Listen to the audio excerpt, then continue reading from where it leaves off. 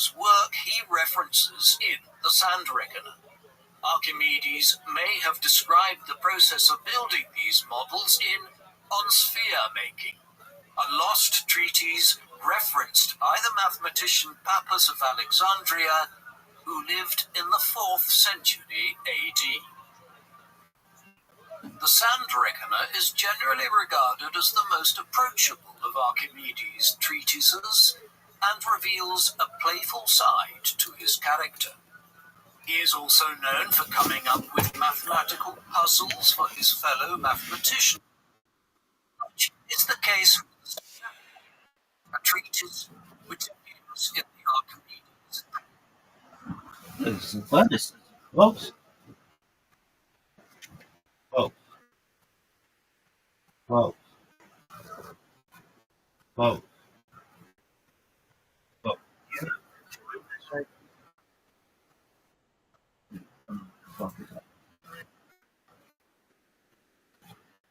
I have to do this and I can see it.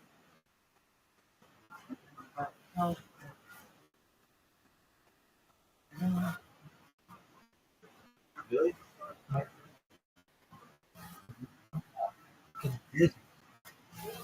John?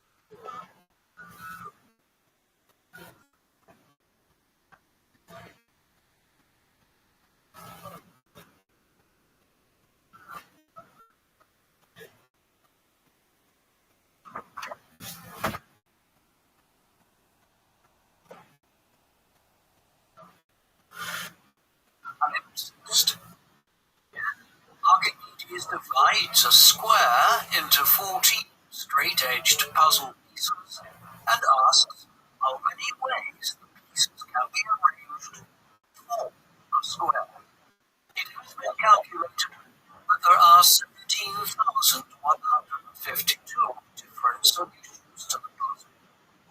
Much of mathematics involved in finding different solutions to the same problem is known as combinatorics, and is used in computer science to determine the most efficient way of solving a particular problem.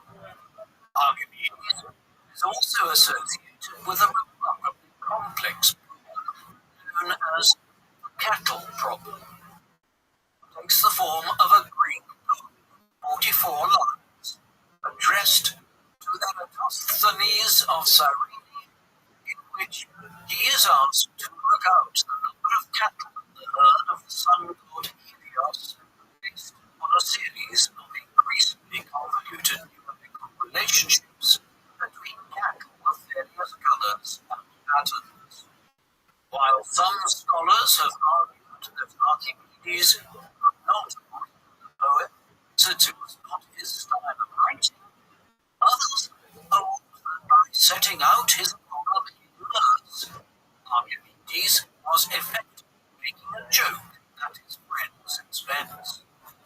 The answer was first calculated in the 19th century and runs to over 200,000 digits. The available evidence suggests that Archimedes undertook much of his most important work in the 230s BC and 220s BC, roughly between his late 40s and late 60s. This was a period of comparative peace in the western Mediterranean, especially so on Sicily, where relative tranquility prevailed after the end of the First in 241 BC. Rome was now the dominant power on the island, and Hierro used as a frequent client. Trouble was brewing.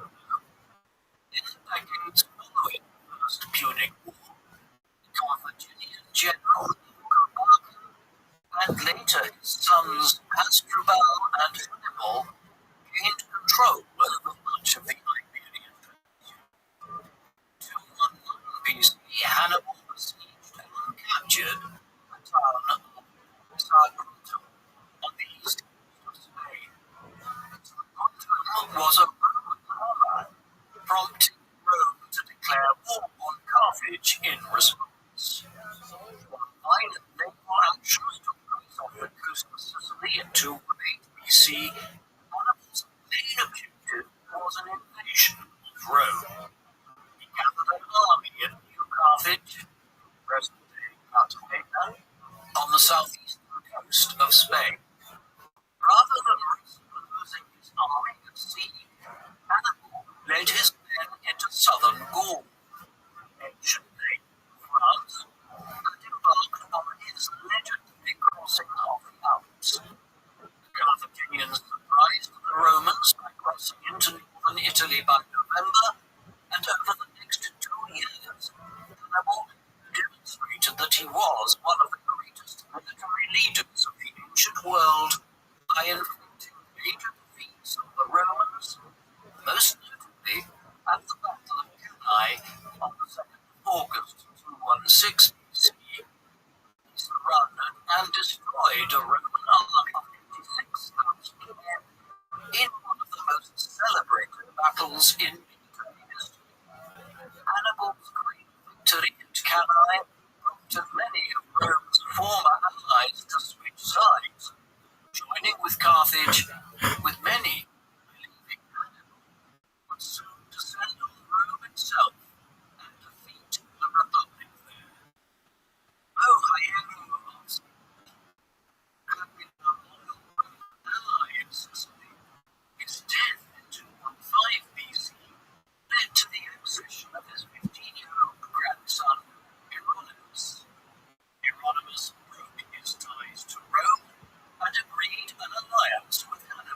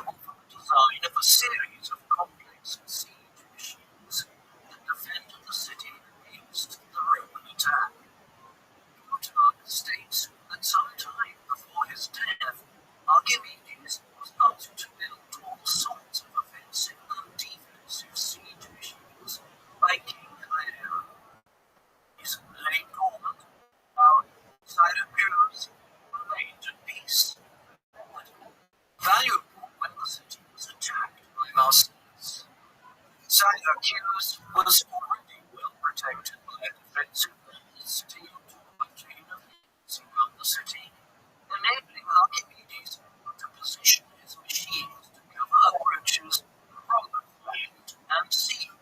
The Romans, Claudius, began an attack from the land, while Marcellus took a fleet of 60 quinqueremes manned with soldiers who launched missiles and javelins against Syracuse garrison posted on walls.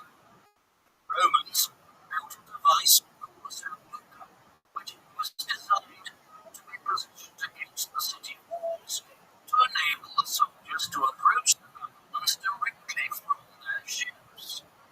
While the ships were still approaching the city, Archimedes began bombarding the Roman fleet with his long-range catapults.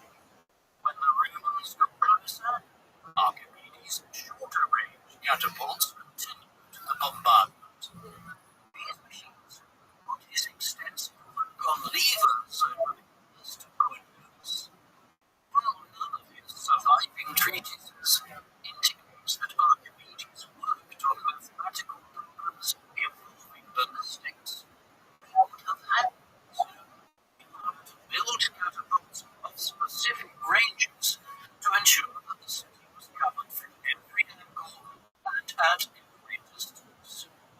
When his men were suffering great casualties, Marcellus withdrew and instead attempted to approach at night and assault the walls at close range. As Marcellus had anticipated, the catapults could be used, but archers behind loopholes were arrows and the Romans.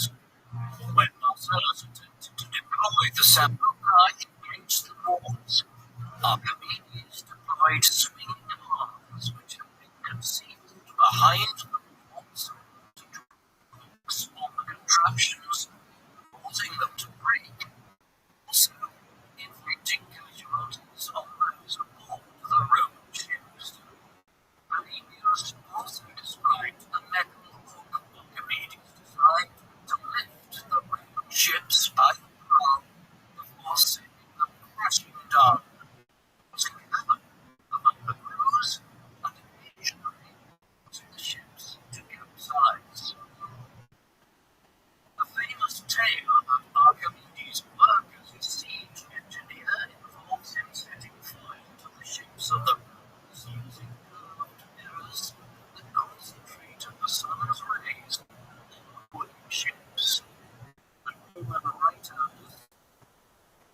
in the 2nd century AD is the first to claim that Archimedes set fire to enemy ships in this way, but did not elaborate further. A more detailed description of Archimedes using mirrors to burn Roman ships is found in the treatise on burning by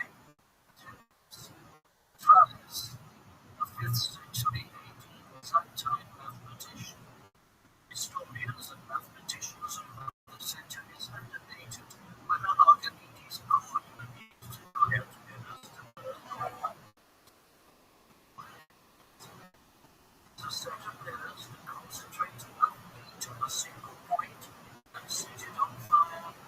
Modern scientists doubt that it would have been possible to do so to a ship out on the water outside Syracuse.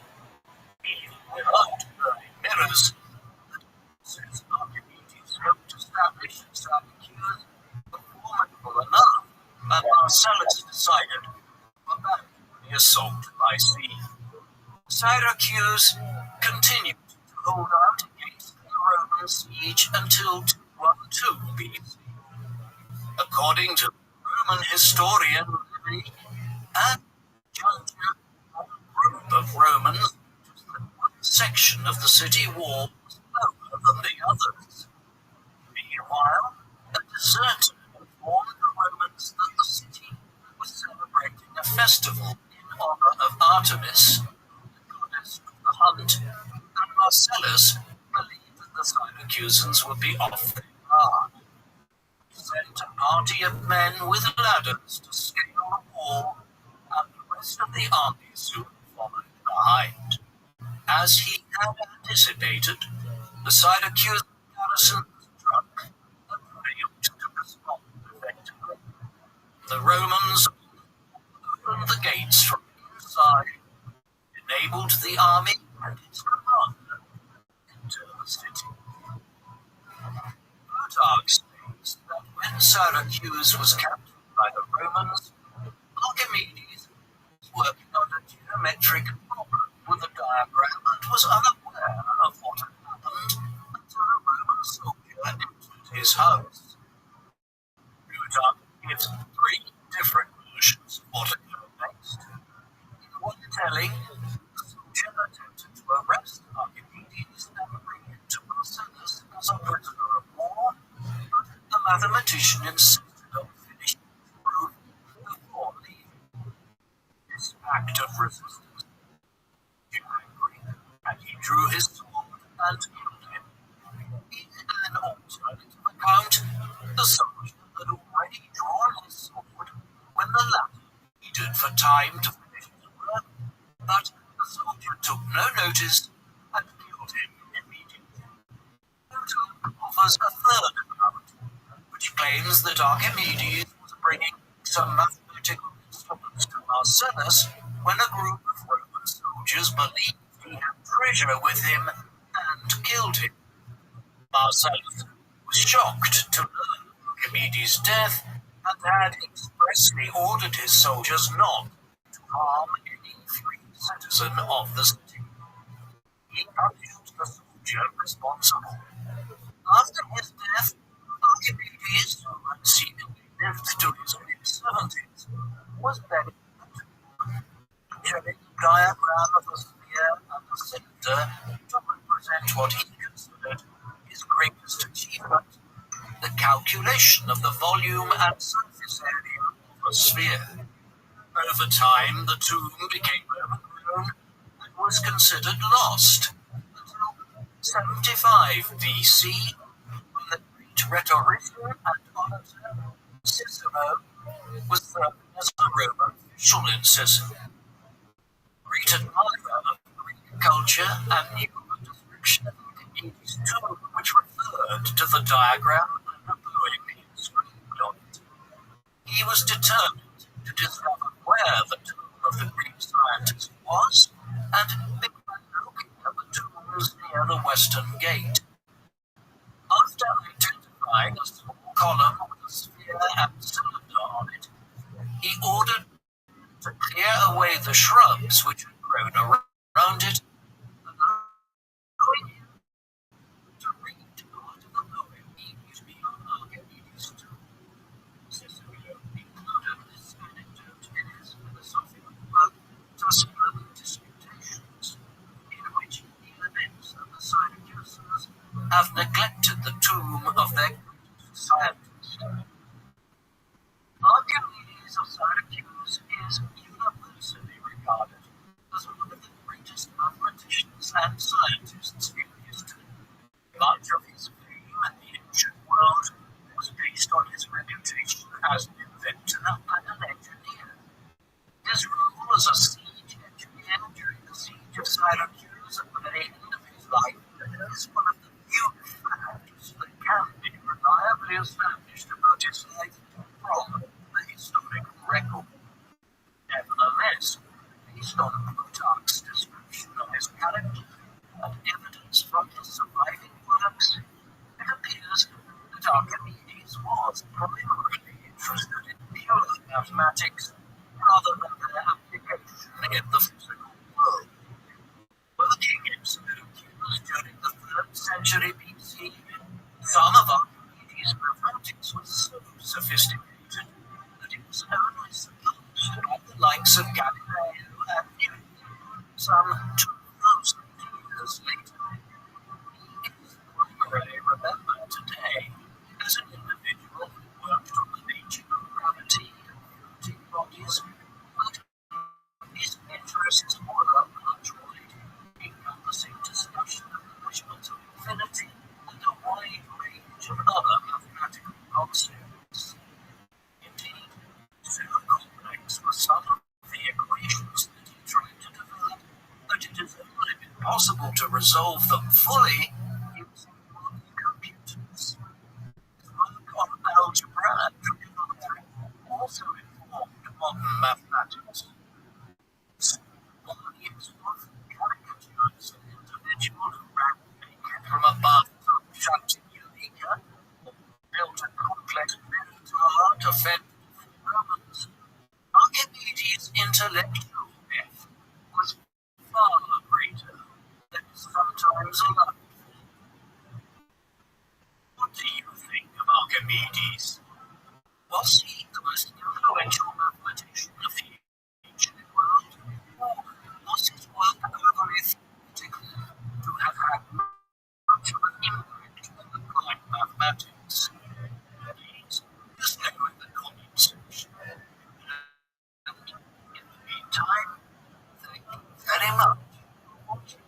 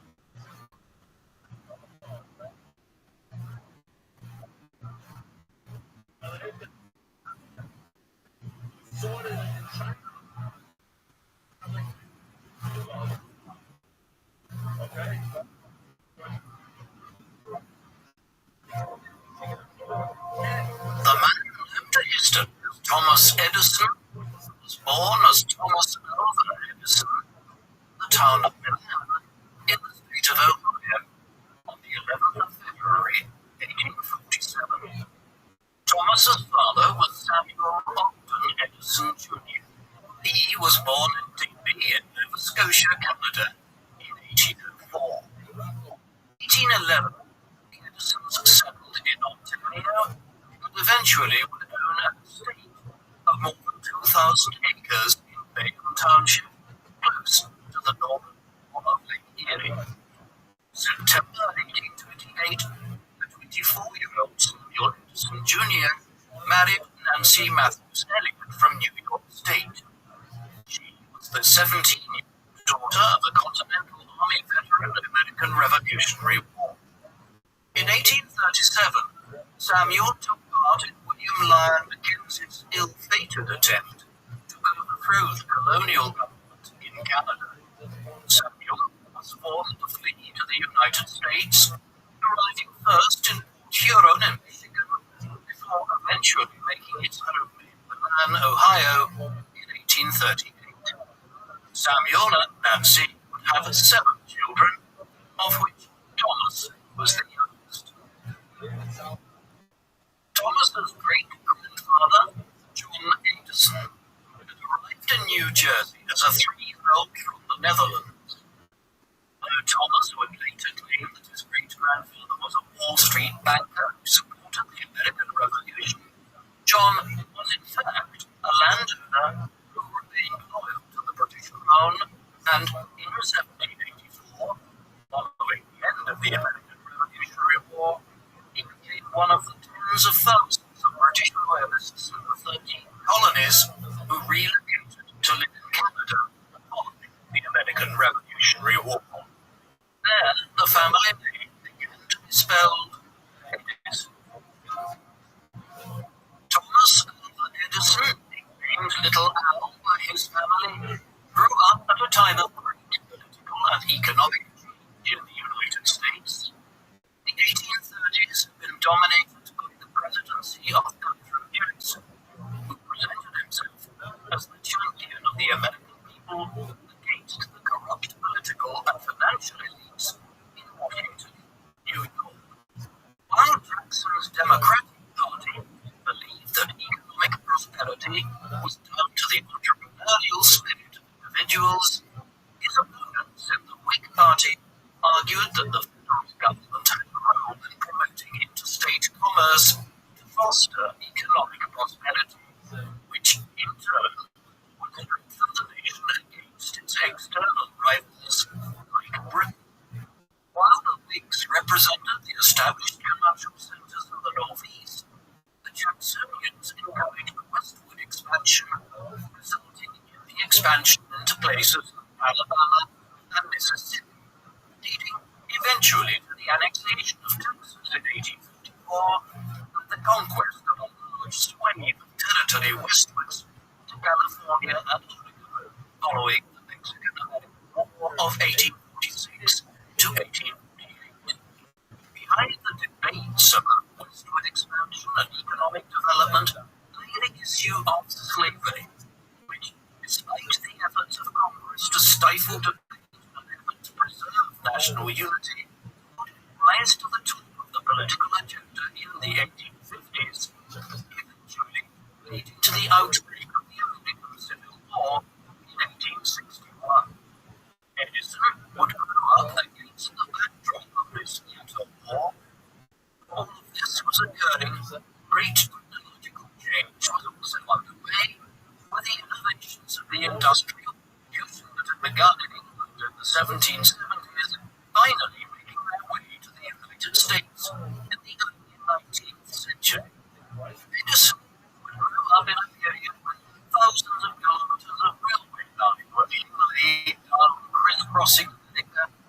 Cities were being built in great numbers in cities like New York, Boston, Chicago, Ohio, and Philadelphia, and every year brought new technological breakthroughs.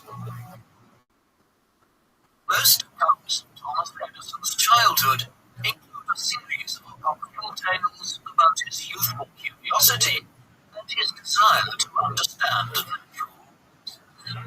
One tells of young Thomas wandering into the fields and sitting a goose egg in an attempt to the egg, after seeing a hen accomplish the same feat with one of her eggs. Although he was mocked by his brother-in-law, Page, the local farmer, whose sister Marion was far more understanding and praised her brother's curiosity about how things in the world worked on a technical. The town of Milan benefited from the construction of the Milan Canal, which was completed in 1839 and allowed the town to become a wealthy grain port, trading directly with New York City and the Erie Canal. 1840s and 1850s saw a boom in railroad construction the United States, several proposals to build rail links to Milan came to nothing due to opposition from the Milan Canal Company. As the grain trade shifted towards rail, economic activity in Milan declined, and in 1854, Samuel Edison Jr. decided to move his family to the familiar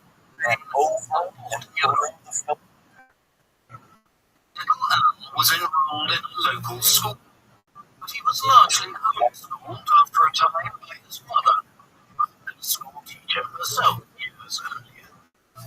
He was a sickly child and had bleeding problems from a young age, perhaps the result of suffering from a bout of scarlet fever when he was 11 or 12 years old.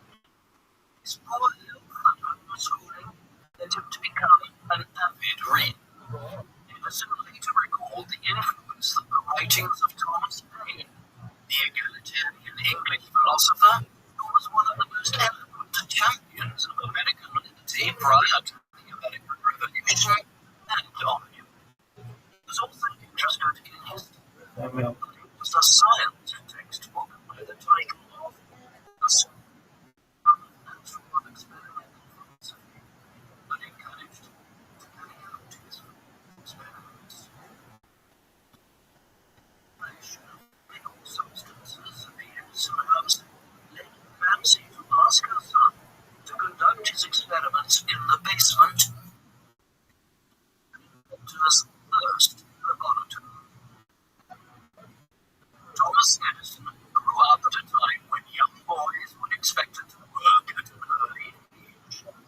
In 1859, at the age of 12, he secured his first job selling newspapers and refreshments on all the trains of the Chicago, Detroit, and Grand Trunk Junction Railway between Port Huron and Detroit.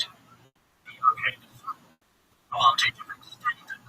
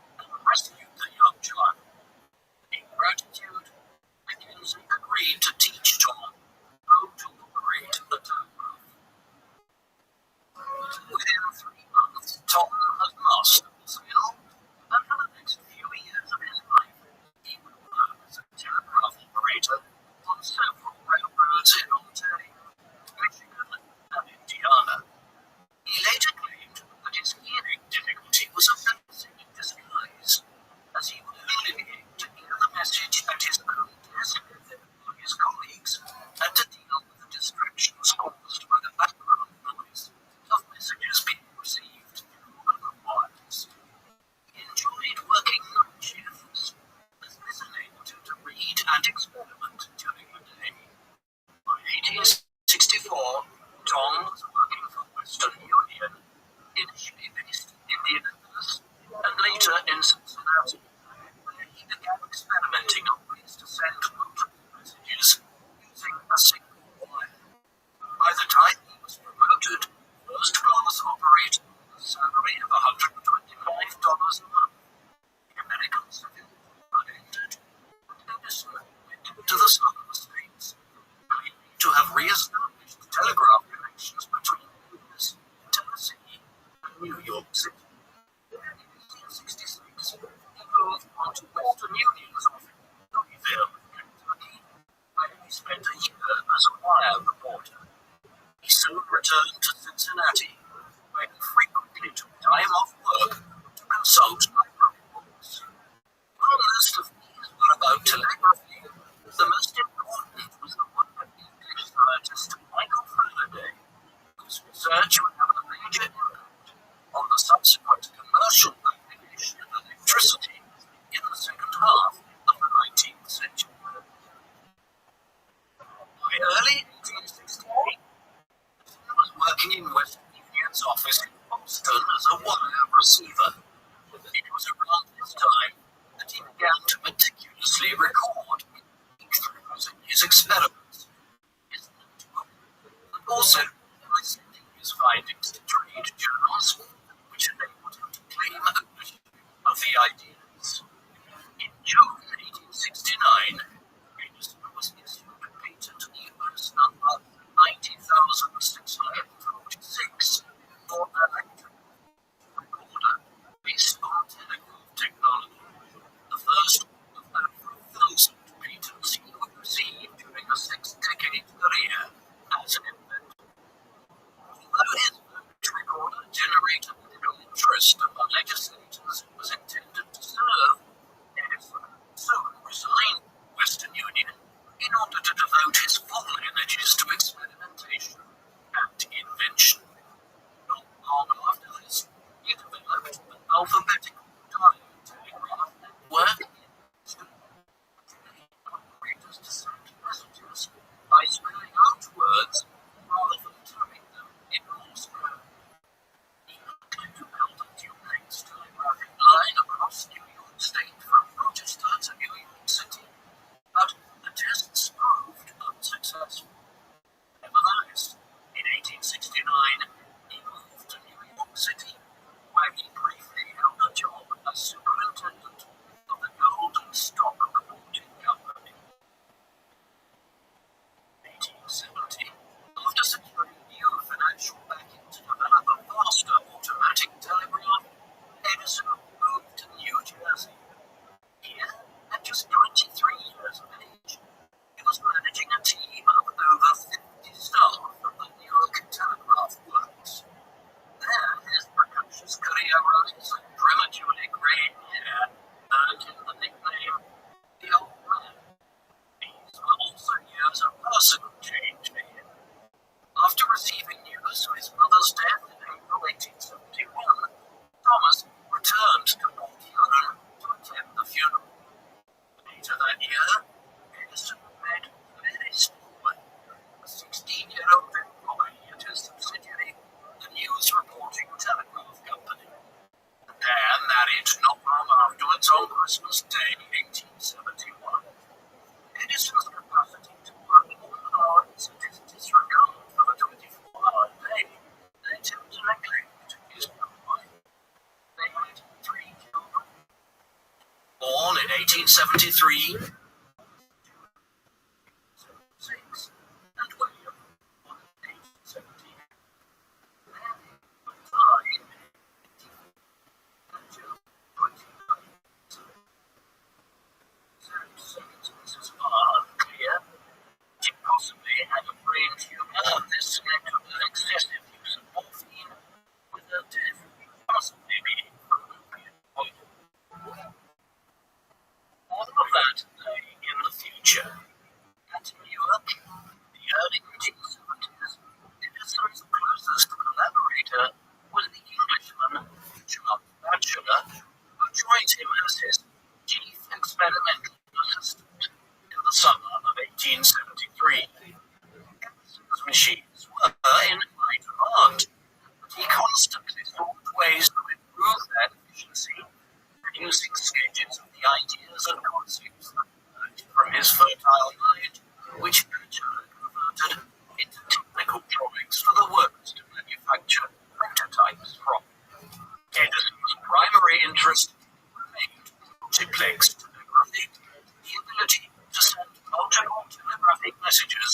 single wire.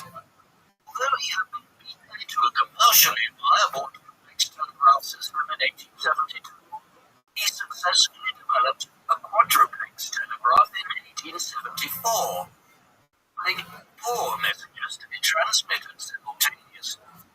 Although Edison began investigating multiplex telegraphy in Western Union, he was offered $30,000 by J. Gould of the Atlantic and Pacific Telegraph Company for his design, a huge sum by the standards of the time, which went some way to making him financially independent. In 1876, Edison, who had already been looking for larger businesses for his family and his work, decided to acquire a house and 2 tracts of land at the nearby village of Menlo Park for $5,200. Edison's father, Samuel, supervised the construction of a laboratory near the house. In the period that followed, as part of their experimentation with communications technology, Edison, a bachelor, invented the electric pen to enable the user to create several copies of the same document or drawing as the movement of the needle-tipped pen created a stencil by piercing small holes into a piece of paper. A patent for the invention was filed in March 1876 and became a great commercial success, selling at $35 each. Although England was formally an employee of Atlantic Telegraph at this time, he continued to receive financial support behind the scenes from Western Union to work on a speed telegraph, How you living? a means to transmit. Long time no speak.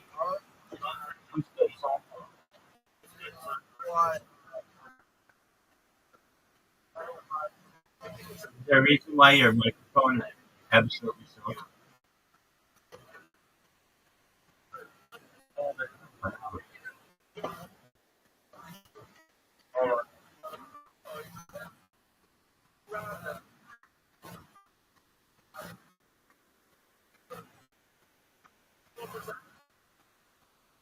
Or is it better? Yeah, way better. What's up, baby?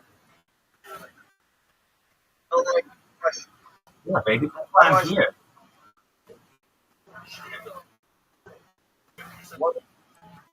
How do I sign on to Tavern? Never stream?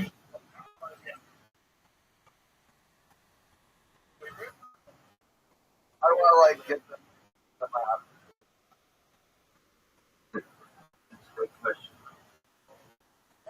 Did you send it yet? I sent it like 2 weeks ago, and they never got. All right, did you send him a follow-up? Just saying, hey, I'm Mumu. I don't know if you received my message 2 weeks ago, but I'm really interested in being able to stream.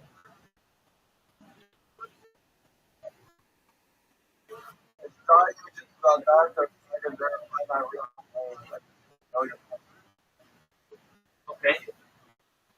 So, did you ask them, hey, were you able to verify me? Do you need me to send any more documentation? Anything further that I need to do?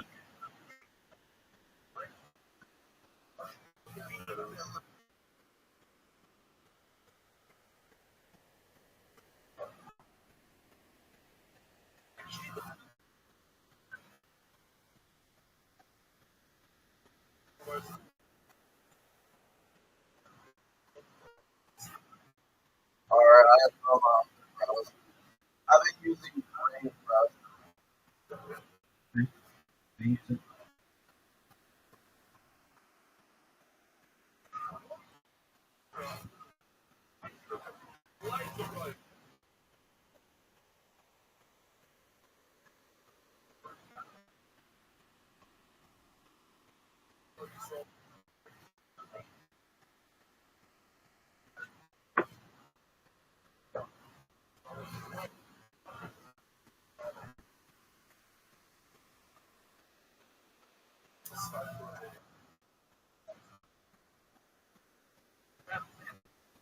So I got rid of that. And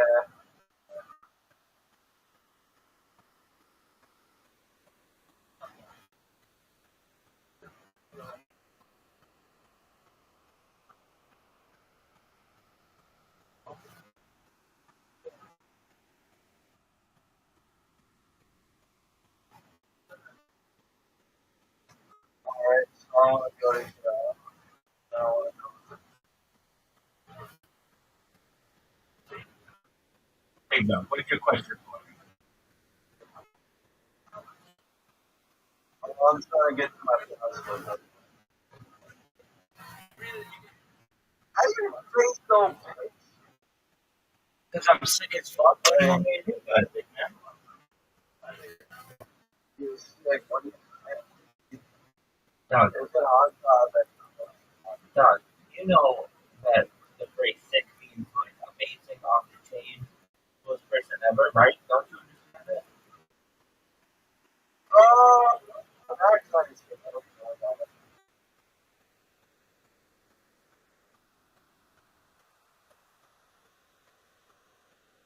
I get it.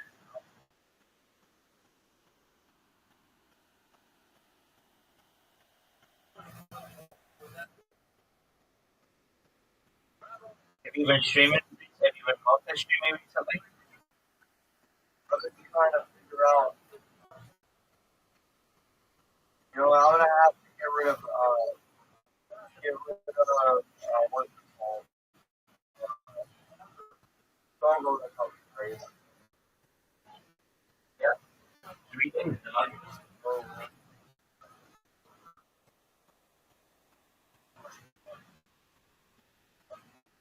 Did you ever get anybody watching you on Trovo? Yes or no? I'll wait. yes, I did. Like, what I like about, like, Not the Twitter. reason it's not that much is because I don't live stream that often. I know you don't. Why don't you? I don't know, there's always this great spot that watching it. Since there's,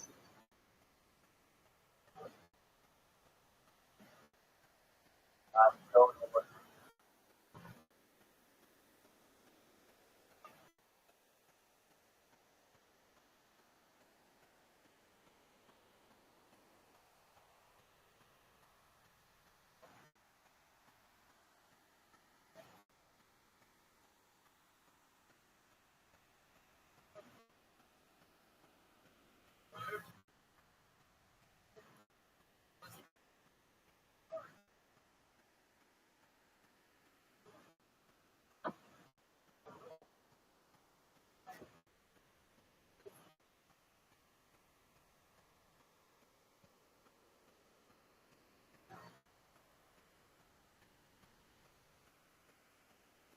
You're just going to sit there and jerk yourself off? You're going to some questions. I'm trying to, like, um, what's the replacement that I can, like, think of? You don't need one. You just need to stream more often. And you'll be fine. Sorry. Okay, I understand what you're saying. It's like, hey, if you're going to make an investment, why not make the investment on as many platforms as possible? But you're already going to be live on like 5 different platforms, maybe 7. Way, way too many to keep track of. You're going to be fine there. Now you need to just stream more often. If you're not streaming every day as a streamer, what are you doing? Doing stuff, doing stuff. Okay, you can do all that while streaming.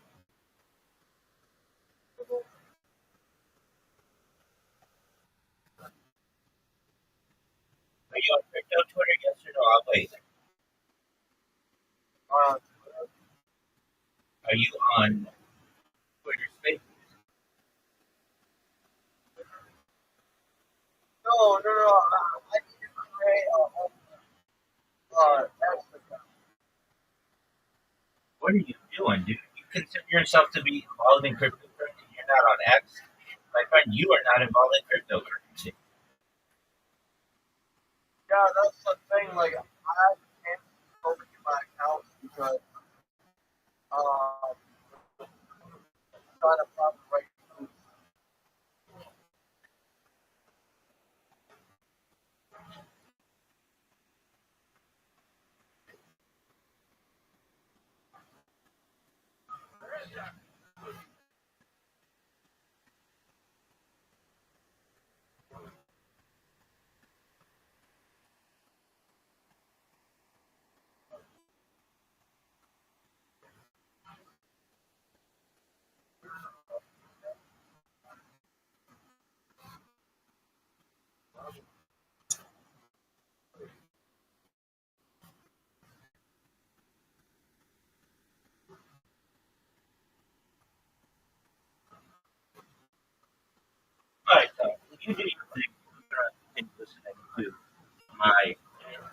great time. Podcast.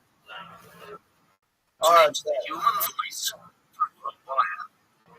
Alexander Graham Bell created the first working telephone in March 1876.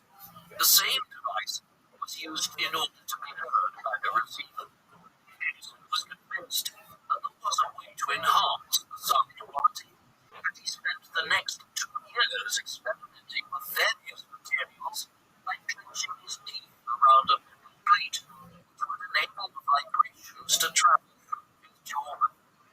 In 1877, Edison improved upon Bell's telephone by adding carbon that enabled the sound to be transmitted with greater clarity. While Edison did not invent the telephone, his innovations improved the device and further fueled the success of the Menlo-Clark enterprise.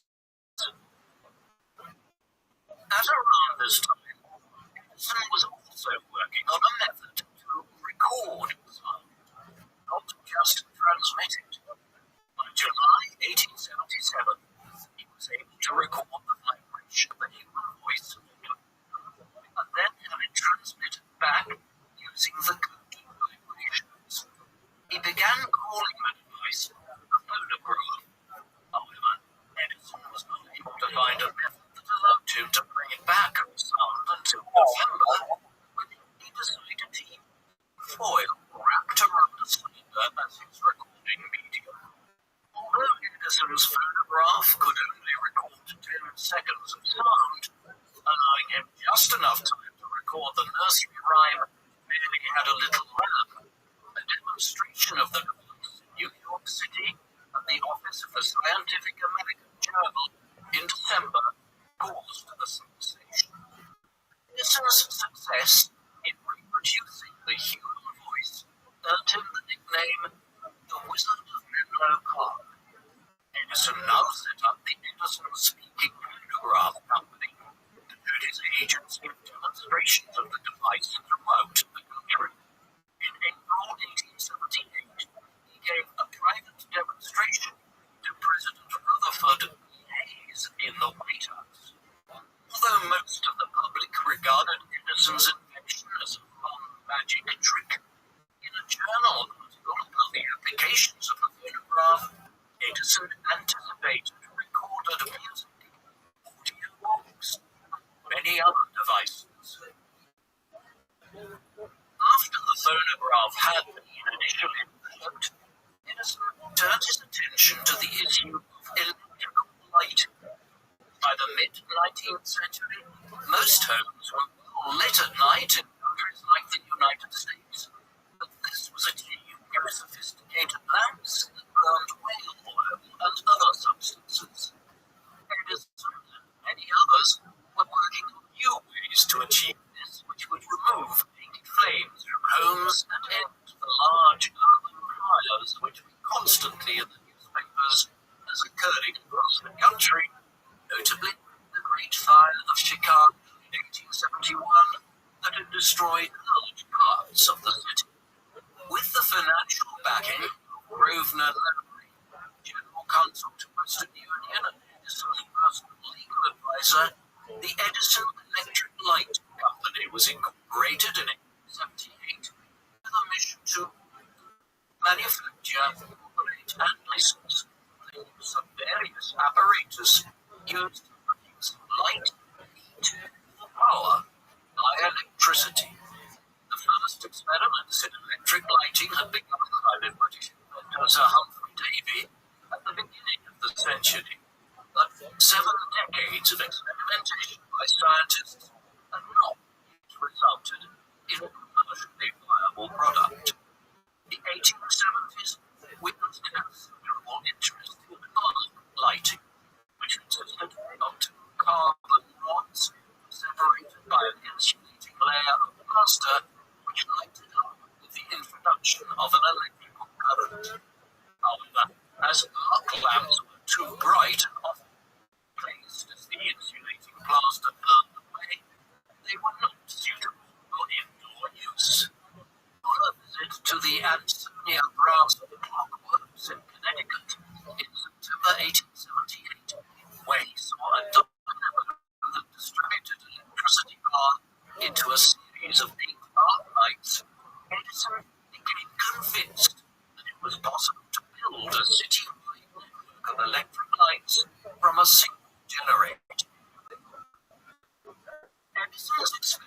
focused on incandescent lighting, any sort of material for the filament that would burn for a long time without losing the intensity of its light.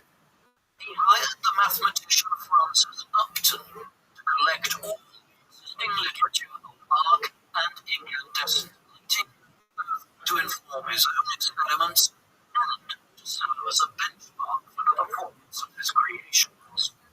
Edison and Upton determined on the basis of their research that a long-lasting incandescent light bulb would need a filament, a vacuum inside the bulb to prevent the filament from deteriorating as it reacted with the air, and a regulator that would enable a circuit of lights to remain at the same intensity even if one of them were to fail.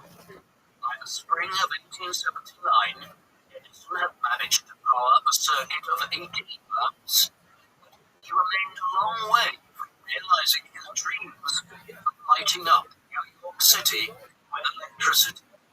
By the autumn, Edison decided to replace the platinum filament with carbon, which was much cheaper, and in October he produced a bulb that glowed for 13 and a half hours.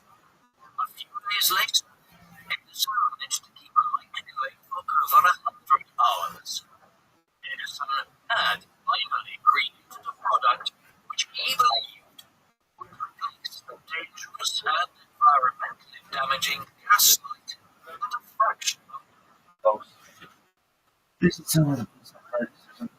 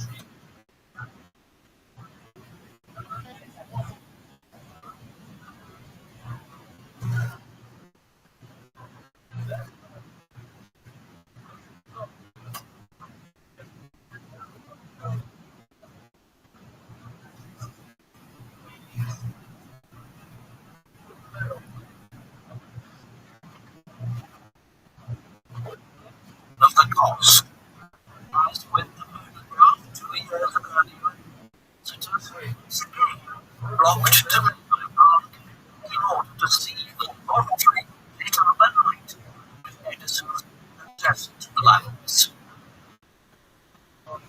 Although he secured a patent for his new design, Edison had not yet won the race to commercialize electric light.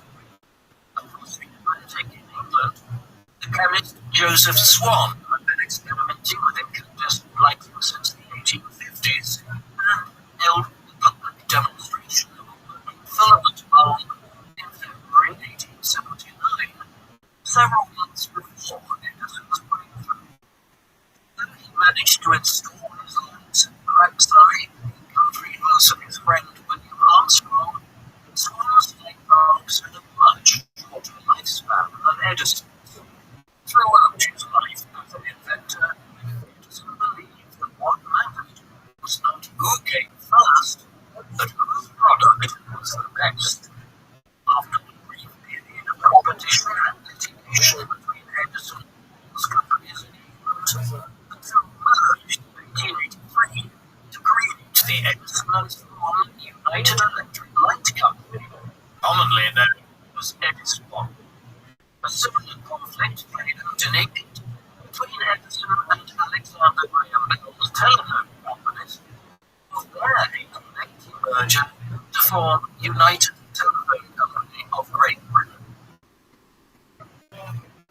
Edison faced a much tougher challenge, realizing his plans for the electrification of New York City. In order to facilitate his objectives, he moved his electric lighting operations to Fifth Avenue and incorporated the Edison Electric Illuminating Company of New York. In the meantime, Edison dispatched his trusted lieutenant, Charles Benjamin, to establish the Edison Company's commercial interests in Europe. At the International Electrical Exhibition in Paris in August 1891, Benjamin secured 2 rooms to exhibit all of Edison's products, including incandescent lights, photographs, and telephones, while his associates ran an expensive public relations campaign designed to promote Edison's system in the French national press. Edison won 5 gold medals, and Batchelor secured an offer to provide the lighting for the foyer of the Paris Opera. The theatre of La Scala in Milan soon followed suit, order for 3 Edison chandeliers. London and other associates were busy bringing up a lighting system powered by a coal-fired generator and open conduit near the junction of Farrington Street, which enabled him to light up the General Post Office building at Mount Pleasant. Work of the Edison Company in London informed Edison's plans to build a power station at Pearl Street in Manhattan in order to protect his electrical wires from the elements. Edison wanted to run them underground, and by the summer of 1882, buildings in New York's financial district began to light up Edison's incandescent lamps. In September, Edison then personally switched on the lights at the offices of the banker a shareholder of Edison's bulb plants soon began to appear throughout, and his European subsidiaries likewise built up a network of over 150 lines. He trusted the operations of the Pearl Street station to a young electrical engineer by the name of Tom William Lee. He sent to Milan the following year as chief electrician of the Italian Edison Company. This soon became the largest electrical utility company in Europe. Despite the death of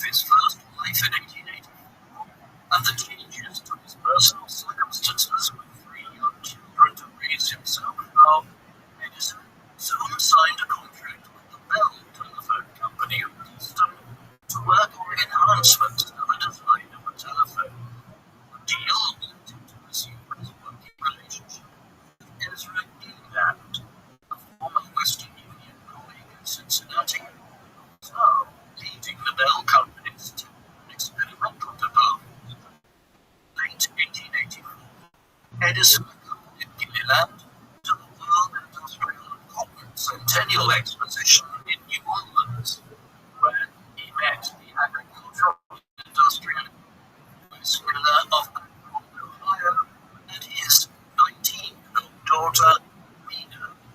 In early 1885, Edison and his daughter Marion joined the Newlands on a trip to Florida.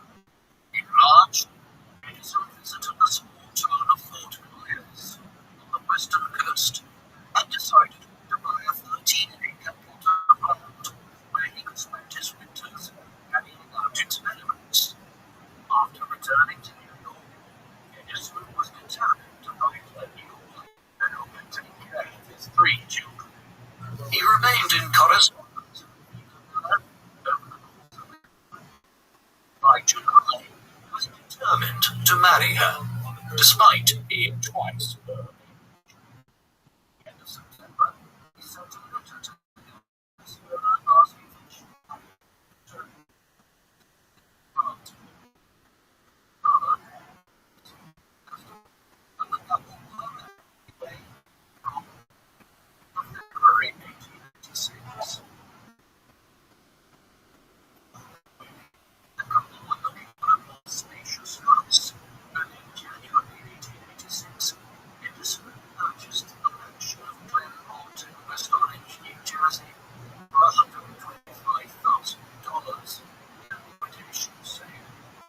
Edison considered the house a wedding gift to his new bride, though formal ownership did not pass to Mina until 1891.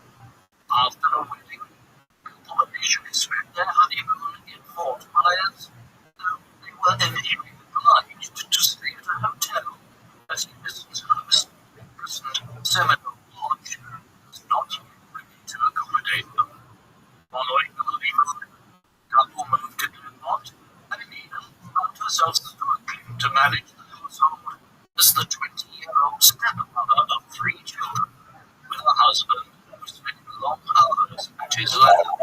In 1888, Mina gave birth to a daughter named Natalie. 2 more sons followed. Charles Edison, born in 1890, served a 3-year term as governor of New Jersey in the 1940s.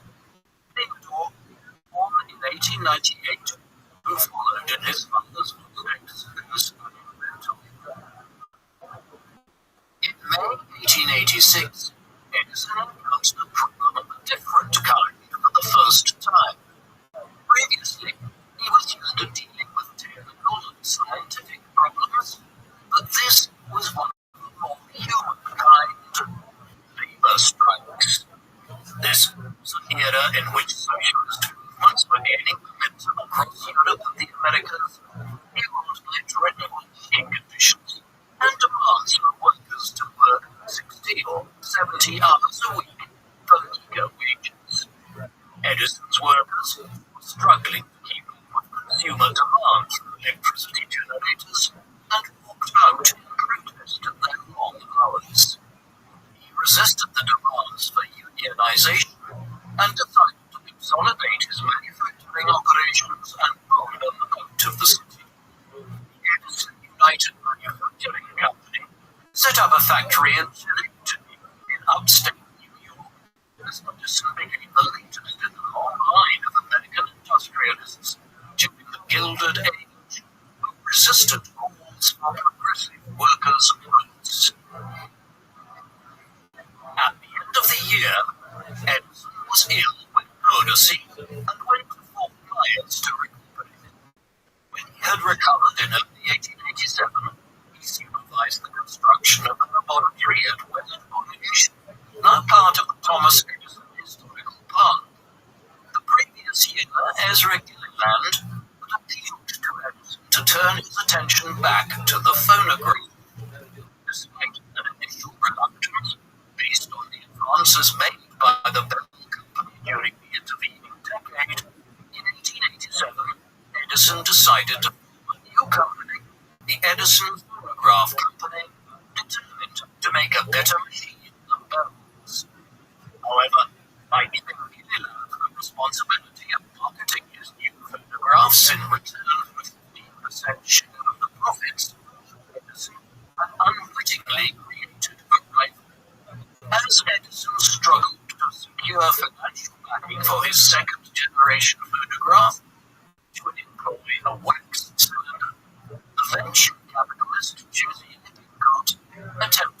consolidate the entire industry by negotiating with Gilliland and Edison's attorney, John Tomlinson, behind Edison's back.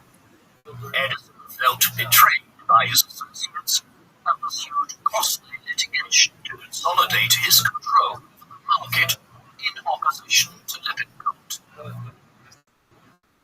While Edison's primary focus was the second generation phonograph, by 1888 he was channeling his energies into a protracted public relations war with Nikola Tesla, a young rival from Europe who had made his home in the United States over the best and safest method of distributing electricity. The Croatian-born son, Tesla was a firm promoter of the alternating current system, widely known by its abbreviated name AC today, which enabled electricity to be transmitted over long distances of hundreds of miles at a high voltage, in contrast to Edison's direct current system, which operated at a low voltage and could only distribute power within a radius of 1 mile. Despite his ideological opposition to Edison, Tesla joined one of Edison's subsidiaries in Paris in 1880 and soon came to the attention of Charles Batchelor. In 1884, when Batchelor returned to New York City, Tesla accompanied him and began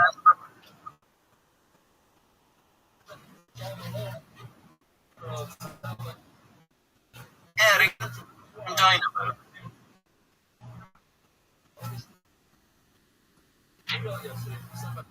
So,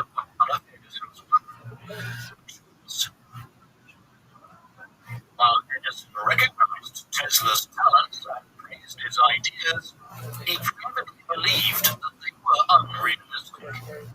Within months of his arrival in the United States, Tesla founded the Edison Company and formed the Tesla Electric Light and Manufacturing Company, but was soon left penniless when his investors abandoned him.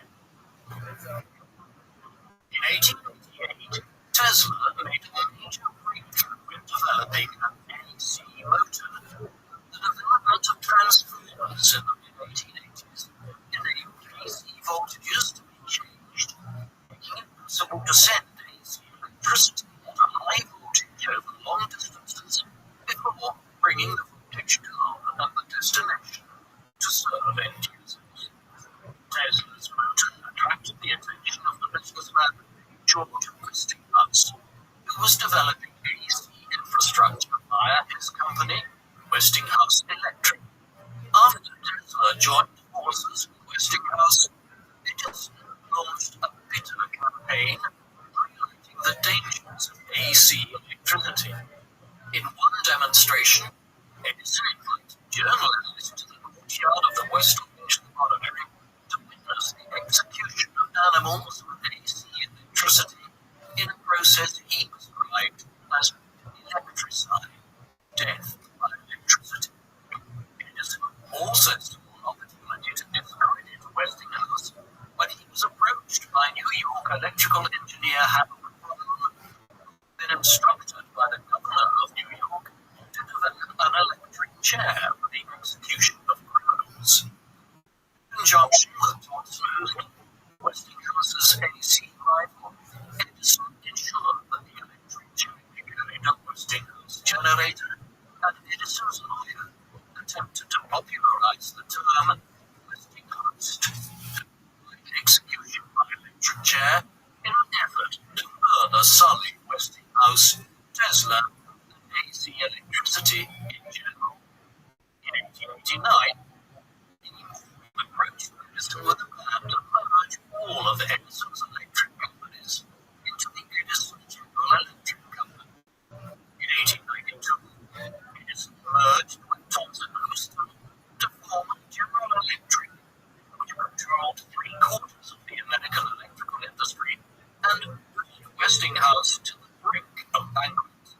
The current war between Edison and Westinghouse had certainly brought out a less pleasant and more ruthless streak in Edison. In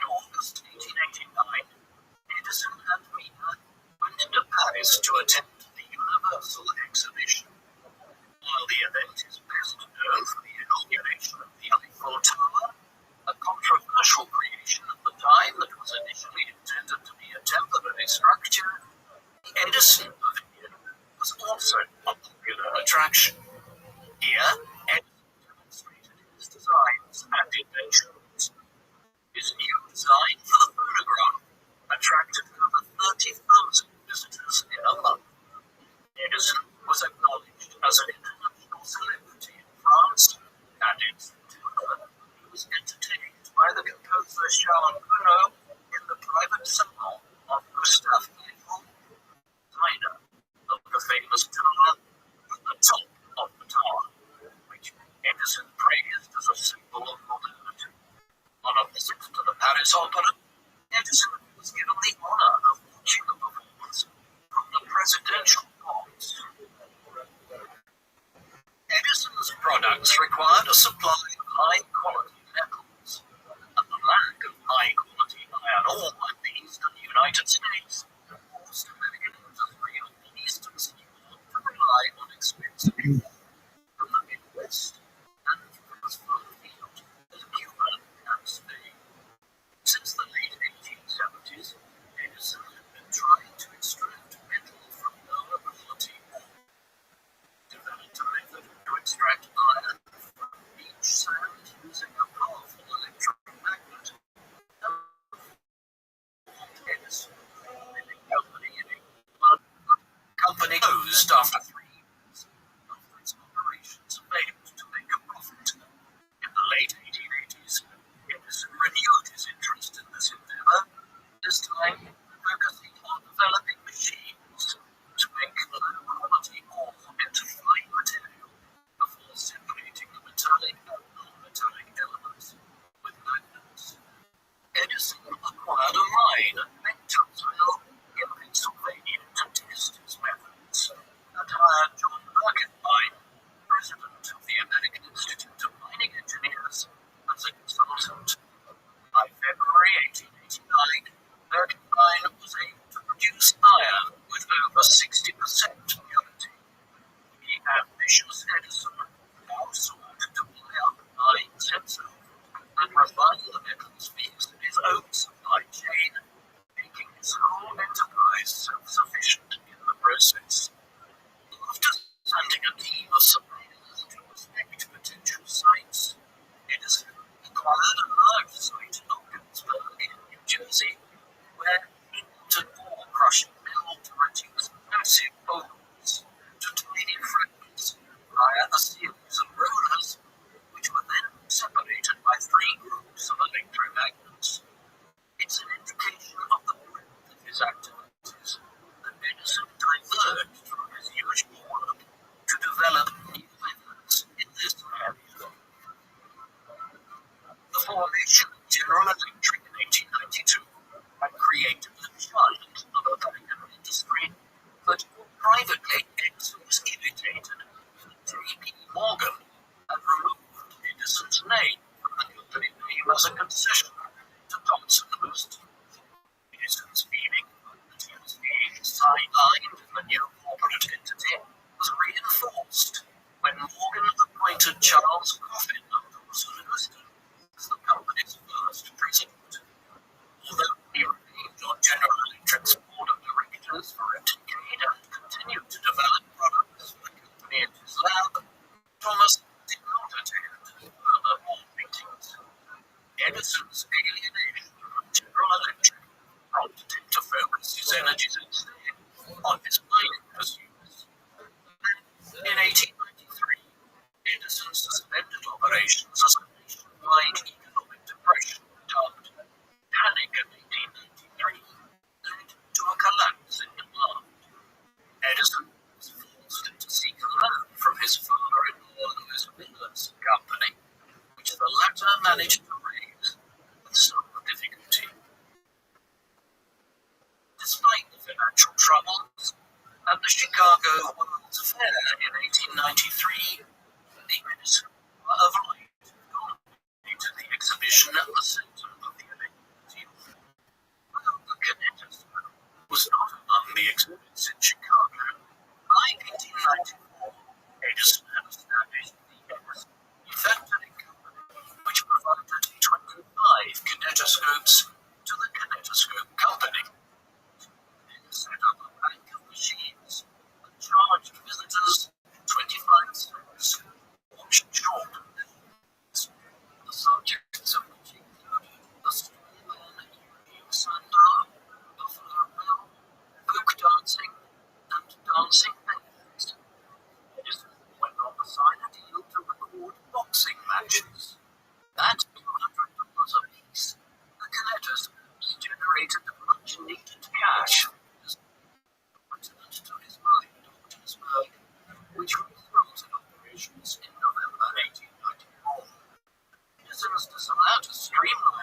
operations and transformed the mine into a profitable enterprise in turn, led him to build a modest two-story cabin, known by the misleading name of the White House. Yet, despite all of his efforts, the quest for efficiency and productivity, Edison's model remained less competitive than the large mining operations of the West. And by 1899, finally cut his losses and closed down the mine as one of his few major business failures. In February 1896, Edison had just begun research into X-rays when he heard of his father Samuel's death at the age of 91. Although Thomas Edison's fame ensured his father had a comfortable retirement in his twilight years, his aloof approach to parenting and workaholic nature had caused problems with his children, and in the late 1890s, Edison's relationship with his two eldest children largely came to an end. His eldest daughter, Marion, moved to Europe, where she married the German army officer Karl Oscar Wilson in 1895. Although Edison was reluctant to this, he stopped writing letters to Marion and was forced to continue on. Brother Thomas Jr.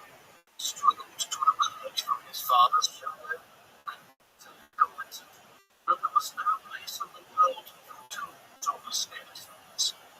In 1894, working for his father at the Ogdensburg mine, but was treated as an ordinary worker, and after leaving this position in 1897, he suffered a mental breakdown. Tom and his younger brother William started their own short-lived businesses. The Edison name against their father's wishes.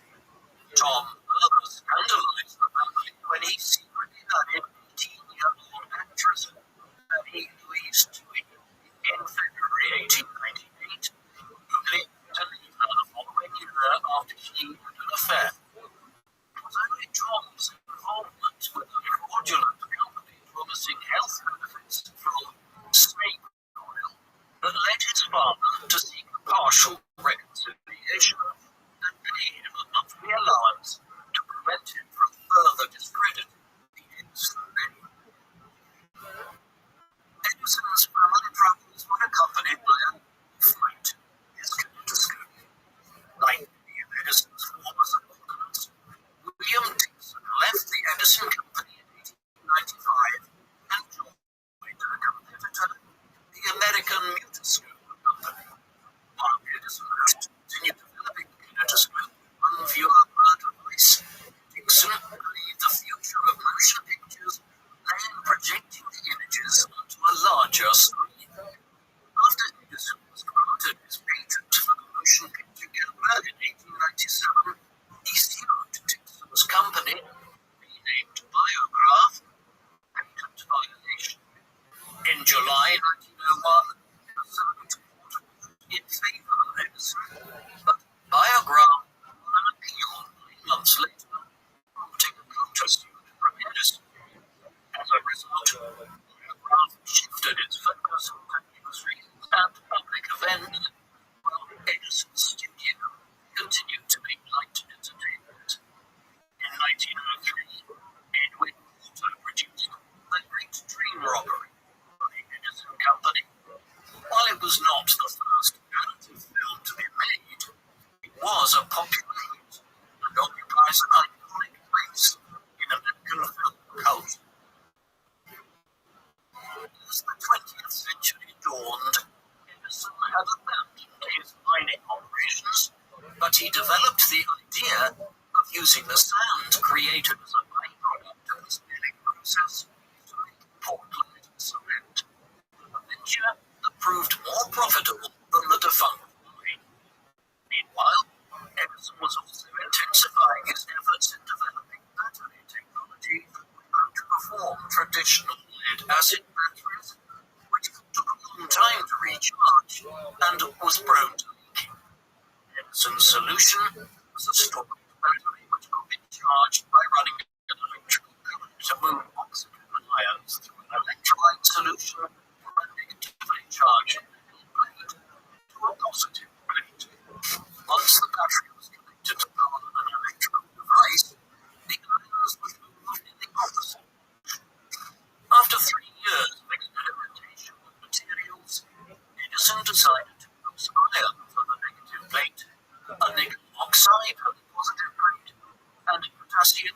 dioxide of the electrolyte. His work on his storage battery coincided with the early stages of automobile development, and he hoped that his batteries would be used in electric vehicles, which, after popular perception, were not a new development of the early 21st century, but were actually in wide development at the beginning of the automobile revolution, before being eclipsed by petroleum-fueled engines. Edison bought several electric cars for his personal use by his teenage son, Charles. In 1901, Edison obtained a patent for his battery and formed the Edison Storage Company. At the low price of $15 apiece, Edison's batteries were in high demand, but it soon transpired that they were prone to leaking and lost as much as 30% of their capacity after recharging. Edison's team made a number of enhancements to the durability and longevity of the battery over the following years. Over the same period, the engineer Henry Ford was working on a series of models that culminated in the Model T, the world's first mass-produced car, launched in 1908. Ford had first met Edison in 1896 as a young employee of the Edison Electric Company in Detroit. Edison had encouraged his efforts to develop a car powered by a combustion engine running on gasoline. During the intervening years, Edison came to regard combustion engine cars as harmful to the environment and hoped that his batteries could provide a cleaner solution for automotive development, but the success of the Ford Model T ensured that combustion engines would become the preferred means of loading automotive vehicles. In 1912, at their second meeting, Ford asked Edison to design a battery that would start a motor for him. Edison's storied batteries would not produce the voltage required to run a starter motor of a combustion engine, and lead-acid batteries remained standard in cars. Despite their failed collaboration, Ford's admiration for Edison was undiminished, and the two remained close friends. In 1913, Ford took the naturalist John Burroughs to meet Edison in Fort Myers. The three would go on annual camping excursions until Burroughs' death in 1921. On the 9th of December 1914, an explosion in Edison's film inspection department caused a fire to spread throughout the Edison factory complex at West Orange, destroying many buildings, including the phonograph works. Edison had repeatedly and reluctantly begun to record on discs in addition to cylinders, and his records continued to be in high demand, and so he ordered the swift rebuilding of the factory to ensure that he could keep up. As a man with lifelong hearing difficulties, Edison held orthodox views about music, cherishing quality of tone over displays of emotion in songs. For this reason, he continued to feature folk music and marching bands in his records, while his wife, the Victor Talking Machine Company, began recording discs with the great operatic tenor Enrico Caruso. 1950. Soon after the fire, Edison was keen to demonstrate the capabilities of his phonograph by organizing so-called tone tests in concert halls. He recruited Anna Case, a 25-year-old soprano at the Metropolitan Opera in New York, to make records on his phonograph. In front of a live audience, Case and fellow opera stars recruited by Edison would begin singing in tandem with the recording, before pausing every now and then to allow the machine to continue humming.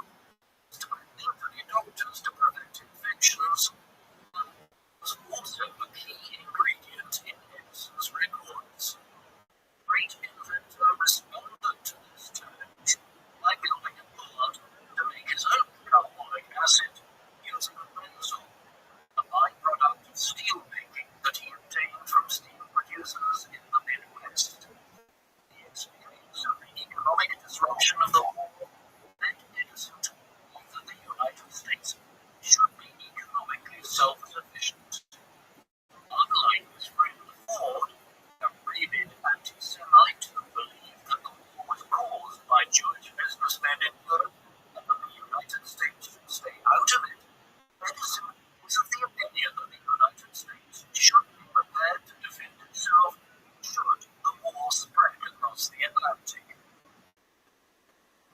Shortly after the sinking of the passenger liner the Lusitania, which was carrying many American passengers, by a German submarine in May 1915, Edison proposed an American submarine fleet to protect the East Coast.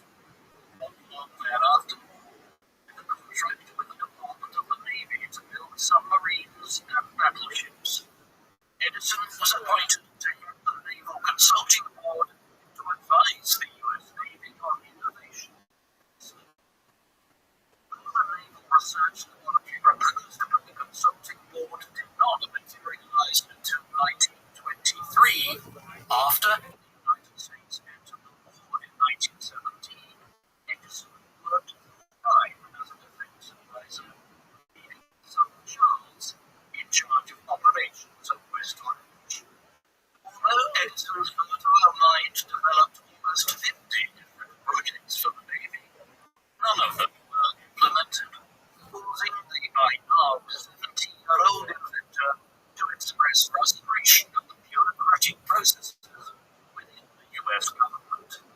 In a further display of patriotism, Edison sold photographs to obtain servicemen overseas at the discounted price of $60 apiece.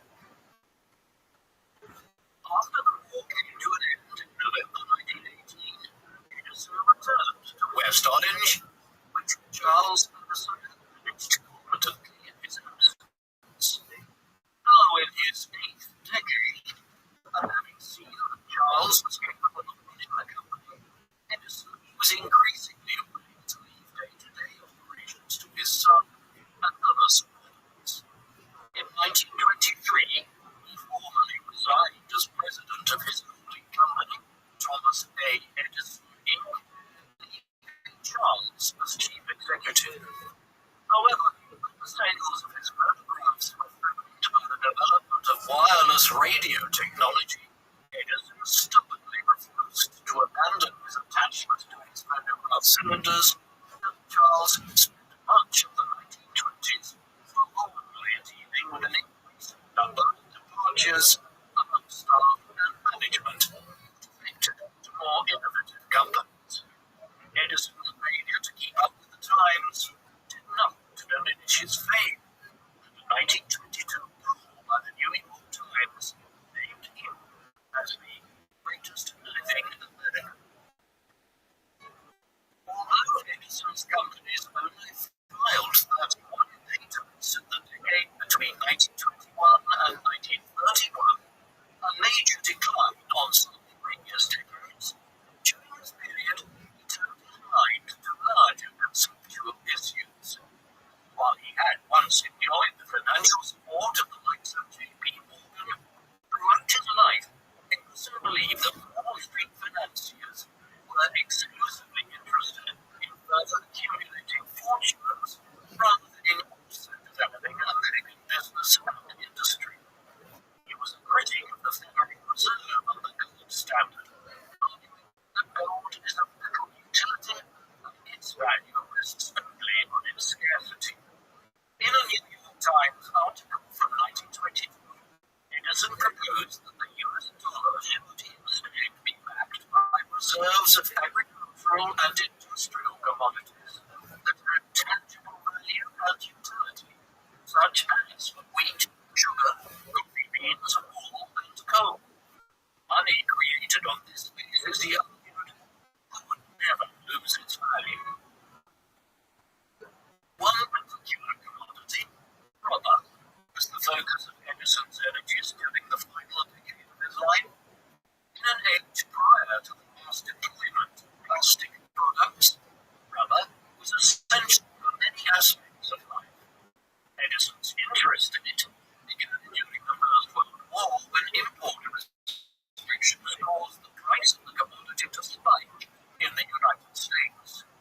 Moreover, during his camping trips with John Burroughs and Henry Ford, they were often by the tire manufacturer Harvey Firestone, and the four discussed the issue extensively. During the war, Ford and Firestone began manufacturing their own rubber by importing specimens from Ford, but Edison was determined to create rubber from plants native to the United States in the interests of national security. The financial backing of Ford and Firestone, Edison established the Edison Botanic Research Corporation and collected specimens of rubber bearing plants by consulting botanical scientists and sending his agents throughout the whole of North America. Much of the experimentation, however, was carried out at Fort Myers, where the climate was more suited to rubber cultivation. After methodically extracting the rubber from each plant, Edison would record the characteristics of each sample, ordering his agents to return to the field to acquire the best performing plants for further testing and cultivation. By the summer of 1929, he carried down research to two varieties of the goldenrod plant. This was one of his last major projects as a lifelong researcher, inventor, and innovator. In the autumn of 1928, a one-year-old Edison was awarded the Congressional Medal of Honor in a ceremony in West Orange. Speaking via radio link, President Calvin Coolidge declared, Edison belongs to the world. The United States takes pride in the thought that his rise from humble beginnings and his unceasing striving to overcome the obstacles on the road to success illustrate the spirit of our country. Edison's friend, Henry Ford, would also take steps to honor his achievements. At his birthplace, Dearborn, Michigan, Ford planned to build a museum dedicated to the history of American industry. As the centerpiece of the display, he proposed building a replica of Edison's Menlo Park complex, which had fallen into disrepair following the death of Edison's first wife. In October 1928, Edison and his son Charles joined Ford in obtaining original masonry from the site in the exhibit. When the museum was inaugurated on the 21st of October 1929, it was renamed Edison Institute of Technology, with Edison and President Herbert Hoover guests of honor. Oil magnate John D. Rockefeller and scientist Marie Curie were among the guests, while Albert Einstein called in from Germany. The climax of the cinema, which the lighting of his incandescent lamp, lit up the whole display. Within days of the ceremony at the Edison Institute, the stock market on Wall Street in New York City crashed, sending the United States and the world into the Great Depression. Meanwhile, Charles Edison was in the process of implementing a decision taken earlier that summer to close down the phonograph operation. Edison, particularly sentimental about the phonograph and regretted the demise of the business, he was optimistic about his other experiments and was able to cultivate a goldenrod plant that yielded 12% rubber from its leaves. He planned to build a factory in Georgia on land owned by Henry Ford to produce rubber for motor company, but this would never see fruition in his own lifetime. In spite of his optimism for the future, Edison's physical health was in decline. For several years he had been suffering from diabetes, and in a curious approach to his health, had been subsisting largely on milk and cigars. He had developed sleep issues as well, and rarely slept for any more than 4 hours at night, which caused him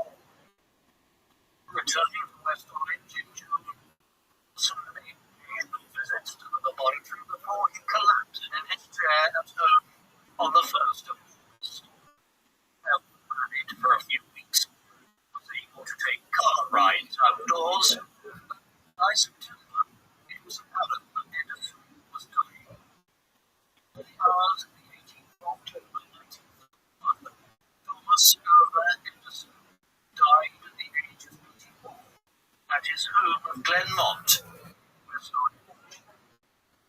Thomas Edison is celebrated as one of the world's most prolific inventors, with 1,093 US patents to his name and a further 1,339 from other countries. Generations of schoolchildren around the world have been brought up with tales of Edison's inventions and scientific discoveries. Over his 6-decade career as an inventor, Edison's work spanned major innovations with the telegraph, telephone, phonograph, electric lights, energy distribution, mining, cement, storage batteries, and the production of natural rubber, among other industries and products. While Edison saw particular commercial success with the phonograph, as in capacity and bulk, many of his fortunes failed to meet his ambitious expectations. In recent years, Edison's legendary status has been challenged by critics who claimed that he took credit for ideas that originated from his collaborators or his rivals. He adopted to describe Westinghouse and Tesla during the Cold War is a major stain on his reputation. There is some truth to this, and Edison was certainly a ruthless businessman who tried to undermine his competition. Yet he was also unquestionably one of the great visionaries and architects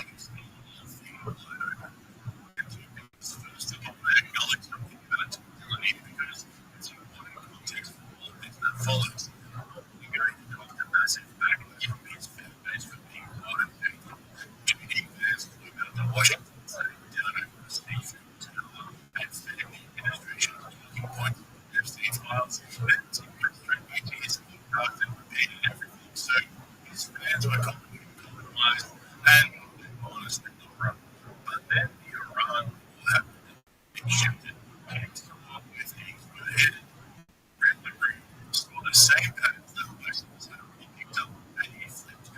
That's why this episode is so prolific. It's not just that Tim is the next guest pushing back in things Brigham has supported, it's that Tim is like Rome, moving in that same direction. To no further than this. And unlike Joe, he would think away the stuff in the way Brigham obviously didn't deals with it now. After getting called out by him, friends over and over again, it's just sit there and go, speaking of copying it, like he also got a massive overreaction right now. It's going to be one of the biggest and most comprehensive videos made to date, tracking the full evolution of how Joe Rogan went from the everyman podcaster to a now peaceful, the 0.1%, the pandemic, and so you find him up to now and everything in between. All the guests that he was. So if that sounds like something you're interested in, link is in the description to join my page. There's also over 60 videos already waiting for you. Anyway, so back to Dylan and JRE. Tim is about to talk about an acquisition and were released a few weeks back, but we have David Power on the show telling us that renting is the new American dream. The single, childless, 18-year-old who owns his own home, telling the rest of us that renting a home is really worth it. And don't want to be clear, this isn't just an American problem. Here in Australia, this is front and right now. Cost of living and first home ownership for Aussies is pretty much the biggest topic in the country at the moment. So when Tim Dillon breaks this down, get resonated because he's not just talking about downstream economics here, he's describing the reality for the next generation across the Western world. So after bringing up lots of the stuff that came together, I'm getting a dose of reality from Tim Dillon. This is what I believe. No one's trying to get into this country on the house.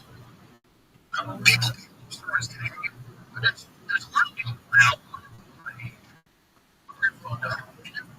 They forgot what it feels like. They forgot what it feels like to like having a roommate invite people over and drink a glass of wine. So I said, "Oh, we're going to be a little apartment, trying to film, backlog, radicalize, but you need to understand they're on dating apps or whatever, but they don't use it because they foundation their life. They're basically like, you don't need a house and you don't get a house. And forget what owning a house was. Like, forget that doesn't matter. And I think part of this is because same with healthcare. There's no movement to give you healthcare in this country. And it is intact. So on the positive side, you might go, the parents are making that of stuff in health. Also on the negative side, that's going to disrupt the economy to a point where like, we're not going to have people opening cars and things like that. We've got a lot of people out in income. They have a lot of wealth in 60 states. A lot of black people. We have tremendous inequality. We have a lot of joblessness. We're just selling the country off for parts. And this is not theories. This is like they're selling off for parts. I mean, obviously, there's something that the ideas are for long to an extent. I think so much of our GDP depends on that. A lot of these companies are a lot of them makes you creepy. These are creepy companies. You know? I mean, they're just creepy. Now, their companies have done this unprecedented. What they have is robot movies. And then they have AI, which, as I said, is going to be like a million times smarter than normal. It's the smartest human that's ever lived. Right? Like, this is the goal. Is to create literally a digital god. It's going to be by us, not the human race. It's going to be controlled by select few. That's what we got. I think that the reality is that eventually people see that needs more food, more money, no expertise, you don't believe it. I see. And maybe that seems to be talk about everything's renting in American dream. What Tim Dillon just said has nothing to do with left or right. It's about the people on the top beliefs. Everyone is basically like that simple. And Tim Dillon is a benefit from investing in himself. Those of you who are doing from different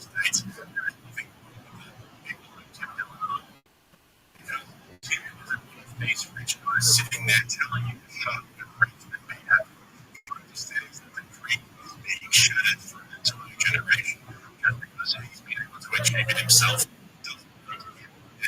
That's such an average take. The point is going like one way is much more to keep bringing these other rich dudes, millionaires, trillionaires, oh my god, trying to convince us that the state of things is fine and we are the system. That's the bad thing. We're pushing back against that narrative, and it's got nothing to do with those right-wing politics. But I want you to remember exactly what Tim said at the end of that video because he laid it out perfectly. He said, then you're going to come to you and say, since you're eating to you food, enough money, even if you use money, say, X, Y, Z, he's describing exactly how they're going to sell us a backward step to you, say you're the economy for a decade.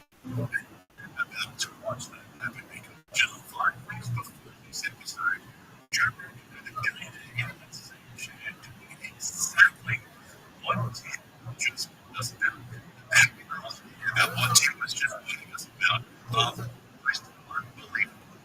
We're just talking about this violent crimes and rape that happened this weekend in Austin. They had 4 cameras in Austin, but then they shut those cameras off for reasons. It's also against the vaccine. They're planting safe because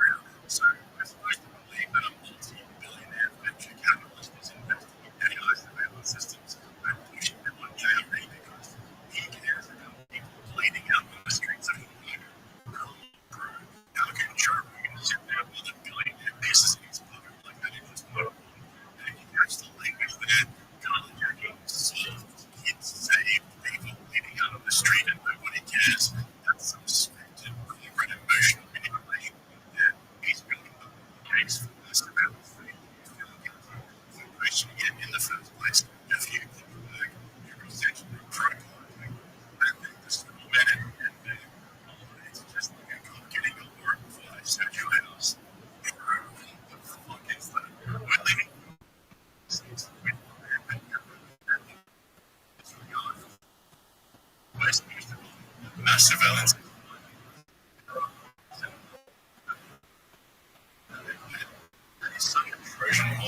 They'll sell you the infrastructure first, and by the time you realize it's too late.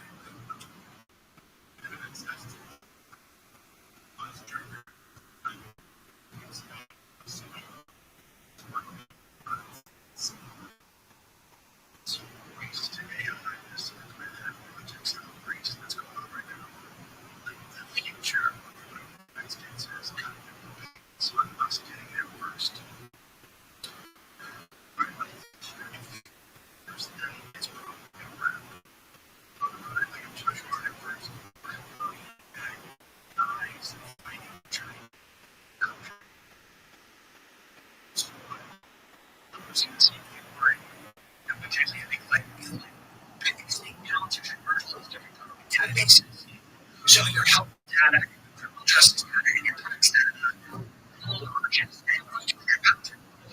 And then the credit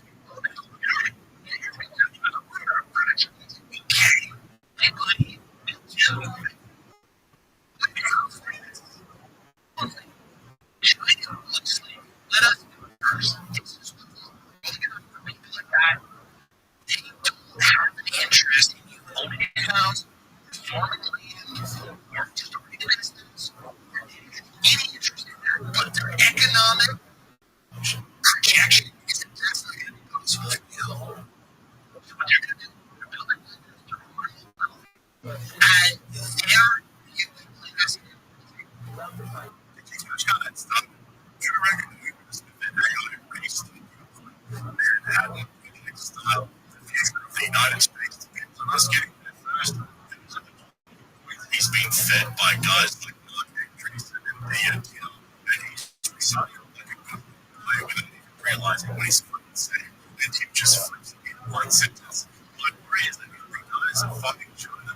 They're going to become China. And he goes further. He makes Palantir. He describes it as a dominant-based version. It's just so fucking wild to me that Dylan has to sit there and explain that to Joe Rogan. That is just how far he's gone. The only thing that makes me personally happy is that everybody's trying to fucking keep this fucking line. That keeps me encouraged. I'm really excited to see how some of the countries shout out to the president. They're just on my hands so far. It has gone by the way. They just didn't do this. You have to know me. I'm not calling for it. I'm not saying it's good. But it's coming. So, people are trying to. It's fake. It's fake. It's so obvious. It's fake. And it's so thick, so filthy. And you know what I get right for it? It's bad, but fires real.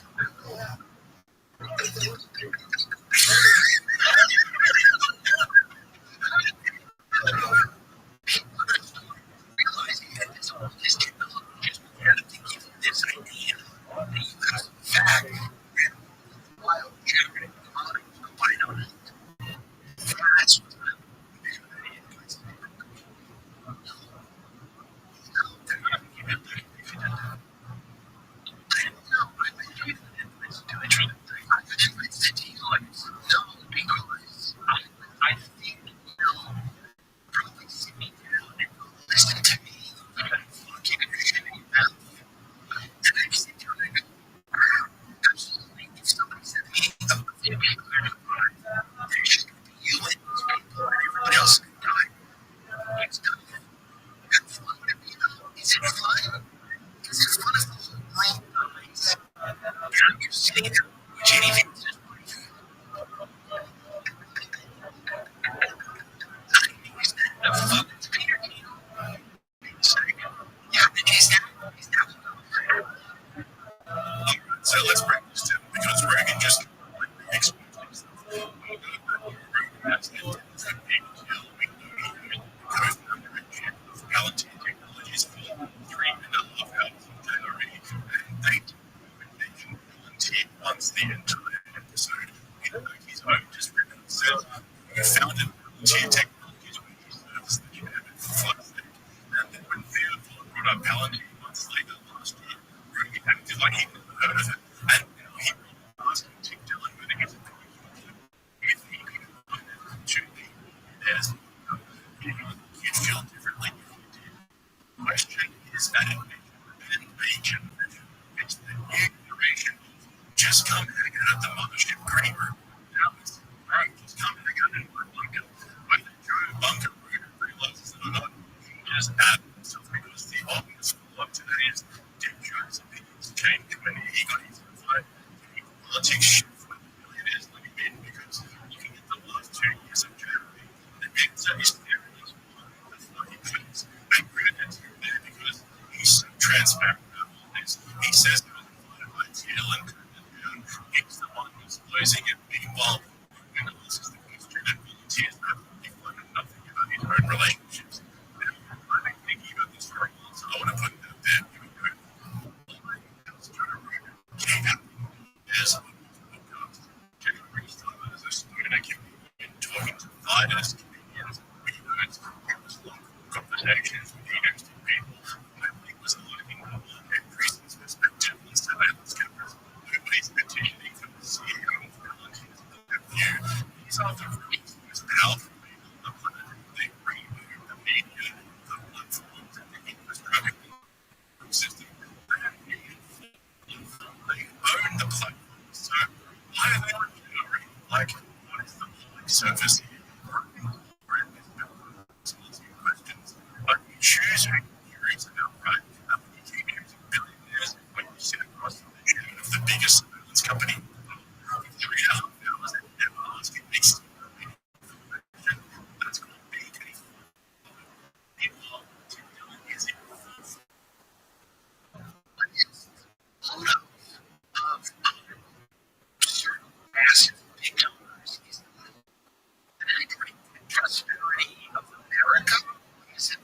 depressing everything. That's a fair question. What about the rest of March or week odds describably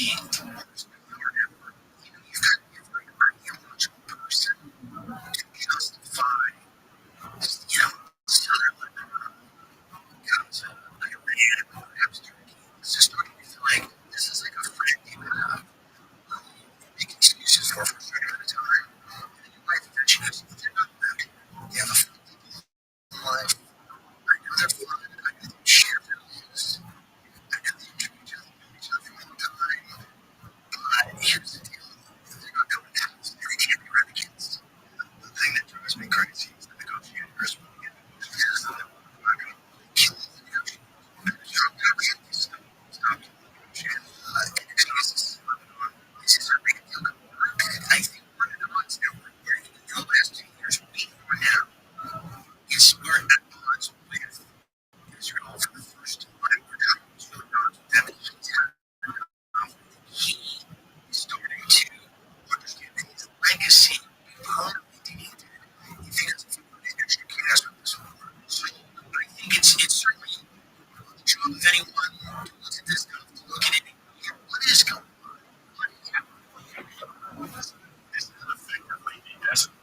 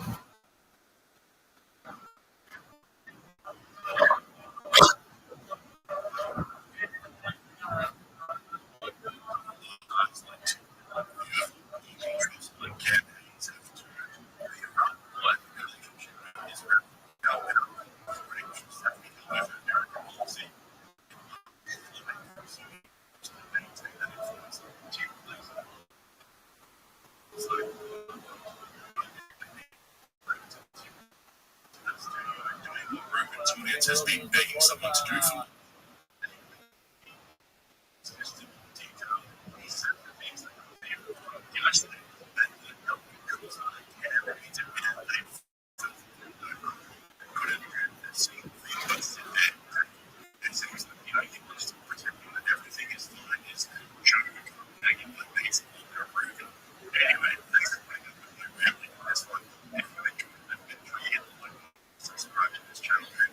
check out my video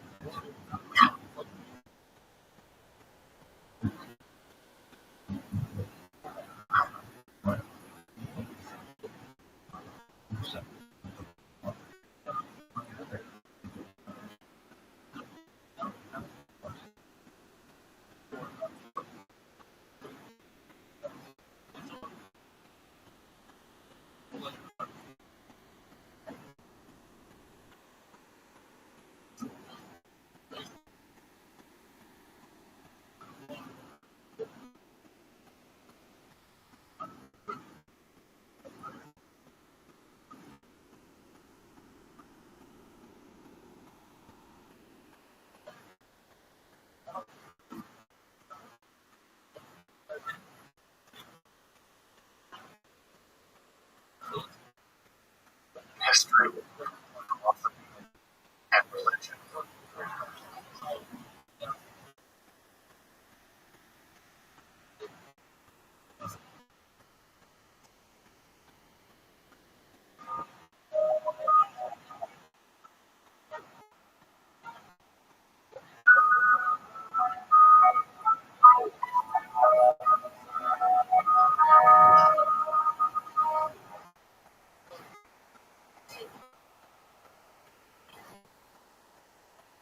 I'm Dr. Jones, and welcome to Esoterica, where we explore the arcane in history, philosophy, and religion. One of the most difficult aspects in starting to study mysticism and Kabbalah is to know on just how those ideas were taught. Back in the Kabbalah, only thing that we have is Kabbalah. Of course, neither of these really tenable. Such notions developed greatly through the ages are still developing, and there are now, and there have always been, numerous mutually exclusive schools of Jewish mysticism and Kabbalah. This class is meant to serve as an introduction to Jewish mysticism and Kabbalah from the point of view of its incredibly complex development from the of ancient Israel and to the rise of modern Judaism in the 18th century. Of course, this series isn't meant to be exhaustive by any means, but it should serve as a springboard for deeper study and reflection, and hopefully it will also enable you to situate developments in Jewish mysticism and Kabbalah in their historical and cultural context, and hopefully into the primary texts, which are admittedly as sublime as they are obscure. Let me express my gratitude to congregation to for allowing these lectures to reach a larger audience here on Esoterica. If you want, you can find the entire series under the label Entering the Garden Introduction to Jewish Mysticism and Kabbalah. I'll be uploading them over the next few weeks, or if you find these episodes after of 2021,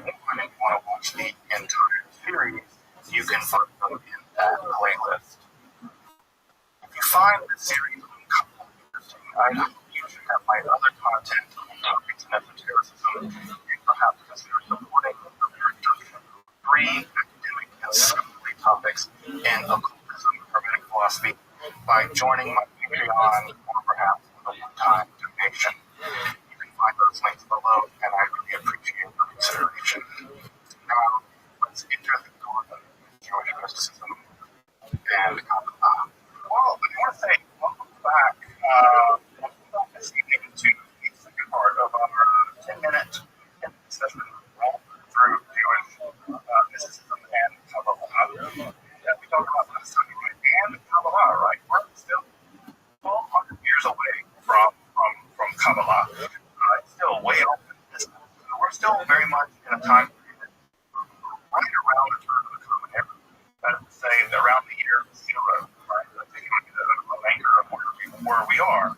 And just to recap a bit, right? Just to recap a little bit from last time to sort of see where we are in the late land. We defined mysticism, at least for the purposes of this class, but things like defining mysticism makes it certain that people may disagree with you. It's stuff. So I'm just basically, anytime I'm going to define mysticism, it's like putting a target on my back. But the way that I want to define it is as the non-rational mode in which one experiences or learns about fundamental reality, and also the traditions that accrue around those experiences. So I would call someone, for instance, that studies mysticism for the idea that those mystics learn fundamental truths, even though perhaps that person himself didn't have those experiences. I would also consider that person a mystic. So I would say that there's also an area that you can lean on the mystics to learn what they learned, and that puts you in the tradition of those who are, in fact, mystics. And there's an entire tradition in Judaism called intellectual mystics. Those much later.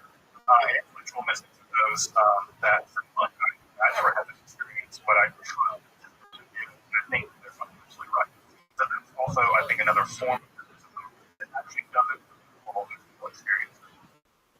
As I mentioned last time, the first Jewish mystics weren't even Jewish. The first Jewish mystics were Israelites, which is a much broader category. Remember that the Jews received that name, the Yehudim received that name as being descendants of one of the tribes that comprised the tribes of Israel. And so Jewish mystics actually make up a majority of this. Many of the prophets we have in the Bible all over, they're not necessarily Judahites. And we see that the two forms of mysticism seem to have been prevalent in Israeli society at that time were folks who experienced theophany, that is to say, God showed up to them, God appeared to them, and on the other hand, for other people, God is, and on the behalf of God, that means you not being a prophet. All of those things are referred to as seers. The idea there is that the idea that either those folks can see the future or hear something from God and then communicate with other people. And those folks we typically refer to as the prophets. And the most theophanies in the Hebrew Bible, normally speaking, at least, we don't think that the theophany described in Exodus were going to show it to the Israelites and that Moses were fairly confident that it's a mythological piece of information, not a historical one. But people are relatively confident. Many scholars are relatively confident that the prophets Isaiah and Ezekiel did have some kind of phenomenological, and that encounter they recorded in the literature of the Isaiah and Ezekiel, respectively. You may be wondering, right? How can you say that Moses didn't exist? Well, it's not about what the internet is about what we have evidence for. We just don't have evidence, right, to believe that happened. But we have a belief the experiences of Isaiah and Ezekiel were recorded. And as I talked about last time, prophecy is very well attested all over the ancient Greeks. But the weird thing is Egypt. Egypt is kind of prophet-free, which all things equal sounds great. I wouldn't want to live around. I wouldn't live anywhere. I don't want any prophets in the neighborhood. I don't want any guy walking down my street screaming at people because they're like, oh, this believers, you boys got killed people. I'm like, I'm not calling prophets. So I don't want anywhere near prophets. So Egypt feels like a pretty great place to be. Great. We saw last time that there are individual prophets that live both in the ancient Greeks and especially in the Assyrian context, which tracks very carefully and very like very distinctly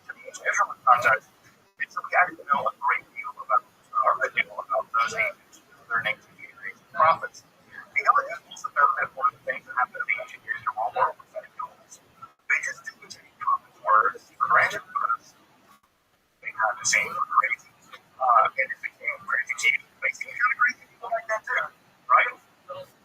Just because you see Jesus in your toast doesn't mean Jesus is in your toast. It might be that you might need help. And so maybe people also thought, right, was drunk, right? And many cases in the Bible where people do prophecy and other people are like, yeah, they're drunk. So we see Mary's called the and we recognize that was an attack between prophecy and prophecy, or duels between prophets and prophets are actually telling the truth. Prophetic conversation in your game.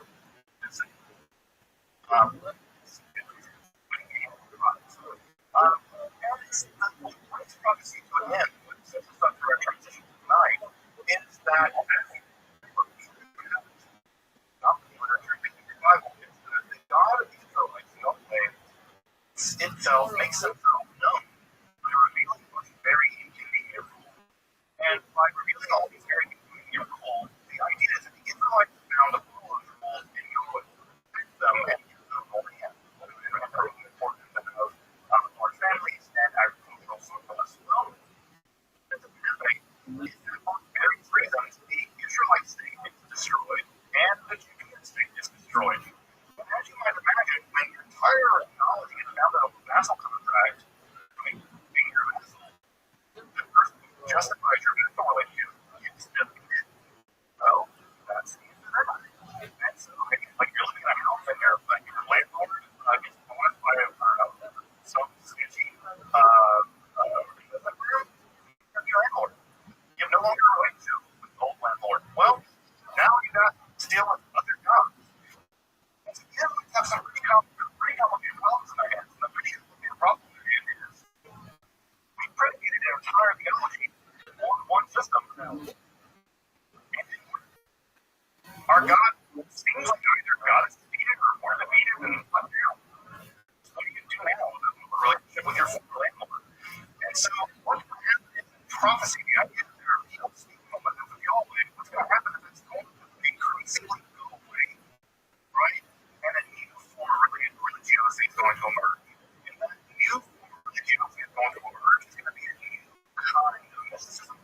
And that new kind of mysticism is what scholars typically refer to as fundamentalism. All right. Tom, what you didn't know that you know this is coming.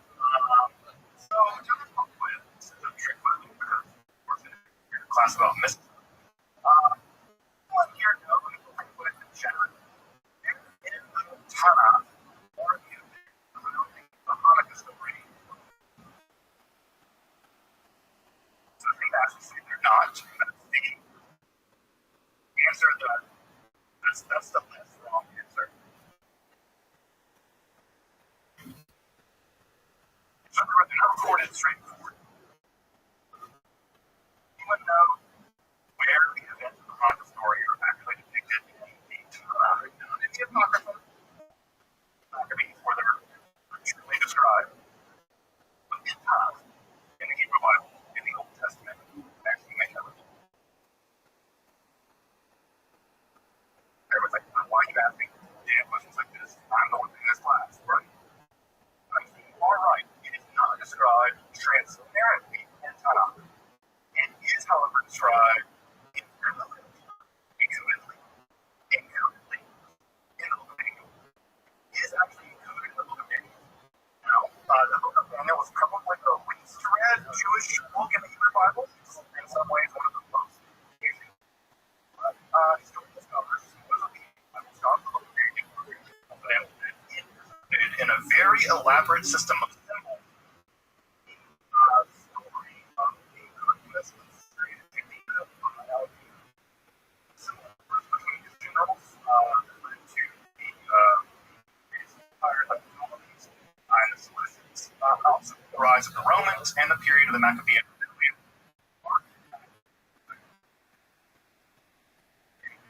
In chapter 7.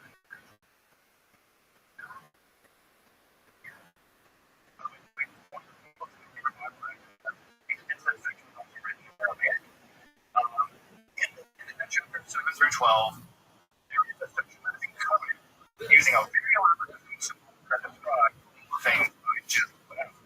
Now, it's very interesting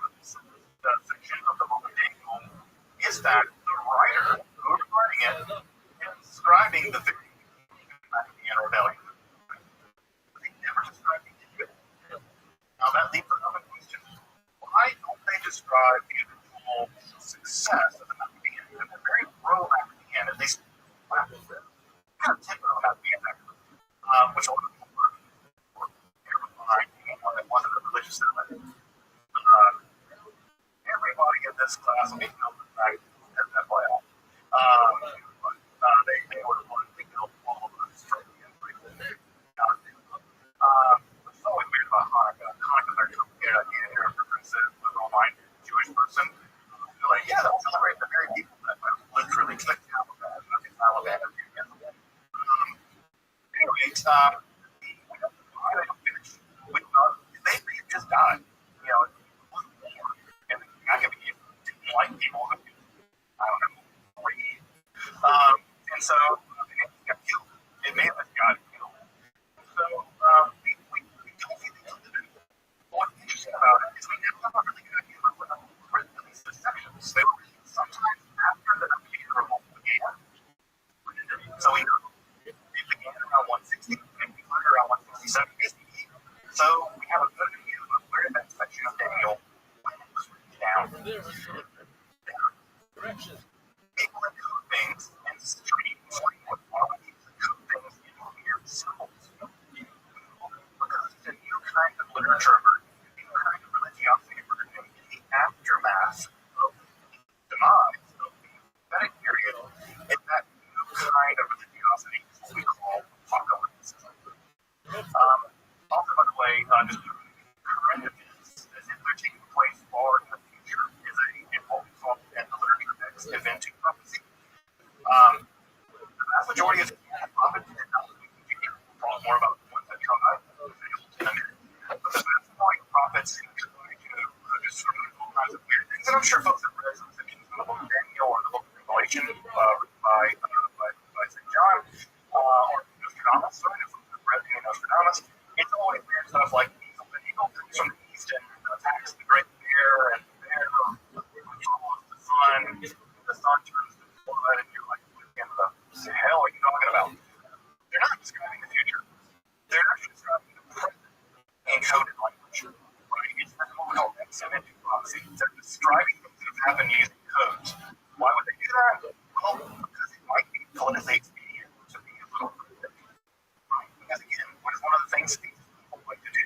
Criticize the standard order of things. Do you really want to be the person living in the empire being like the Roman society? To kill them all seconds. You want to vote with that? You don't want to vote with that. Because they'll crucify you. But when you write, well, the guillotine, right, will arise from the sea, and then blah, blah, blah, right? And the encoding is part of so what? What's apocalyptic? That's the first thing we need to do. I know, right, that when most people hear the word apocalypticism, they're thinking end of the world. They're thinking all the things that happen in the world. The Messiah's going to come, there's going to be this, that, and alcohol, there's going to be all this stuff that happens at the end of the world, the battle of whatever. And so people typically imagine that what apocalypse is about the future. Because the word apocalypticism has been filtered so heavily through Christianity, and Christianity does tend to think that apocalypse is like something happening in the future. The other Christians will go to pretty soon in their lifetime. Jesus is going to drag us all of it. They really know what's going to happen soon. This idea that's going to happen in the future is an idea really for Christianity that has some shadow flavor the way we use this word. Most apocalyptic writers, most prophets, for that matter, in the Hebrew Bible and the Jewish tradition, don't do what they're trying to predict the future. Just don't. In fact, the most famous case where anyone tried to predict the future in the Bible is in the book of Ezekiel, chapter 26, where Ezekiel made what at the time was the single most predictable prediction that one could predict. That is, Nebuchadnezzar would destroy Tyre. Well, he predicted that Nebuchadnezzar was destroying everything. Everything. Right? It's just like predicting, right? It's like American imperialism will continue. It's cool, right? It's a cool thing to predict. And then he considered Tyre and it didn't work. Nebuchadnezzar was. And so Ezekiel himself actually has to come out later. He comes back in the same book and says, well, he has to reinterpret his prophecy to explain the fact that he was wrong, even though it was a completely unpredictable thing. So, predictions, especially clear predictions,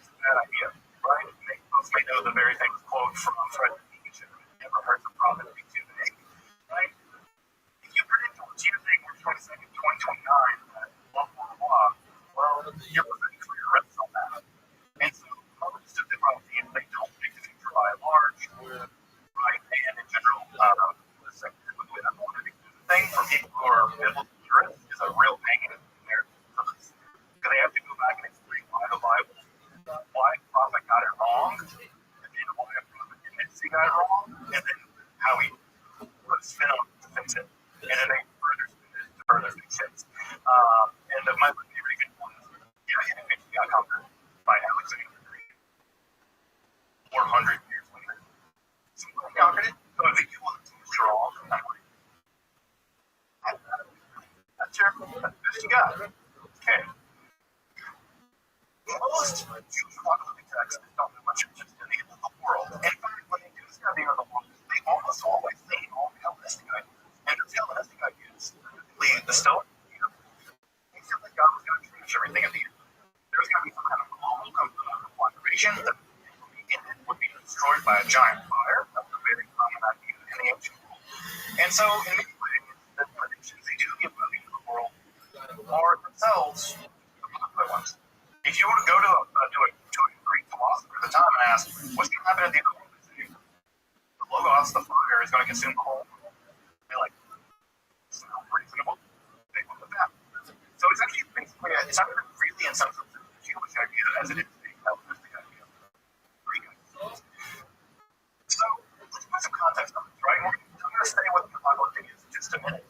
But I want to put some context on this. What you understand about the rise of the apocalyptic is a time period in which it emerged. Political, theological upheavals that lasted from roughly about 586 BCE when Judea was destroyed, the last independent Jewish state was destroyed, all the way up to around 135 of the Common Era, where the last attempt on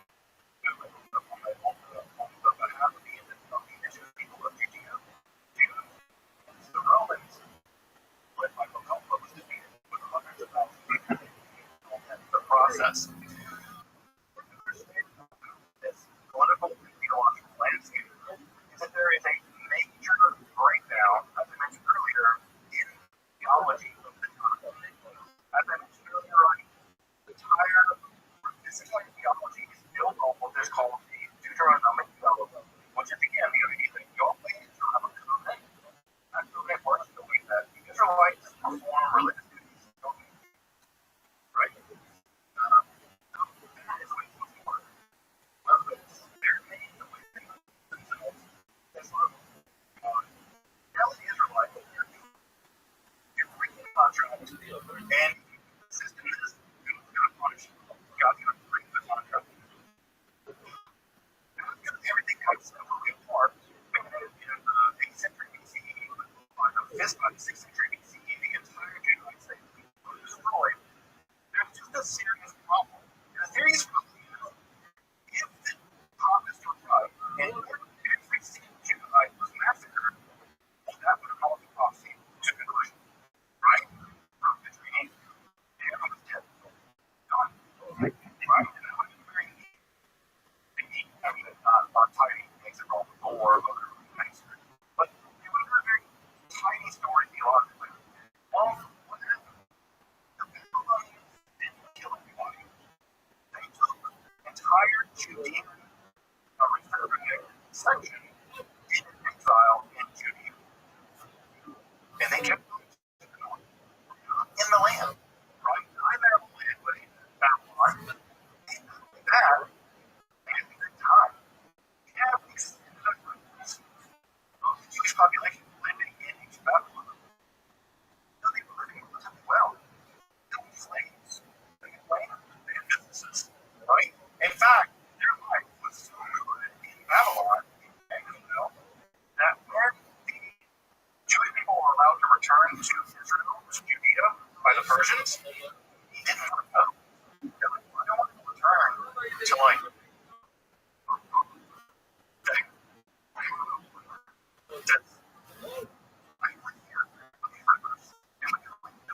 this is great.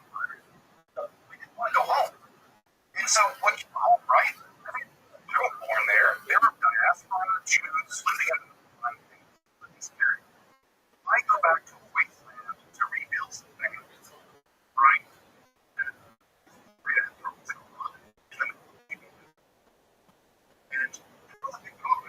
there had to be Jews, people actually trying to do it.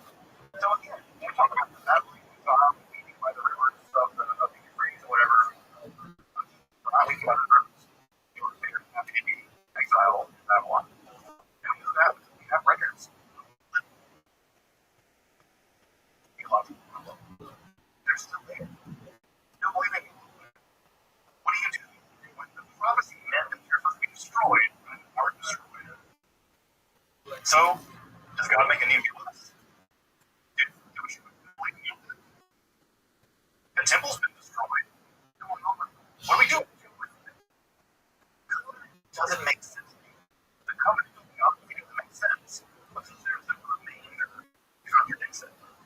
So, what do you do?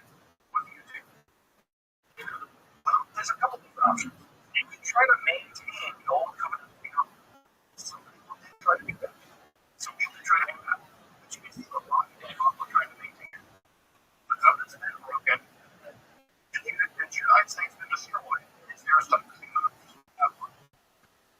But what to do with that? That's a real problem. What arises is a big settling that problem. Right? Settling that problem is by shifting your theology. Never let a good catastrophe happen. You simply shift your theology. And what's emerging is a new kind of Jewish theology. I might even argue that Israelite religion went into exile, but Judaism came back. The religion of the Jew just to be unrecognizable king here. Like killing animals and burning beer and burning cookies. Like this kind of God. No one here recognizes a religion like that. What comes out of exile is a theologically innovative religion, much more like the Judaism. So what happens is that they innovate. They theologically that maintains the track of the old theology radically, philosophically change it what it all means.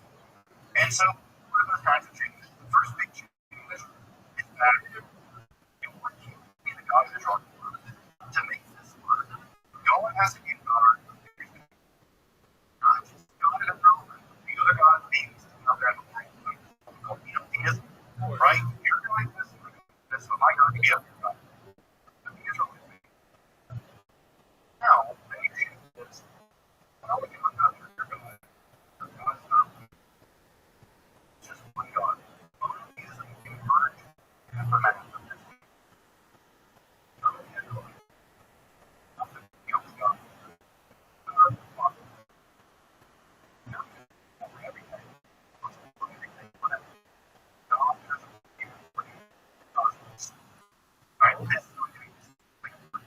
God is planning everything. And everything that happens is according to that plan. No matter how bad it is, how confusing it is, not no more decisions. It's evident for the fact that God is doing something amazing. Right? So this is the deal with especially important.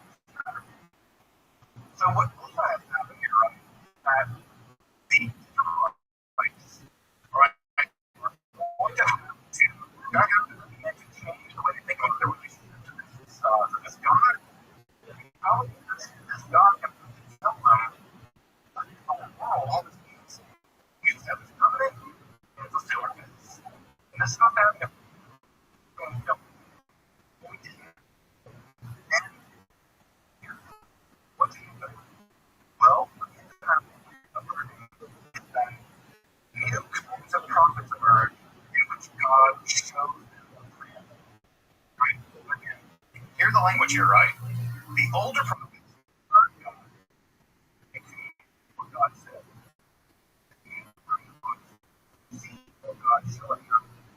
Right? What God said shows them literature. So this is a literary movement, and it's a much more visual movement. And it's so distinct. So I don't think of it as a distinct kind of religiosity. Not prophecy. They're not speaking on behalf of God. They're describing what God showed them, what God revealed to them. And that is a completely different phenomenological of experience. Right? Very different. I don't think the ability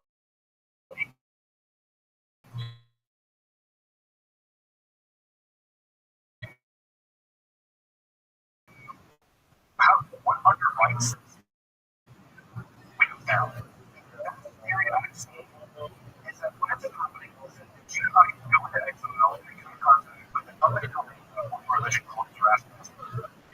You have to understand that when the Judahite aristocracy goes into exile, the Judahite aristocracy is still a relatively, some word to describe it here.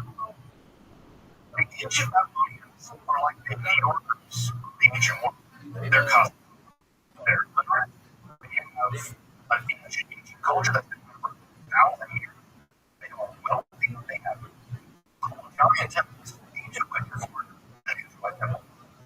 It was a word magnitude that you know, not have imagined. In Jerusalem was a massive. It was a tiny settlement of 2,000 people, right? With that little temple there that was, you know, not much bigger than a basketball arena.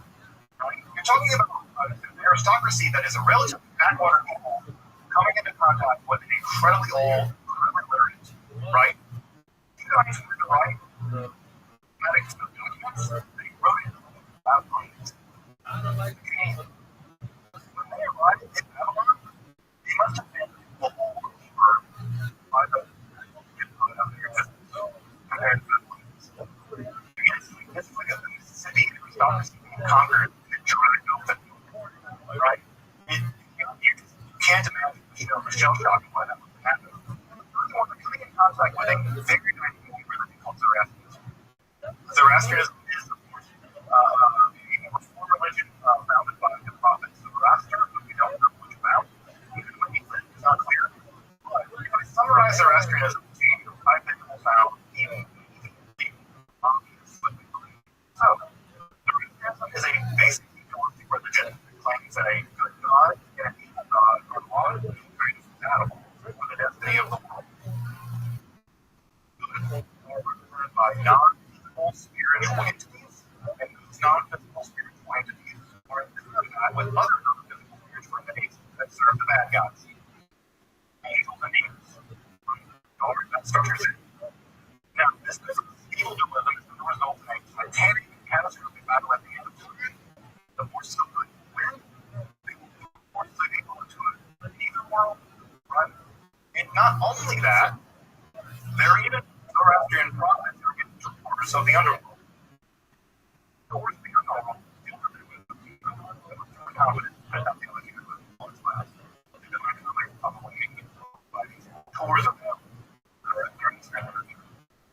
Now, near the end of the world, there's going to be a savior figure who will lead the forces of good against the forces of evil, and at the end of time, everyone will be resurrected bodily, they will be judged, right? And there's a massive learning arriving by Zoroaster, and the idea is that your relationship with Scripture is more important in many ways than doing sacrifice like animals.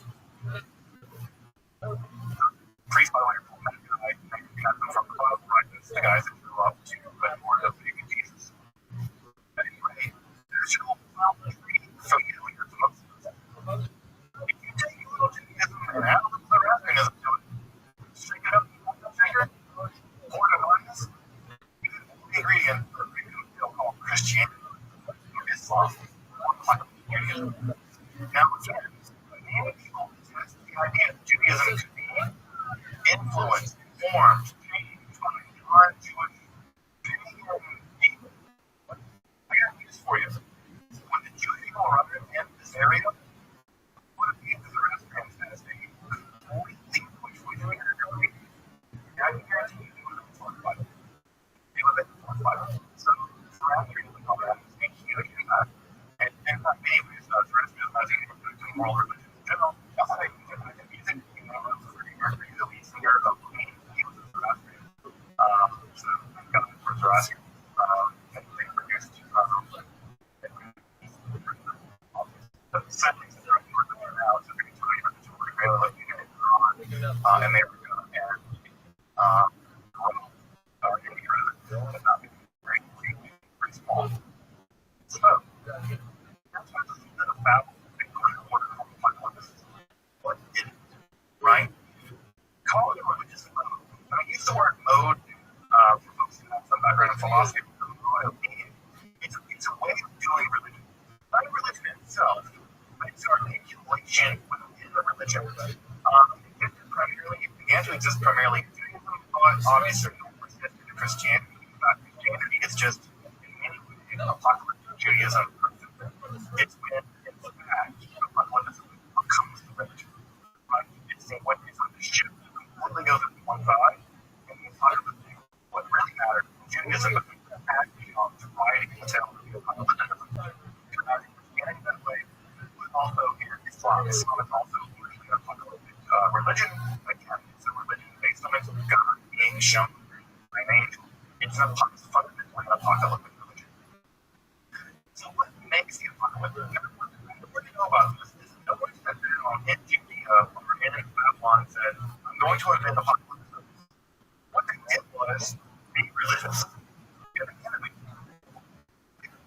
specifically with the interventions that they developed now called apocalypse. So it's very important to know here. This is a scholarly term applied to ancient people. And it's important to know that when you do that, when you apply a schema to ancient people, it never fits perfectly. Right? Something goes out, something goes left in, but it's such a stable kind of scheme. We do think that this is important besides it break with the prophetic religion of Israel. So, the first thing, what I teach in your class, but I'll mention it first because it allows me to it comes from the word apocalypsis in Greek, which means to reveal or to uncover. And what's important about this is what begins to group it all together is the idea that God is revealing to the apocalyptic prophet. God's purpose, the apocalyptic prophet, telling them, go condemn, I don't know, some king or king, right? Go condemn the people that English. That's the way Amos works. God spoke, and Amos went and said, no, here we have God revealing very kind of thing to humanity. And that's the meaning of God that defines humanity. So when Amos shows up and says, let me show you something. And when they show up, all different things. What kind of things? Typically things like cosmology. Apocalypse gives us a vision of how the universe works. Even though the universe that's weirdly in the Bible is only discussion of how the world works. Right? That's a vague description of Jesus. How is the world exactly? Because they're really interested in what is the world exactly. Right? They're interested in what is the world. Cosmology is very, very important in What's up, Mr. Cruz? I'm not if you just listen to my podcast. No, just listening to one.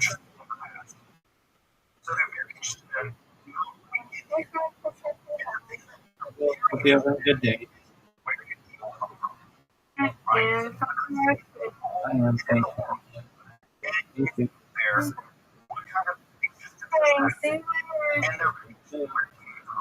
You'll never see much of a Hebrew Bible discussing the virgin city.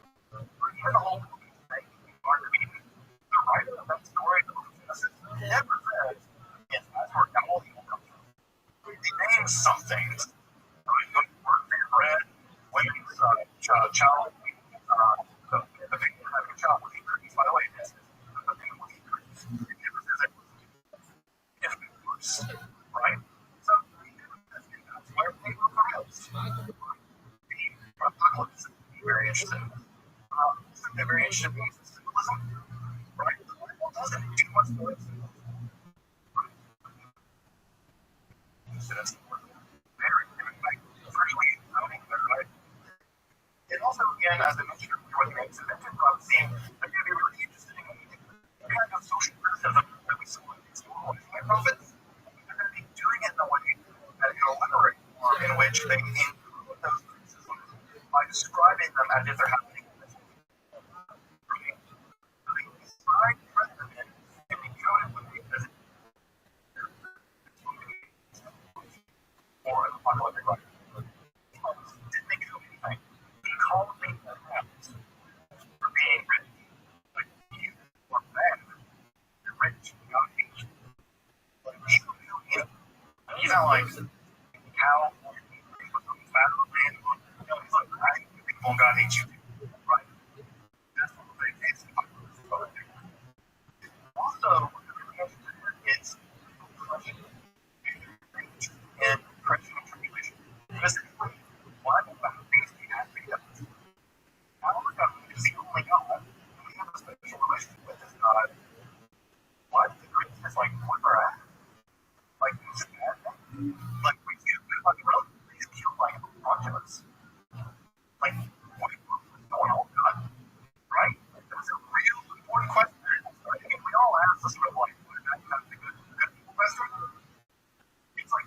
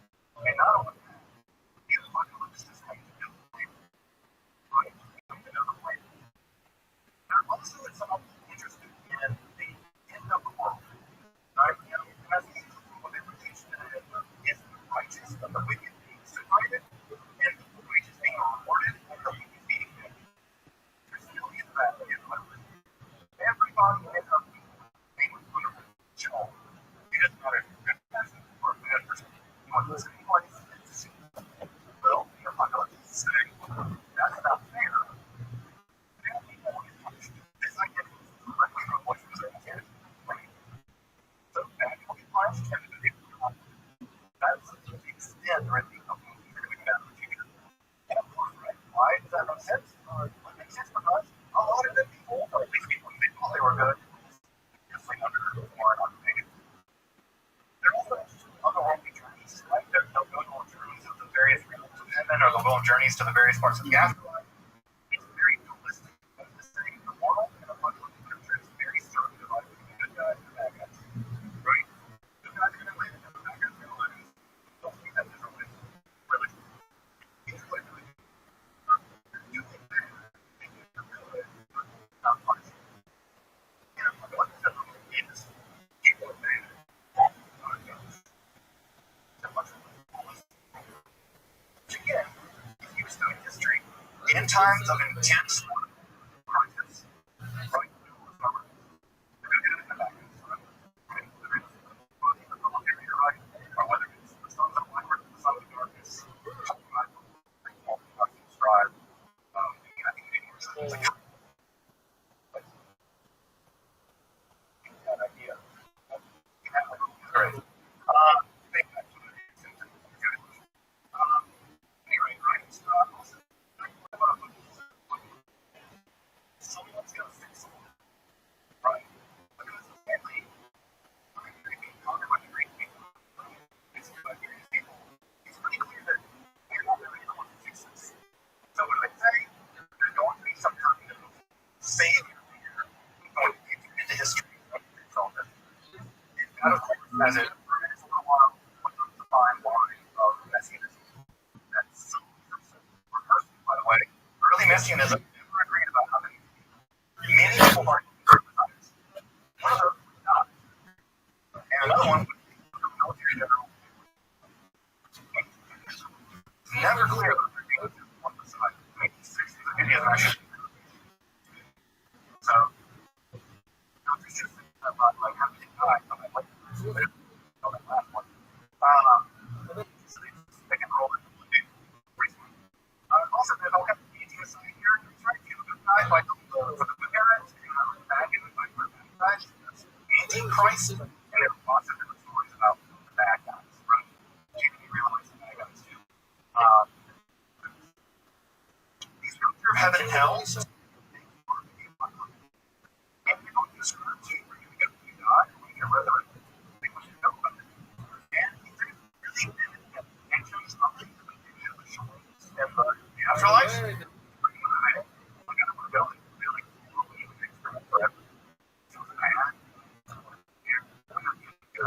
Right, so they're very the structures of helps. Also interested in the idea behind the scenes of what's apparent to us, the world is being dominated by vast majority of spiritual creatures and become next to be. And so again, there are basic very little terms of things. You have to show up from time to time, right? Everywhere. Angels and demons are literally all around you, making you in criteria of spiritual warfare for the destiny of right? And every country has the leader, right? Michael's the angel of this country, every country has their demons. So the scale of things is also big. Visual literature, they kind of don't like the Egyptians, and they kind of like the Syrians. But you never have a global analysis of the world. They're kind of broken people. The apartment people here are not broken. They come out and put into the world, including in countries, and they explain science in terms of this spiritual balance that is behind the scenes that we know. The literature is more typically pseudonymous, although we like to claim that very ancient people wrote from it, so or Abraham wrote this, or Shem wrote it. So we like to allege kind of authorship, because this is like not from the right? Like Manny, the guy that like dissociates, like we have. So yeah, man, cover like right? And so he put the outside picture of you never denied it. Like, whatever.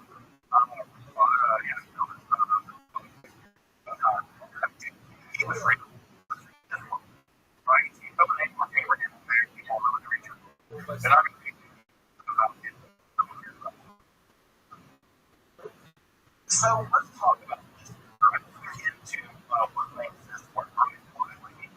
this stuff.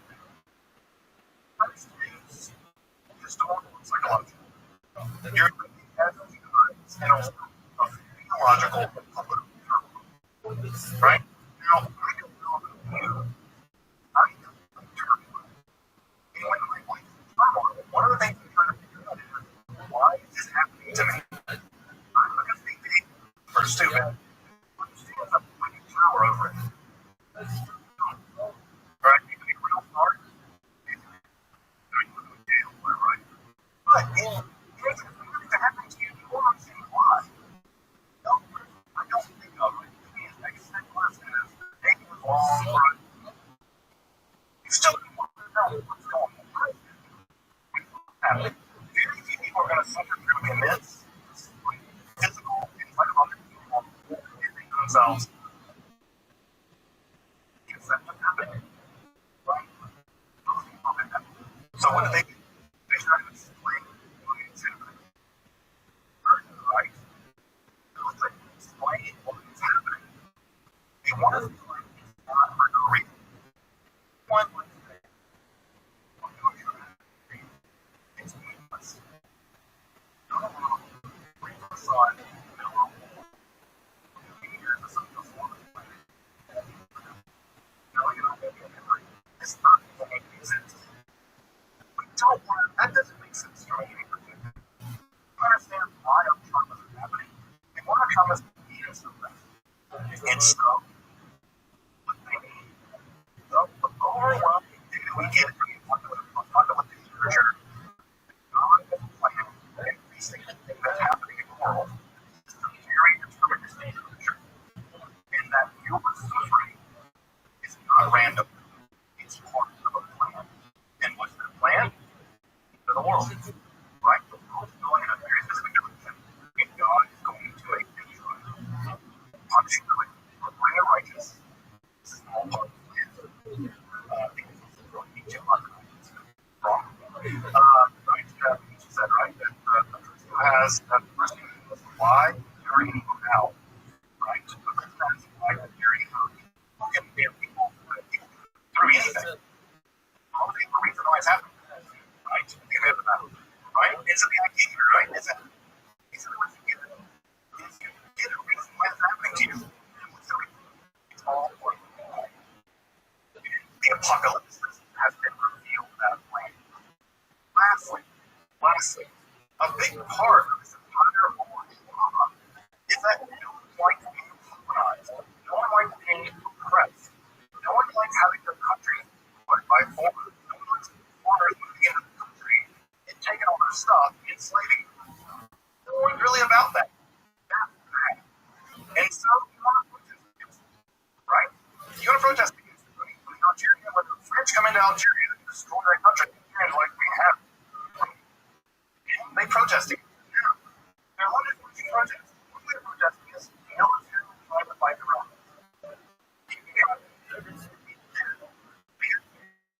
Success.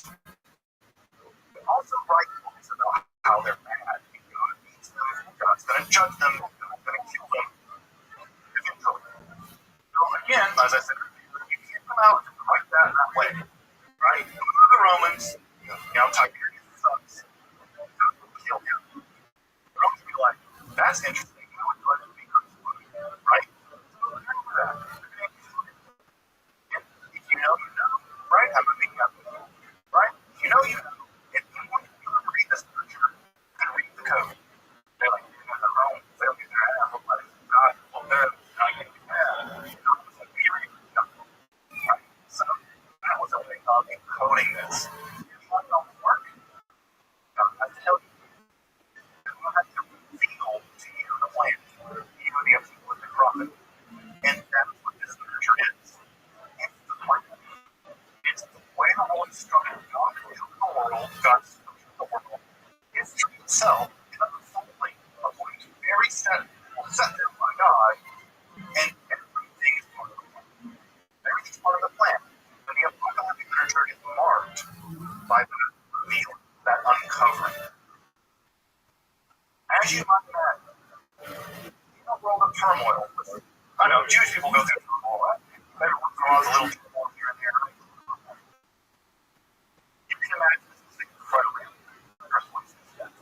religiosity.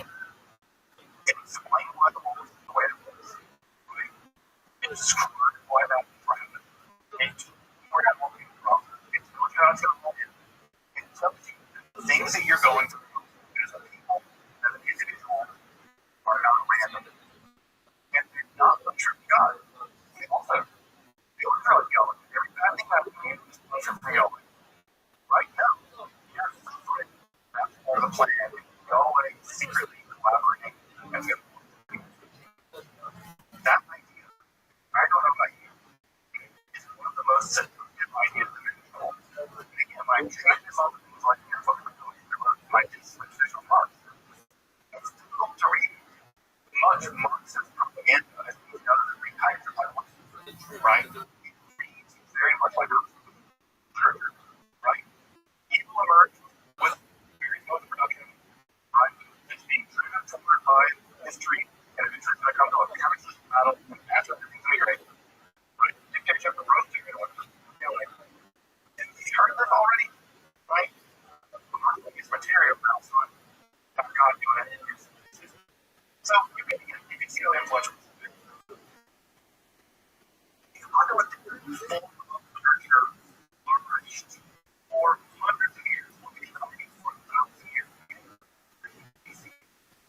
Sitting all the way through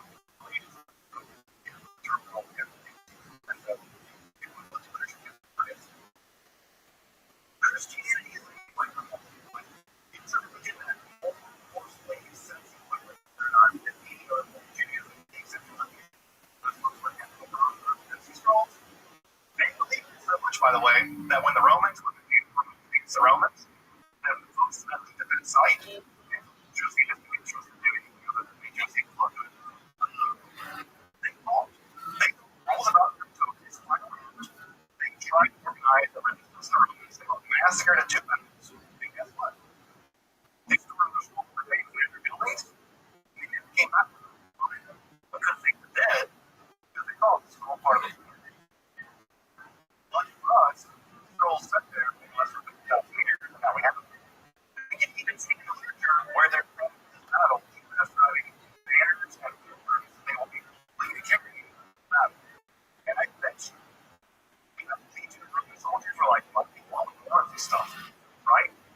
And that's going to work. The Roman massacred them, and they left their scrolls. I mean, like, when you're literally doing the thing, you're going to have to figure that out and save you. Your battle plan, stay home. That's your strategy. That's the strategy. Any of the books from the Bible, Daniel, Euclid, Apocalypticism, War Scroll is a very apocalyptic text. Perhaps some of the famous apocalyptic texts found in the Book of Enoch, the Book of Enoch, Jewish literature preserved by King Heroic.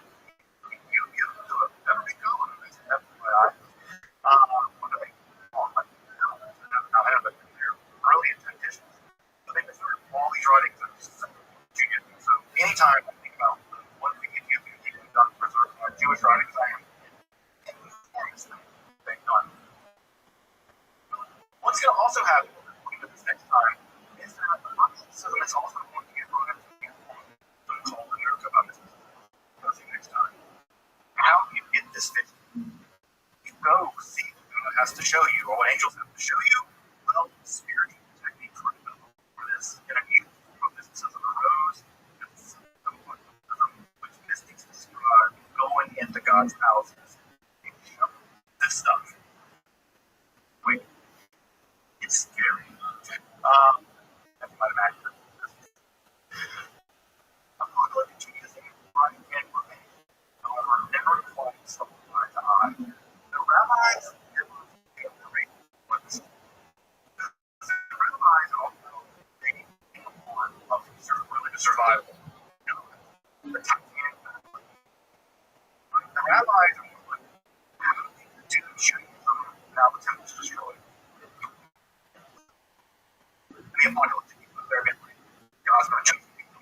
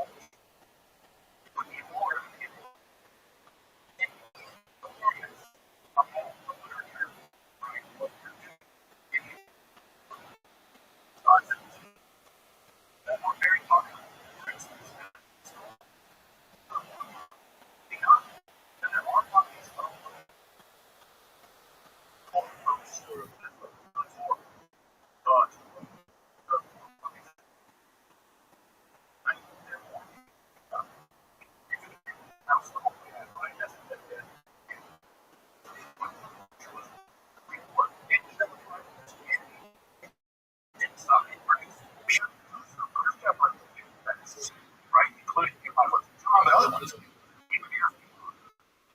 Jesus had not come back to Christians underwent something too. They were being persecuted by the empire. They were being marginalized by Jewish people that didn't really like them on their way. They faced the cultural war.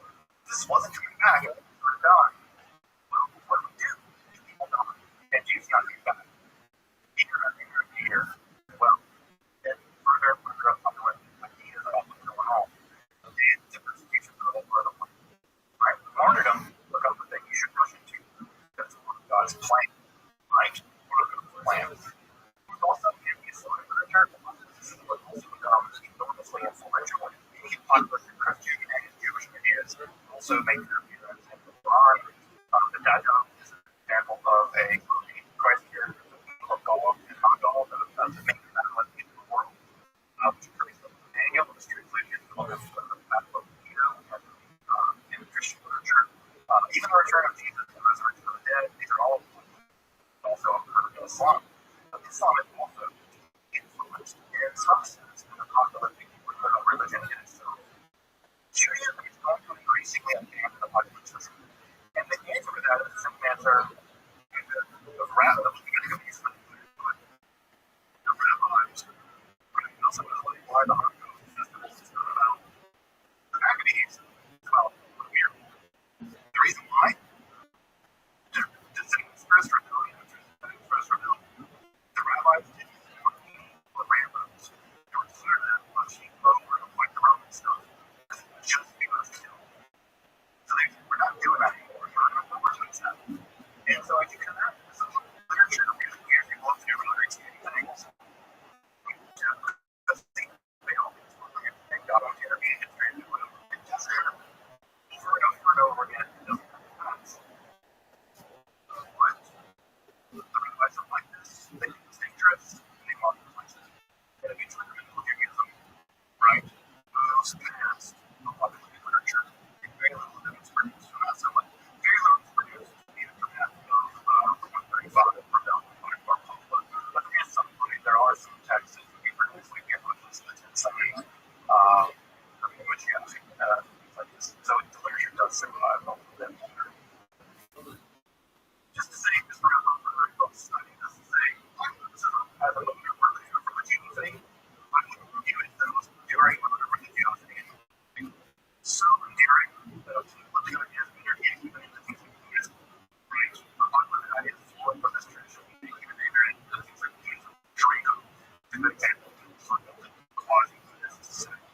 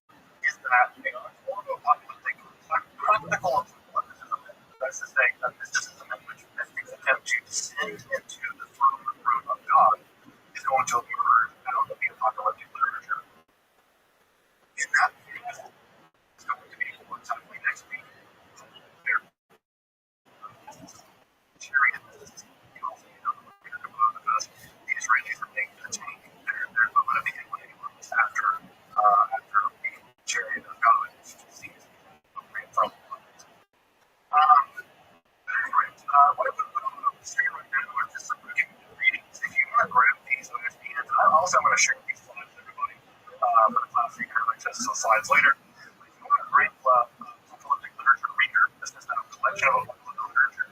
This is a really great text by Reddish. The large smaller apocalypticism and the how project apocalypse is looking apocalyptic imagination is the narrative study of apocalypticism still. Right? You take a class of apocalypticism, you'll be reading columns in Christian apocalypticism, both Bernard McGinn, scholar in Christian mysticism, has written a really great book about apocalyptic traditions in Galatians. People are looking at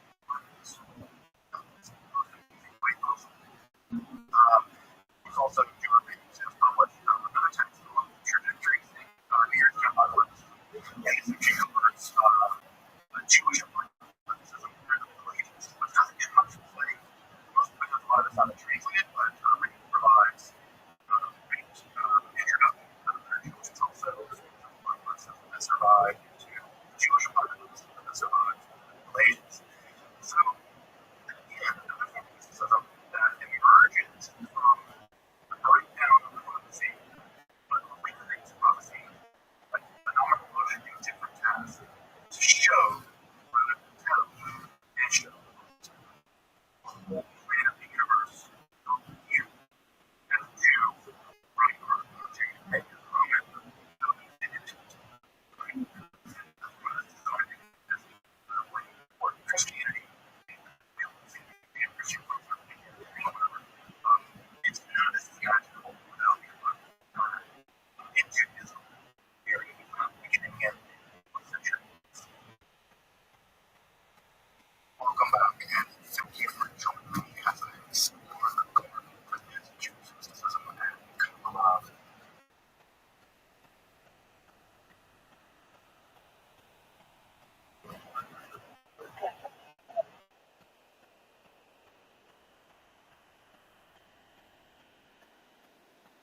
The benefited is accompanied. Please let us know in the comment section. And in the meantime, thank you very much for watching.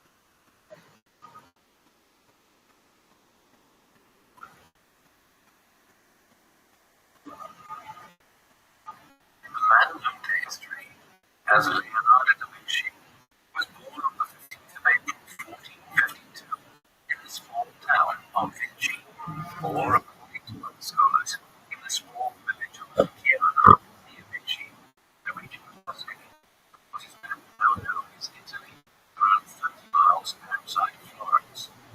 Vinci's father was Leonardo da Vinci, who was born in 1426. You're a modern day Da Vinci, kid. Thanks, Booby.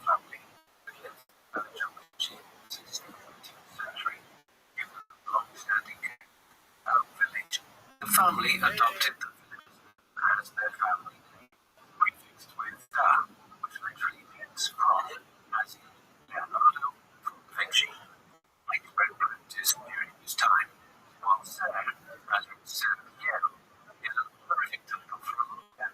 Ser Piero da Vinci was a prominent notary, or someone who ensured documents were official and served in a role similar to that of a lawyer or clerk in the legal profession. While working in this capacity, he first moved to his time in Florence, sometime in 1420, in Rome, Leonardo's brother, which was particularly scandalous due to its middle-class status.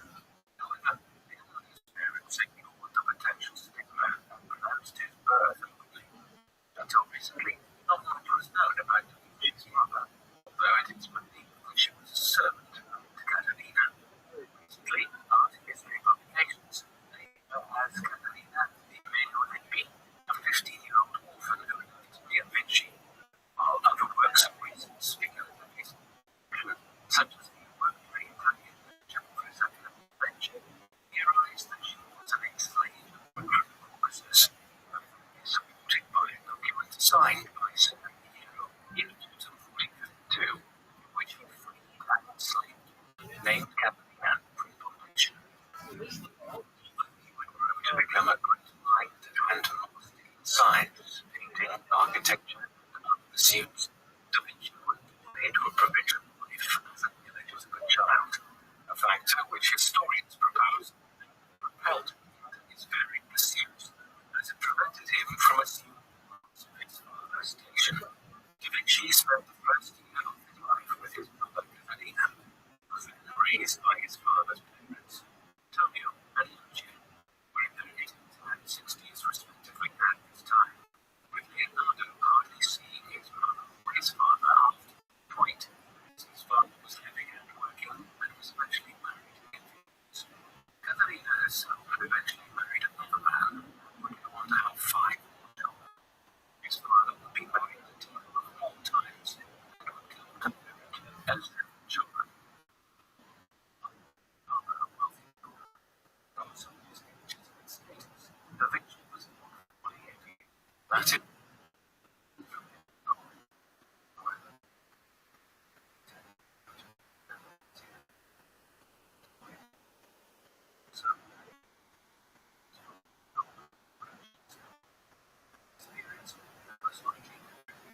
lifelong fascination with science and nature.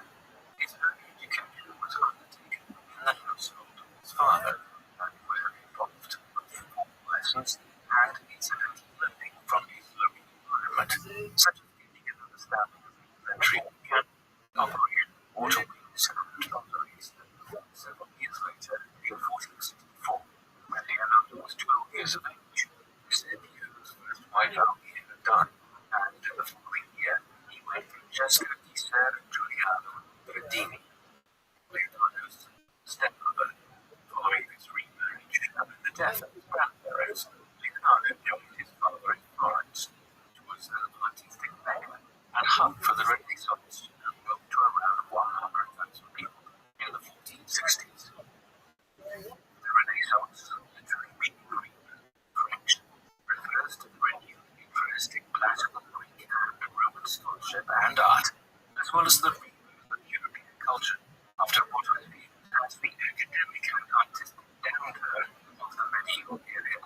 The term was coined in 1855 by his work of the same name, which argued that the period saw the revival of classical writing, artwork, and writing themes deployed to meet a contemporary In areas of Italy, reference was often made to the Roman Empire in nationalistic terms, as a way of highlighting the grand and impressive heritage of this collection of states.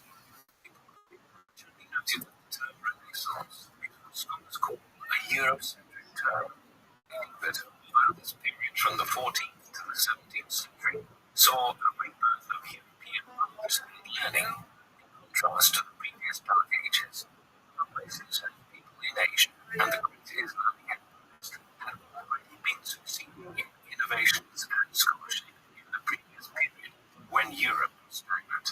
However, the term is useful in describing the greater movement of which Da Vinci was the leading figure. During the Renaissance, Italy was not yet unified. Instead, it was made up of powerful city-states and urban landscapes, and endured consistent wars between the and the papal state, a term which refers to the swathe of the army that was controlled by the Pope and the Catholic Church. Moreover, nobility and those who controlled cities and land at this time commonly hailed from one of two groups, either those who still retained power and land from the feudal era, or the bourgeoisie who had flocked to the cities to make their fortunes or consolidate their wealth in banking, shipping, and other trades. Within Florence itself, also split factions and infighting, which is confirmed in the layout of the city streets during the Renaissance. Based on historic maps and written evidence, historians have remarked that a mixture of families lived in each neighborhood in Florence, without large visible income gaps. So, a wide variety of people and families from different trades might have occupied the same neighborhood, but a family from the nobility may have lived in that same neighborhood for centuries, almost a sort of crossover from feudal times, should families have need protection. Such an environment motivated many to acquire status symbols, which would demonstrate their wealth and societal position. In Florence, these symbols were commonly based on the arts. Private citizens with wealth invested heavily in sculptures, paintings, and jewelry as a means of demonstrating their taste and expensive lifestyle.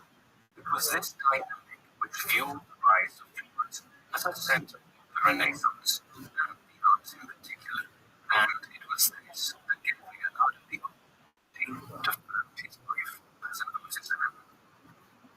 Florence was one of the powerful city-states that made up Italy, and young Leonardo was one of the many to migrate from the country into the city during the 15th century, and there he grew accustomed to city life, including an after-dark curfew and impenetrable locks and security on buildings. As well as this, Florence itself was a walled city. Indeed, life was made turbulent not only due to wars and political intrigue, but also due to plague and famine, which periodically afflicted the population and led to a significant level of fear. During the 14th and 15th centuries, the old market and public squares were prime locations for political organizing and for communities to gather. And for Leonardo, the squares would have served as excellent opportunities for observing the human form, perhaps gaining potential clients and patrons for his art. Some of the most significant figures of the artistic and political world, 14th, 15th, or 16th century Florence, belonged to the powerful banking family of the Medicis, though their origins were as humble as performers in Tuscany. In the 14th century, they migrated to Florence to take advantage of economic opportunities, and over the next couple of centuries, the Medici family were influenced connected to the French as well as the papacy. Importantly for Leonardo da Vinci's story, the Medici and other powerful families were patrons of the arts, beginning with Cosimo Medici, who was born in 1389, and not only established the political legitimacy of the Medici during a time when many were suspicious of bankers, but also began the tradition of the Medici's art patronage. Cosimo was particularly interested in architecture, as exemplified by his support for sculptor Filippo Brunelleschi's design and implementation of the famous dome of the Cathedral of St. Mary the Flower, or the Cathedral of Florence, completed around 1436.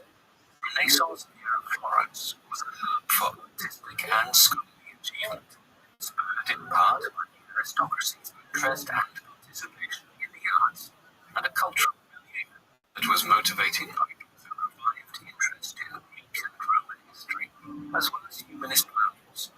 Humanism at the time of Leonardo was not the modern atheistic movement of the same, but was an intellectual and aesthetic school which highlighted the centrality of humans and the development of the human experience through art and literature in reference to classical ideas. Da Vinci, along with other artists such as Michelangelo and Raphael, are considered to be the leaders of the so-called early Renaissance, referring to the period from the late 15th century to the mid-16th century, in which Renaissance art and science reached an all-time high in output. However, at this early phase of his life, Leonardo was not yet the rounded Renaissance man he would become. Rather, in 1464, he was the illegitimate son of a lawyer and soon to be an artist's apprentice. It was due to his illegitimate status that, upon arriving in Florence, Leonardo was unable to follow in his father's professional footsteps and become a lawyer. However, through his father's connections, he was able to become Florentine artist Andrea del Verrocchio's apprentice when he was 14 years old, though apprenticeships of the time would typically start a couple of years earlier, around the age of 12. Andrea del Verrocchio was born in 1435 in Florence. Although he was the official sculptor of the powerful Medici family, Verrocchio was originally trained as a goldsmith, eventually also mastering bronze and marble casting in century Florence. Renaissance, which was called the Bottega, which was essentially an art factory using different types of art, theatre costumes, and even stones. Between 1464 and 1473, Verrocchio was commissioned to craft Cosimo de' Medici's floor tomb in the Basilica di San Lorenzo, as well as the tombs of Cosimo's sons Piero and Giovanni. These lucrative and high-status connections catapulted Verrocchio into a position of influence when his workshop took orders from many notable clients demanding a range of wares. In addition to these tombs, Verrocchio designed and produced libraries, including the metal bronze sculpture Christ and St. Thomas, which lasted over 16 years and unveiled in 1483. This sculpture was designed for the exterior of the Versailles building in England, a church which dated to the 19th century, but was relatively early 19th century. Verrocchio was not only a sculptor, but a painter as well. My favorite was born in Florence around 1406. The renowned painter of the previous Renaissance generation, who was at one time a priest, was also patronized by the Medicis. He was known for his frescoes and altarpieces such as the Madonna and Charlotte, dated sometime in the 1440s. He also had a scandalous reputation, at one time carrying on an affair with a nun, while he himself was a priest, before he was arrested and tortured. His life spared by Cosimo Medici. It was in such a lineage of artists that young Leonardo was being trained, although it is worth noting that painting is considered artists a form of craftsman. Clients would order custom wares from a workshop, whether it be painting, sculpture, engraving, or bronze, and expected their specifications to be met. The nature of this market meant that Leonardo trained not only in mixing and application of paint, but also in stone masonry, carving, casting bronze, and drawing, as well as in the use of mathematics and music. As an apprentice working under Verrocchio, some scholars suggest that Leonardo painted bell music, baptism of Christ, completed circa 1472, as well as the rich monastery and the park. Verrocchio's painting, Tobias and the Angel, created around 1470. But it is suggested by some historians that Verrocchio, perhaps jealous or of his young apprentice's skill as a painter, as well as his understanding of colour, gave a painting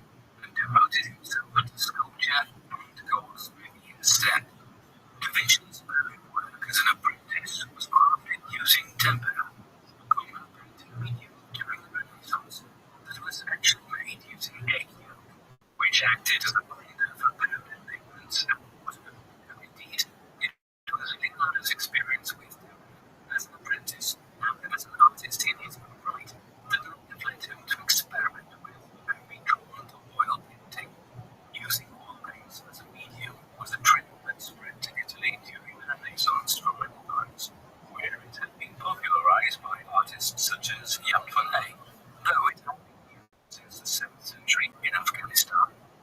This form of oil paint was created using powdered pigments mixed with oils like this to bring the medium to a smooth paste texture, with artists able to add painting medium at their will to further change the paint's consistency.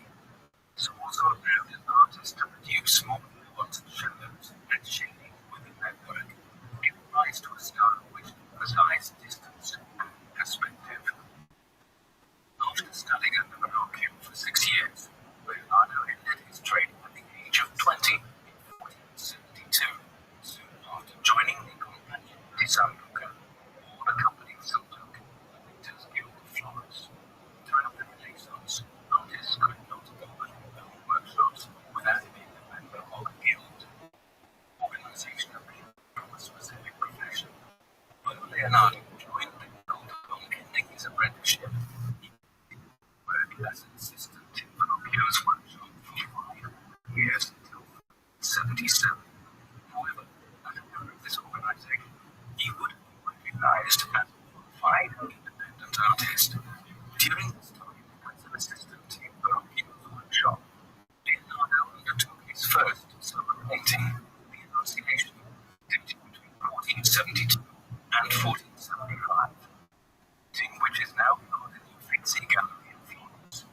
Based on the uneven tones and colors, some scholars doubt that this is Leonardo's work. However, others argue that this work is without doubt Leonardo's, but a young Leonardo's, a form that began to truly understand the science behind painting and would bring a preciseness of passion to his later works. In the Annunciation, painting Leonardo's care and interest in nature, as well as the use of nature to establish the flow of painting.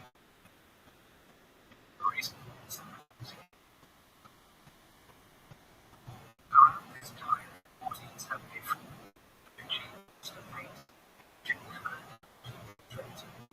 now displayed at the National Gallery in Washington, D.C. The paintings of 16-year-old Geneva da Vinci was an award acted and apprenticing poet, and Geneva was married during 1474 to Vinci.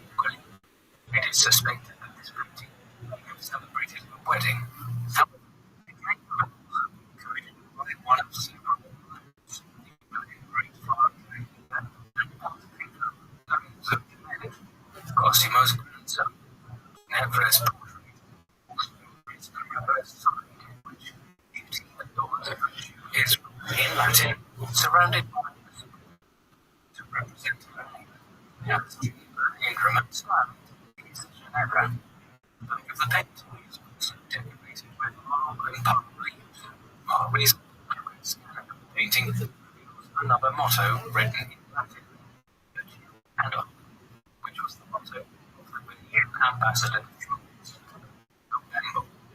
Cambo and Ginevra had a life in cultivating friendship, common at the time, and so it has also been noted that a painting of the side and the front portrait was actually commissioned by Cambo, although this, as well as suspicions of Lorenzo de' Medici's involvement, are unproven. Between 1474 and 1478, Da Vinci did the Madonna of the Carnation, also known as the Vase of Flowers, and used Madonna as it is housed in the Alta Pinante Gallery in Germany. Though the style of this painting is similar to its other earlier work, you would see in terms of the method of painting the planted head and the flowers in the vase, much of the painting remains difficult to decipher and analyze due to damage caused by previous complete restoration attempts. For example, the Madonna's head was entirely using much oil and paint. Some scholars to suggest that this was a Flemish technique and that the painting was in fact a Flemish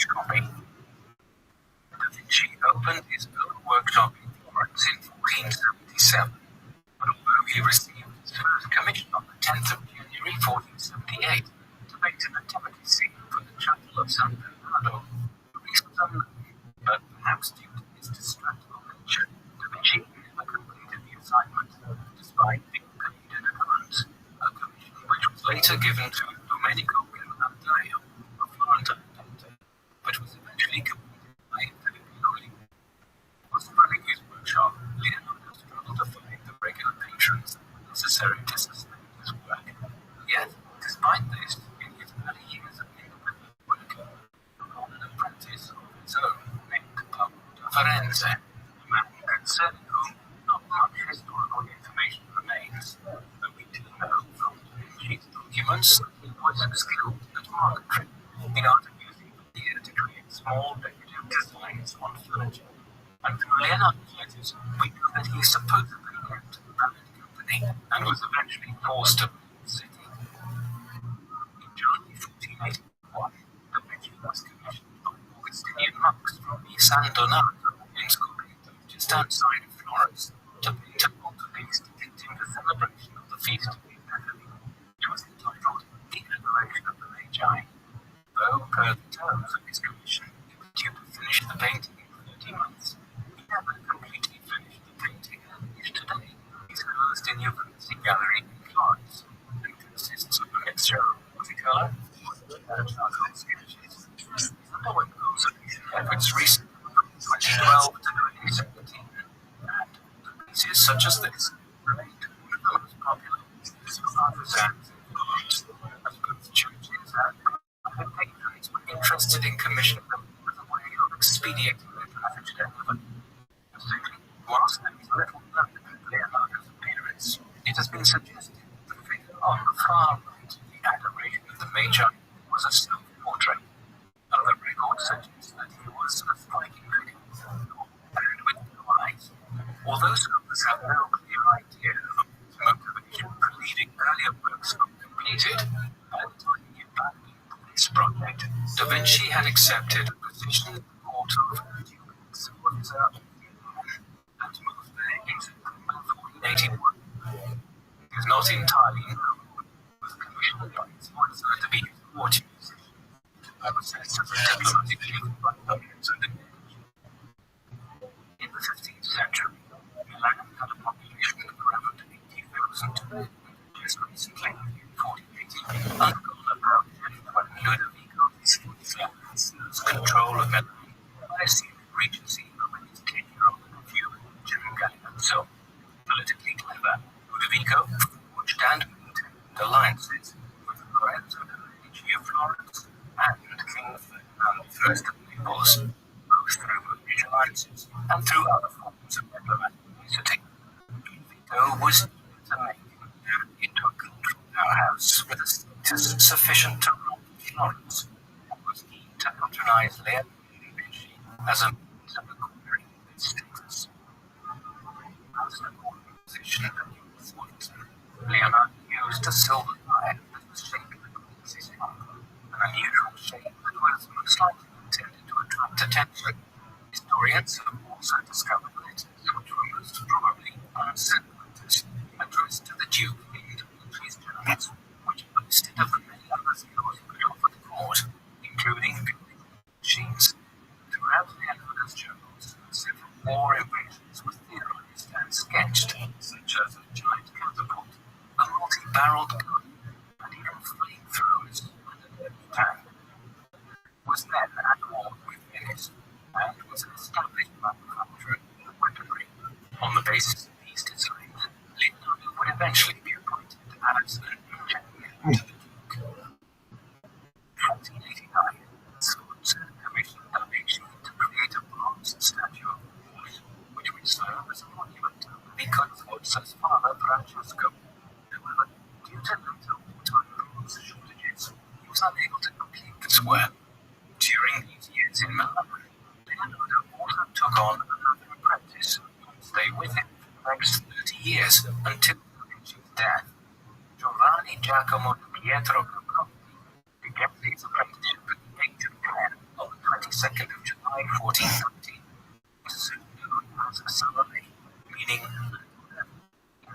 due to his propensity for theft and mischief making. Many scholars believe that Salome and Leonardo years they were together.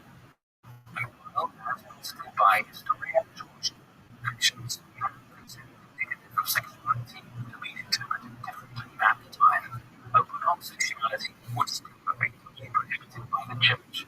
However, for artists and supporters of the Renaissance, there may have been an interest in homosexuality, given the commonplace relations between master and apprentice in Greek and Roman antiquity. Upon Leonardo's death, Salai was included in his will, receiving a house and land in Milan, as well as several pieces of artwork. Leonardo also undertook many other projects during his time in Milan, such as developing designs for centrally planned round churches and classical municipal buildings. He worked alongside influential architects such as Donato Prevente, who was heavily influenced by the Renaissance and wished to develop new buildings based on the style of ancient Athens and Rome. The buildings which survive today are obviously based on Leonardo's designs. Several of his ideas were modeled. Meanwhile, in 1494, French King Charles VIII invaded and attempted to conquer Naples. The following year, Venice, Milan, Rome, and Spain formed an alliance to repel the French, and subsequently, in July 1495, France vacated Naples and the Italian territories, despite winning war for Rome.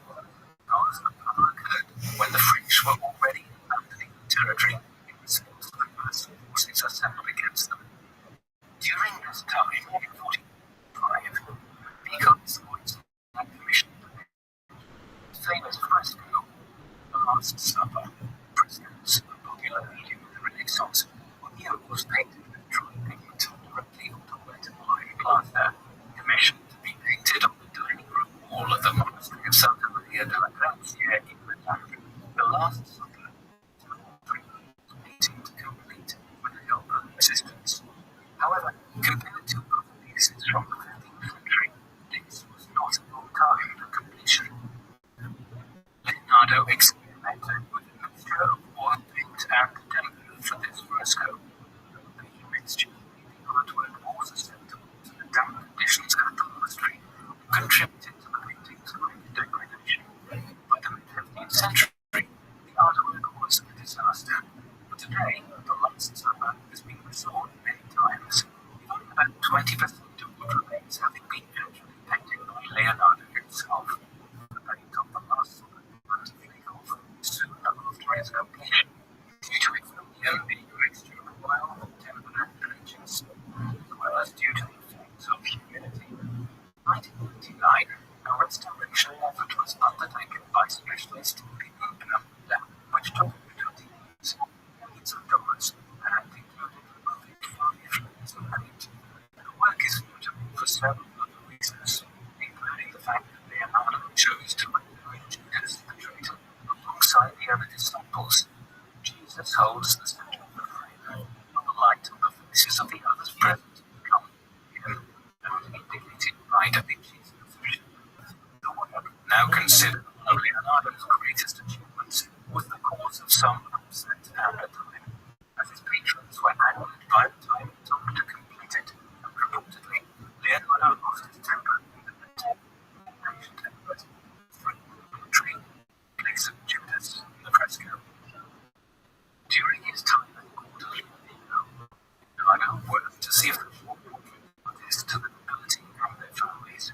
Some of his most striking work was undertaken in his room, and he was widely regarded for his ability to render expression and emotion in his pages. He refined this technique with several studies, including studies in the grotesque and beautiful, which could be seen in his Madonna paintings. He was also noted for his distinctive style in portraiture. He positioned his subject at 3/4 view instead of side on, which gave him the opportunity to capture shadow and depth. One of the most successful portraits he completed was that of Cecilia Garibaldi, the mistress of Ludovico, in which he also rendered her dog, a clear indication of his capacity to capture the movement and emotion of both humans and animals in his work. Leonardo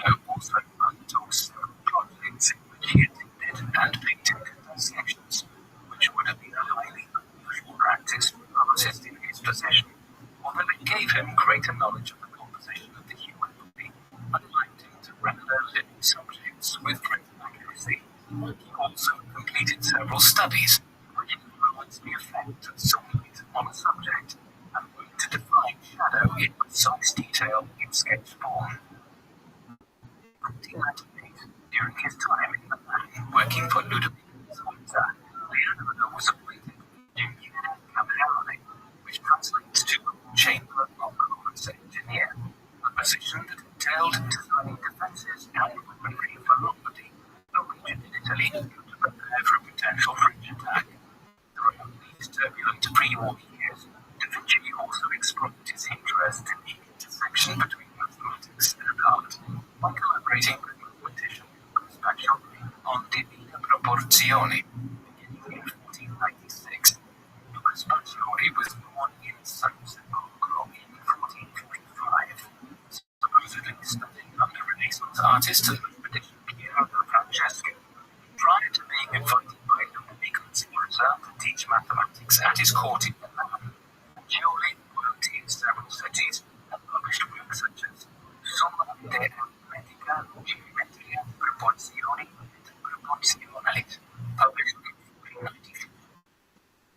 The first book in Pacioli's Divina Proporzione resulted from a collaboration between Pacioli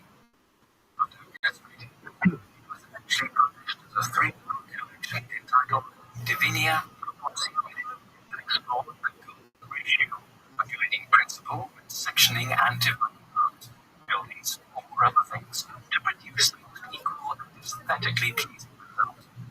Considering these achievements, it is important to remember that Leonardo was not trained in what was then referred to as natural philosophy, science. Da Vinci routinely emphasized the role that empirical observation had in his acquisition of knowledge, and argued that the world could not be understood through books alone. On the 3rd of October 1499, French King Louis XII, a descendant of the first Duke of Milan, invaded Milan with support from Venice, forcing Ludovico Sforza to flee the city, although he was eventually put a year later while attempting to retake it. Louis had claimed to the city through the Visconti, whom Ludovico had overthrown before resuming power. Following the invasion, his brother fled the city with Pacioli, first and staying with the Genesis of Hellenistic, sketched portraits and produced on the frame Paris. Subsequently, the trio moved on to Venice in March of 1500, before returning to Florence and living in a house together.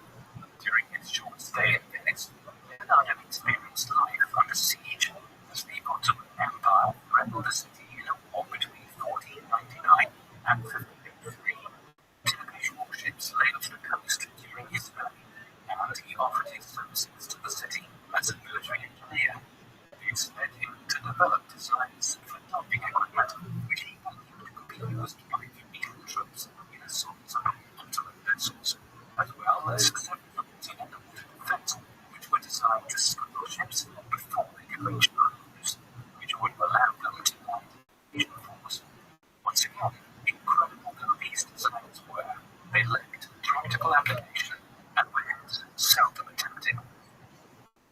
In April 1500, Leonardo was once again in Florence, though it was no longer the Florence of his youth. The family who had controlled the city for so many generations had been ousted following Lorenzo de' Medici's son Piero the Unfortunate's political blunder in 1494, when he met Charles VIII on the battlefield during his invasion of Naples and seized multiple fortresses, and Florence's governing body was in furious approval, although he had faced difficulties securing management while setting up his own studio and career in Florence 20 years previously. Now, due to the changing political culture in the city, Leonardo was seen as a great master of the heroic style that was in vogue. This respect resulted in him obtaining many commissions and jobs. Indeed, when the artist Filipino heard that Da Vinci might be interested in an altarpiece project that he himself had been commissioned for, the artist withdrew, allowing Da Vinci to take on the project if he so chose.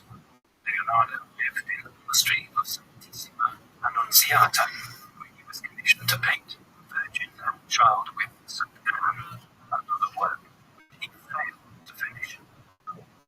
In 1502, Leonardo was appointed tree engineer for Cesare Borgia, who is well known now for working with and being written about by Italian statesmen Domenico Machiavelli. At this time, he was a commander of Pope's armies who was using the forces in an attempt to seize control of central Italy. Born in 1475, Cesare Borgia was Pope Alexander VI's illegitimate son, and together with the Pope, he sought to establish himself as an Italian prince and re-establish the Papal States' control over central Italy. After a fortuitous marriage, the King of Navarre's sister Charlotte died. Following his appointment as Duke of by Louis XII, Cesare used his new access to French forces, combined with his father's papal forces, to establish dominance. After Cesare ordered the strangulation of Peter Solitari, Napoleon's dear friend, he left his position and returned to Florence. Meanwhile, in 1503, Cesare Borgia fell from power after his father's death, before being imprisoned in Spain. He died in 1907. During this period, Leonardo completed more of his celebrated works. He depicted a calendar cartography in his version of a town plan of Imola, an Italian city, which had never before been mapped in such great detail. He also planned to link Florence to the sea by a river called Dito.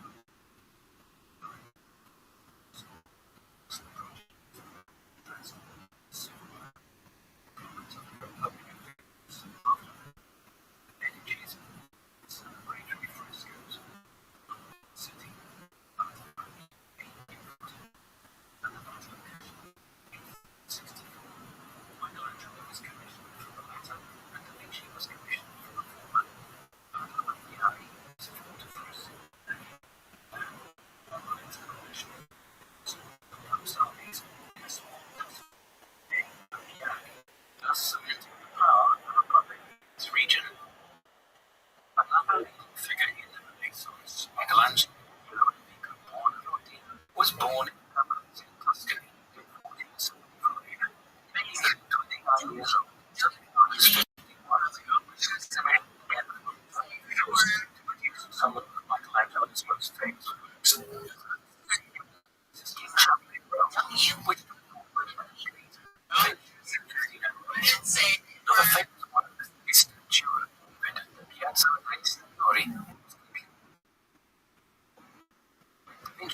Michelangelo lived and around Florence during his lifetime.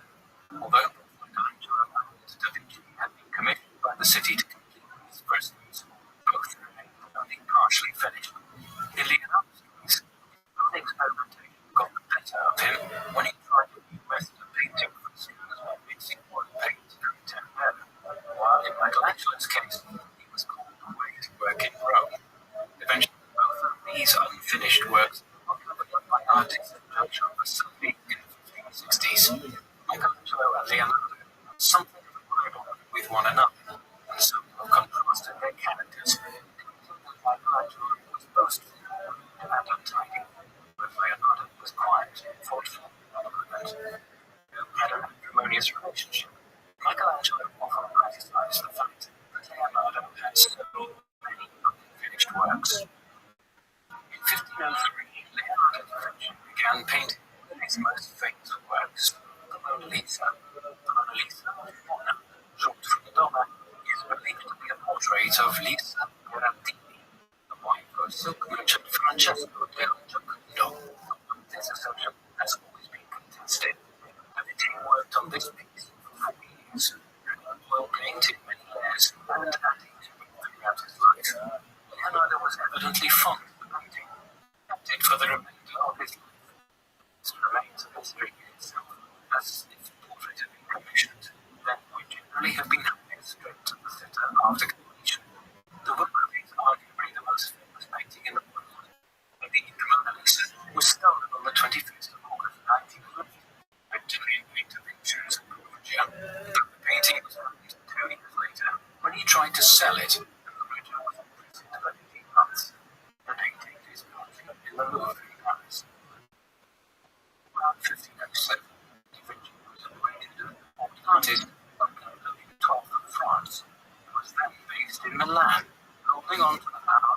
requested from the influencers. Employed by the French king, Da Vinci was paid a salary and painted and designed sets for plays. A appointed court artist in 1508. His principal patron in Milan during these years of French control was Charles de Boise, the Lord of Chaumont, the French nobleman, marshal of France, and governor of Milan from 1506 to 1511. Had never constructed, Da Vinci created plans for Charles' villa, as well as sketching plans for an oratory to be built for the church of Santa Maria la Verona, which, combining its love of science with art, included lavish gardens with hydraulic devices and aviaries. Da Vinci's architectural plans and drawings for Dumbwa's, including a loggia or covered exterior corridor. Furthermore, some scholars present that these designs were influenced by the Villa Reale, home of the governor of Calabria, designed by Lorenzo de' Medici, realized in 1488 by Giuliano da Maiano. During this period, Da Vinci's propensity for unfinished projects was catching up with him. Signoria received a letter from Dumbwa's in May 1506, requesting that Da Vinci return to Milan to finish an unspecified work of art they had been promised, and that he had not delivered. Unfortunately, Da Vinci also wrote unfinished work to the city of Florence, the Battle of Mignano Fresco. The Signoria granted Leonardo permission to travel to Milan and finish his projects with Dumbwa's. However, by September 1506, Dumbwa's wrote again to the Signoria requesting that Da Vinci stay longer in Milan to finish his work. This request was denied. Vinci fashion, he remained in Milan anyway, only returned to Florence to settle a personal lawsuit with his brother pertaining to his father, who died in 1503. Leonardo took on several new apprentices at this time, although his own artistic work as a painter was limited. His new apprentices included young men named Giuseppe di Sesto, Gian Petrino, Bernardino Rubini, who became a native fresco writer, and a man who would play an important role in the rest of his life, young Milanese nobleman Giovanni Francesco de' Medici. As with Sinai, it was agreed that Medici and Medici were romantically involved, and both Sinai and Medici served as Leonardo's muses throughout his life. All lived together for a long time and traveled with Da Vinci from Milan to France and elsewhere. However, despite scholars like Sigmund Freud speculating about his sexuality, there are no blatant confirmations in Leonardo's journals, sketches, or works that can truly confirm this. It was during this period spent in Milan that Da Vinci frequently traveled around the countryside, observing nature and fueling his interest in geology.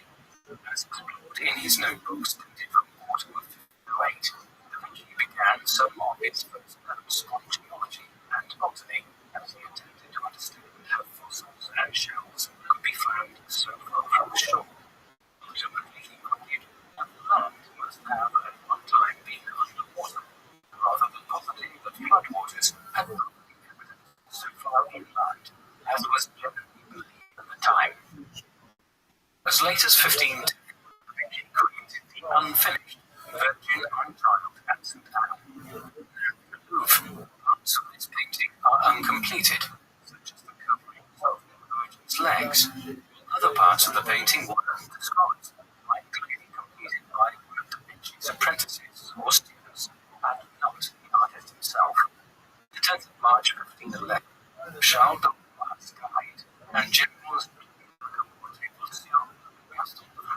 control of Milan, and around this time, Da Vinci was commissioned by General Trilvoglio to sculpt an equestrian statue to be placed in a tomb that Trilvoglio had completed to the San Nazaro Maggiore church, a commission which was ultimately revoked. Scholars point out two difficulties she faced when sketching the designs for Trilvoglio's statue: how to fill the space beneath the horse's belly, and how to position the rider. While attempting to solve these issues, she may have studied a classical statue of a horse and rider known as the Registro, which was a pre-1st century bronze statue depicting an emperor or king riding a horse, believed to be King Theodore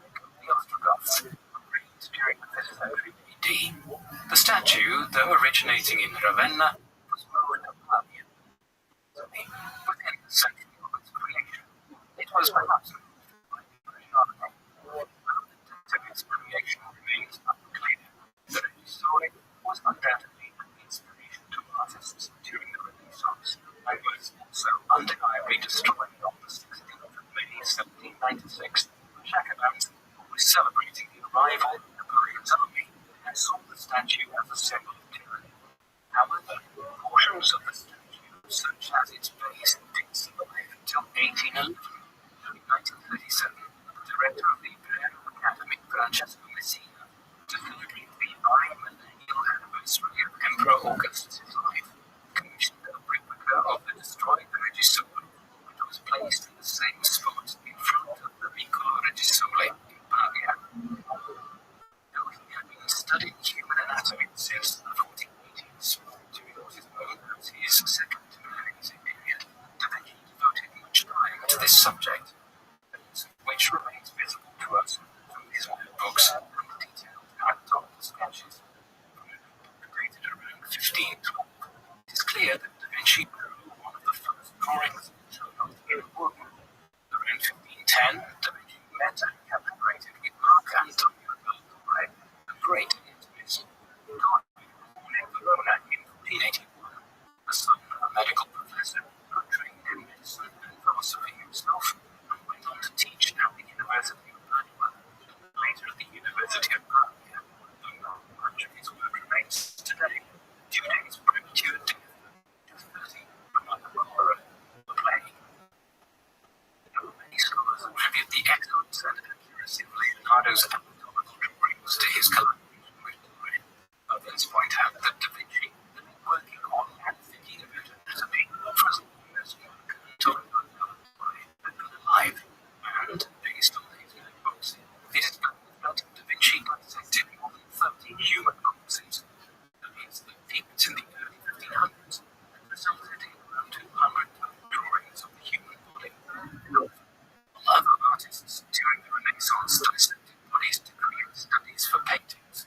Da Vinci was motivated by curiosity about the anatomy itself, rather than to create a specific painting. The process would have been unpleasant, since religious doctrine determined that dissections had to be conducted at night, and it was an activity which was likely to arouse suspicion. While in 1512, Sforza's attempted to return to Padua inland when Ludovico Sforza's son Massimiliano, in 1493, returned to the city with military power, backed by Switzerland. But despite this effort, combined forces of France and Venice pushed the Sforzas out once again, with Massimiliano settling in Paris. A decade later, when Sforza, Ludovico's other son Francesco, was again held the title of Duchy of Milan, appointed by Charles V. Was indeed the final Sforza to hold the title to his reign. These continuing power struggles in his French, to live with 20-year-old Francesco Melzi, who remained close and potential lover for the rest of Leonardo's life. Upon Leonardo's death, Melzi maintained control over the journals and the art. On the 24th of September 1530, Leonardo left Milan with Melzi and Sofia, journeying to Rome, where he was hosted in the Dominique of the President Giuliano de' Medici. The Medici's son, the brother, but installed Pope Leo X, Giovanni de' Medici. Many artists journeyed to Rome in these years to attempt to win the Pope as favor, including Renaissance artist Michelangelo. During the residency in Rome from 1513 to 1516, the Pope approached Leonardo for assistance in crafting a plan for training the Pontine Marshes, which was a memorial breeding ground. Uninhabitable, these were eventually drained and reclaimed for agricultural use in the 1930s. Da Vinci's designs and plans were not utilized for this purpose. Given in the royal collection at the castle, Rome itself was still bleeding from racism, which was concluded in 1417, a process which had seen two rival popes fight for power.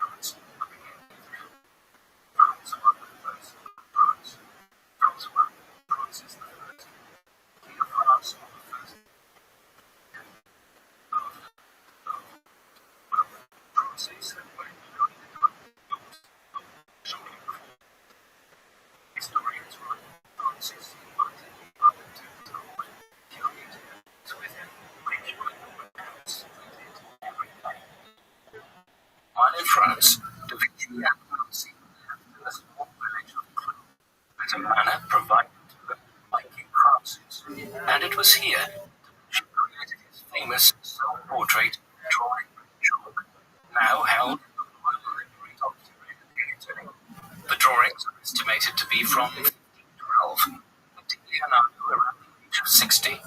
Some paralysis leading up to his death from around this time, a claim based on an examination of some of his writings, such as Atlantico, which was written by a living clue, large collection of Leonardo's thoughts, which is made of 1,100 sheets, dated from 1478 to 19. While examining the codex, noted that some shading lines are ragged and unclear, leading them to suspect that Da Vinci maintained his fingers of the arm itself. The works he produced towards the end of his life were apocalyptic, and images of the last days of his life was when trying to organize his many thousands of pages of notes, which, given their extent, he failed to complete. After living and growing in his later years in France, Leonardo da Vinci died on the 2nd of May 1519 at the age of 67. He was buried in the church of St. Florentine in France. Unfortunately, this church was demolished in 1802, leading to the disappearance of the final prestige of the great Renaissance and artist Leonardo da Vinci. Leonardo da Vinci left to his numerous frescoes and paintings, his notebooks, which were said to have numbered around 20,000 pages, but of which only 7,000 pages have survived. Today, some are held in Berlin, but all others have been compiled and published as the Pintura. The title of the Pintura is composed of 8 books and 935 chapters. It serves as an important source of Leonardo's views on art and art as science, because, interestingly, Leonardo da Vinci expressed in his writing the desire to bridge the gap between art and science, considering it his mission to establish art's respectability as a science. Likewise, he believed art possessed a godlike ability to recreate and distill the natural world. Significantly, these notebooks explored Da Vinci's fascination with water, light, and dissection to understand that the human body. Da Vinci was fascinated with the power of water from a young age, after witnessing the flowing of the earth. During a greater interest in the destructive power of nature and man's potential ability to harness such power. Leonardo was also fascinated with the possibility of human flight, designing what many consider the first parachute, which Da Vinci sketched in 1485. This parachute, shaped like a pyramid, was tested on the 26th of June by the English spider Adrian Nicholas, and it was a success. A leading figure of the high Renaissance, Leonardo da Vinci was a mathematician, architect, and painter who was dedicated to innovation and exploration.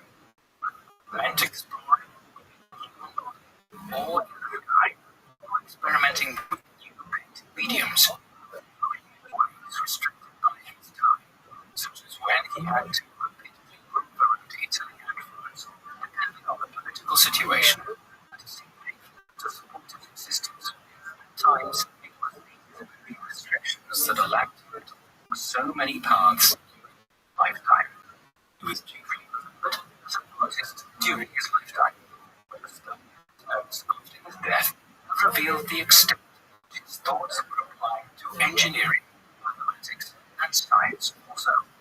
Leonardo managed to attain during his own lifetime, and also after his death, despite the fact that he finished almost all of his projects. There are many questions over the extent to which he contributed to many things affected to him, and his works have often been repaired and restored several times over the centuries since they were created. Some question the extent to which we can fully appreciate his artistic quality. The audience, impacted by his writing, from certain opportunities in his life. Da Vinci described these setbacks, or as posited by some historians, perhaps because of these setbacks,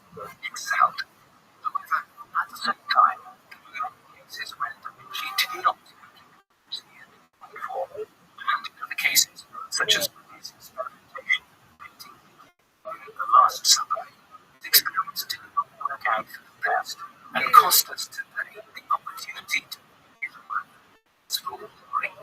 But as with other great minds throughout history, we can ask ourselves, what is innovation without risk? What do you think of Leonardo da Vinci? Is his status as the Renaissance man well deserved?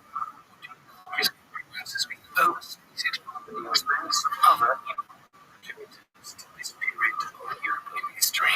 Please let us know in the comments section. Thank you very much for watching.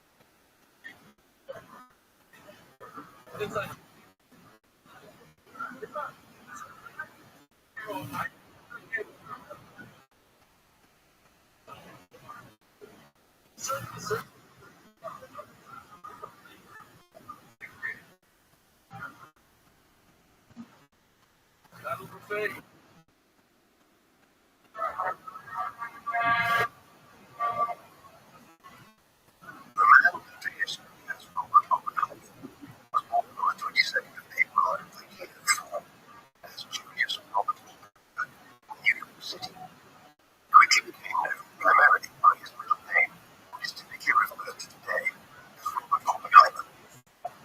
Robert Oppenheimer. Robert was born into an affluent Jewish family in New York City.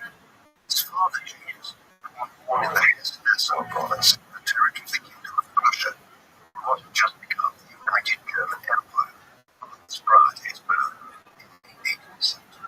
At the time of growing anti-Semitism across Western and Central Europe, Julius Oppenheimer left Germany in 1888 at 17 years of age, bound for the United States. Though virtually penniless, he prospered in America, and by the time Robert was born in 1904, he had risen to become one of the executives at one of the Manhattan's car manufacturers. Robert's mother is Emily, one of Jewish heritage. In 1870, a family of German Jews who had headed for America a generation before Jews. She was a daughter, although Robert inherited some of his aesthetic views on the structure of existence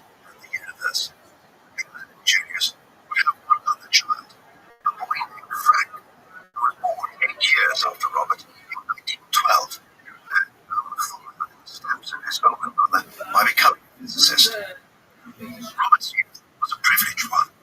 By the mid-1900s, his father had become a substantial figure within New York business circles, and in the early 1910s, they moved into a larger park west of 80th Street in Manhattan, overlooking the Central Park Reservoir, one of the most popular areas of New York City at the time. There, the family had original works by Vincent van Gogh and Pablo Picasso, among others. Robert had taken the Ethical Culture School, followed by the Alcuin Preparatory School, two of New York's best educational establishments in the early 20th century. By the time he was 5, he was already interested in mineralogy, a hobby he inherited from his German grandfather. Such was his aptitude that at 11 years of age, he was admitted to the Mineralogical Club of New York City. His precocious his education at Alcuin in a year and a half less than standard time, having taken 2 great years and 12 months, and been fast-tracked through 8th grade.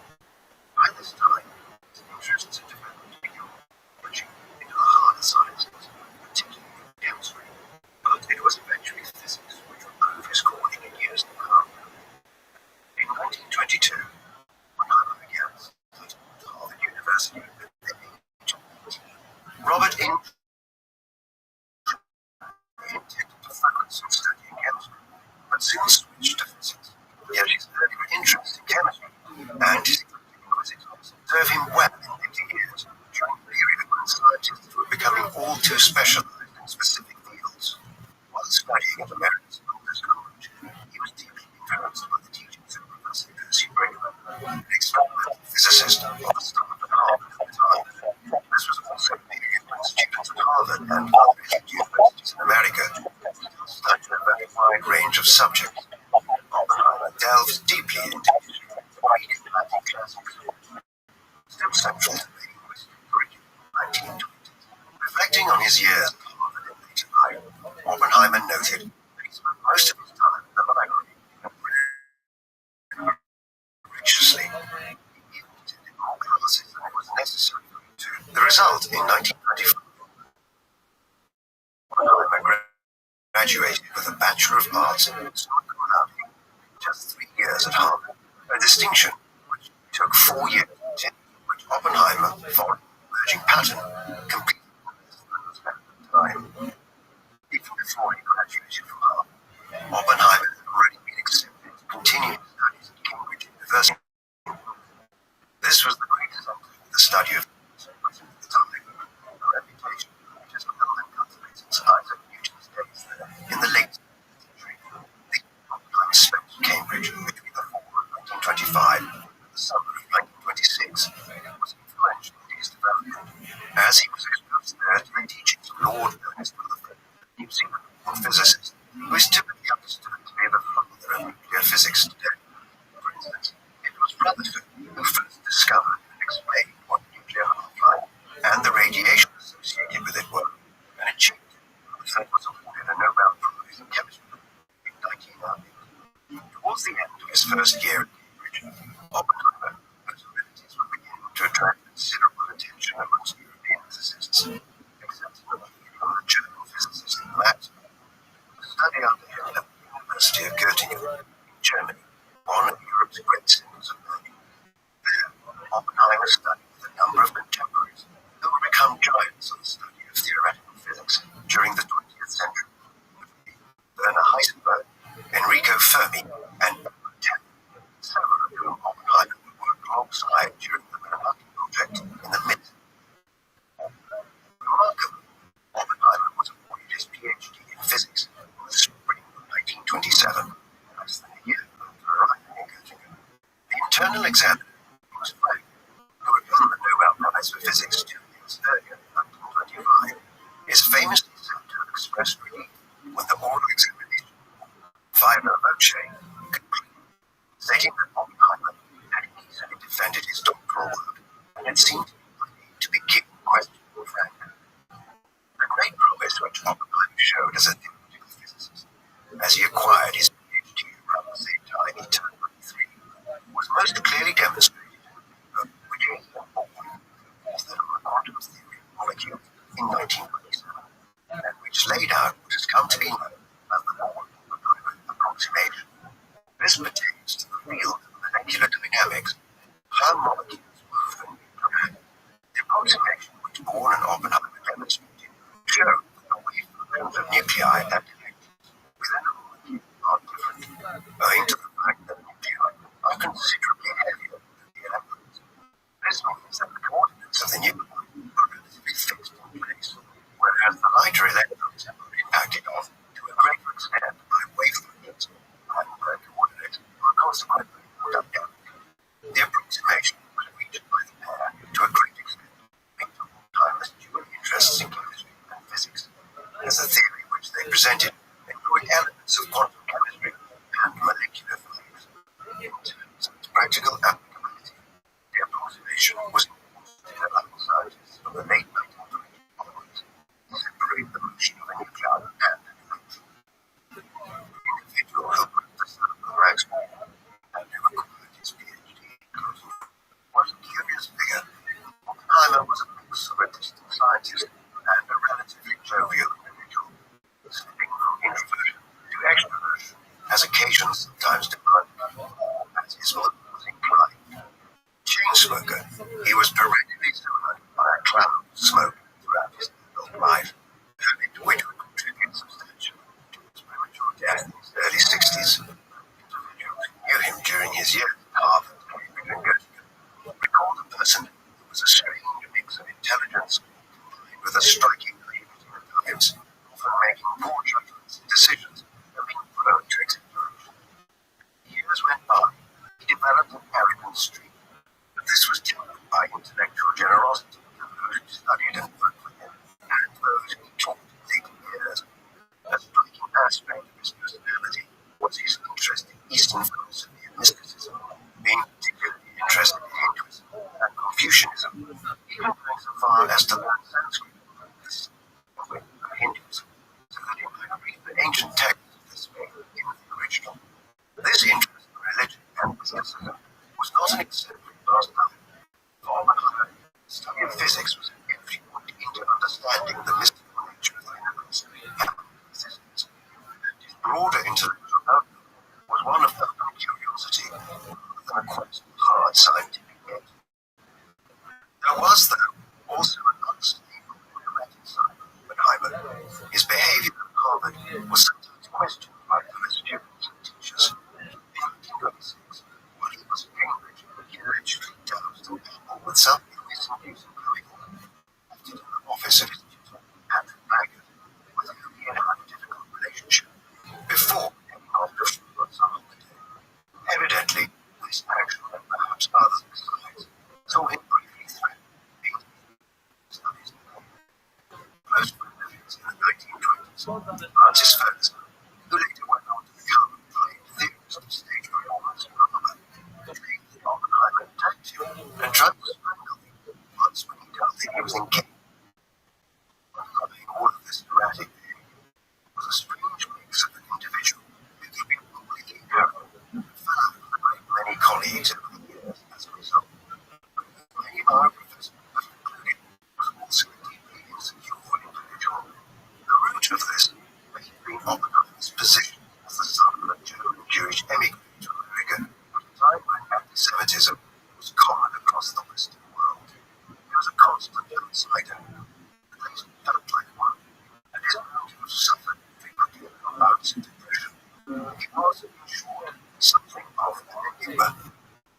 After completing studies at Göttingen and publishing several papers for the research he had undertaken in England and Germany, Oppenheimer returned to the United States, briefly holding fellowships at Harvard and the California Institute of Technology, and during high return visits to Europe to work for a few months at the University of London and at Zurich, Switzerland, where Albert Einstein had much of his earliest and most groundbreaking work. He acquired his nickname, Oppie, from a popularized Dutch rendering of his name.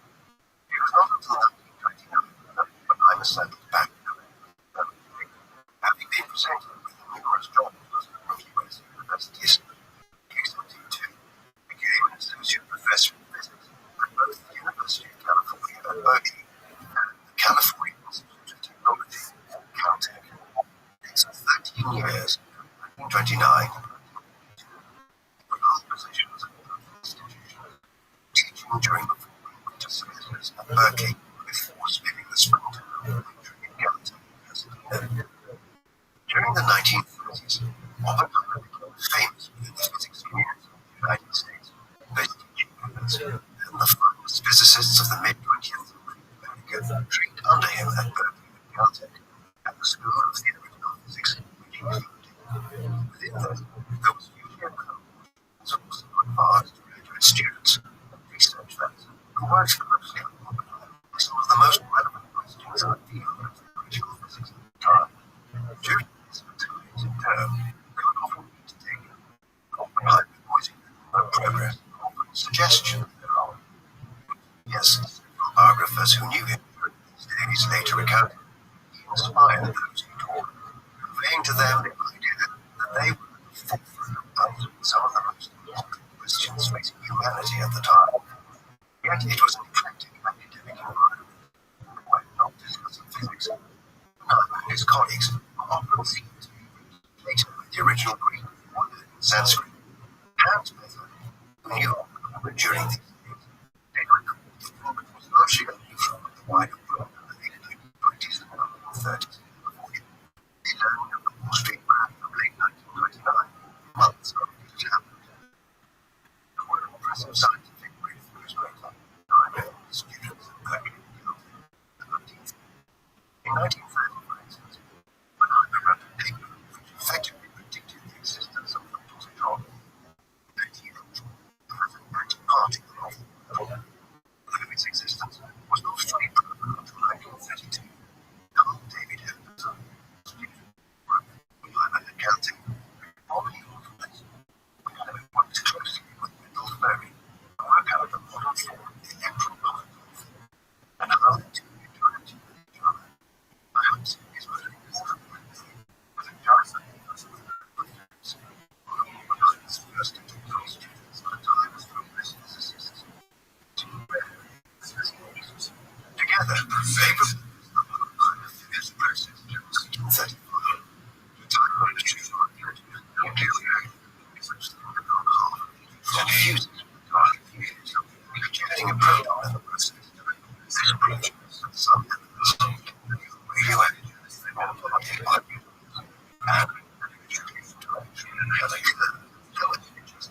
previously been able to suspect this is making other breakthroughs with Oppenheimer and systems to make California one of the world's most centers of theoretical physics in the late 20th century. Oppenheimer's personal origin is somewhat guilty to this being diagnosed with a mild case of tuberculosis in the late 1920s, which sort out the dry desert area of Arizona and New Mexico began following, eventually lying on Ranch, New Mexico. In the mid-1930s, he began a relationship with Jean Tabby, a psychiatrist who was the daughter of John Strong Tabby, an expert on the life and works of Jean. 10 years from my student, Jean was a cold young woman with severe depression and conflicted sexuality. The relationship was tempestuous, but continued through to 1940. After Oppenheimer began seeing Kitty Harrison, a model physicist at Caltech, who eventually divorced her second husband, Stuart Harrison, in November 1940, married Robert the following day. It remains unclear to this day if Oppenheimer continued to periodically see Tablock in the early 1940s prior to her taking her own life in January 1944. Robert and Kitty would subsequently have two children. Named Peter was born in May 1941. Kitty had been pregnant already when they were and was named Catherine, mother, who was born in 1944. Oppenheimer's life, like that of every individual across North Africa, North America, and much of Asia, they usually took up 39 when they outlined the Second War. The conflict came about as a direct result of the ascent to power of Germany by the Nazis, led by Adolf Hitler in 1933, the anti-Semitic nationalist and fascist organization. Nazis had made it twin goals to crush the Jewish people in Germany and to initiate a new war in Europe.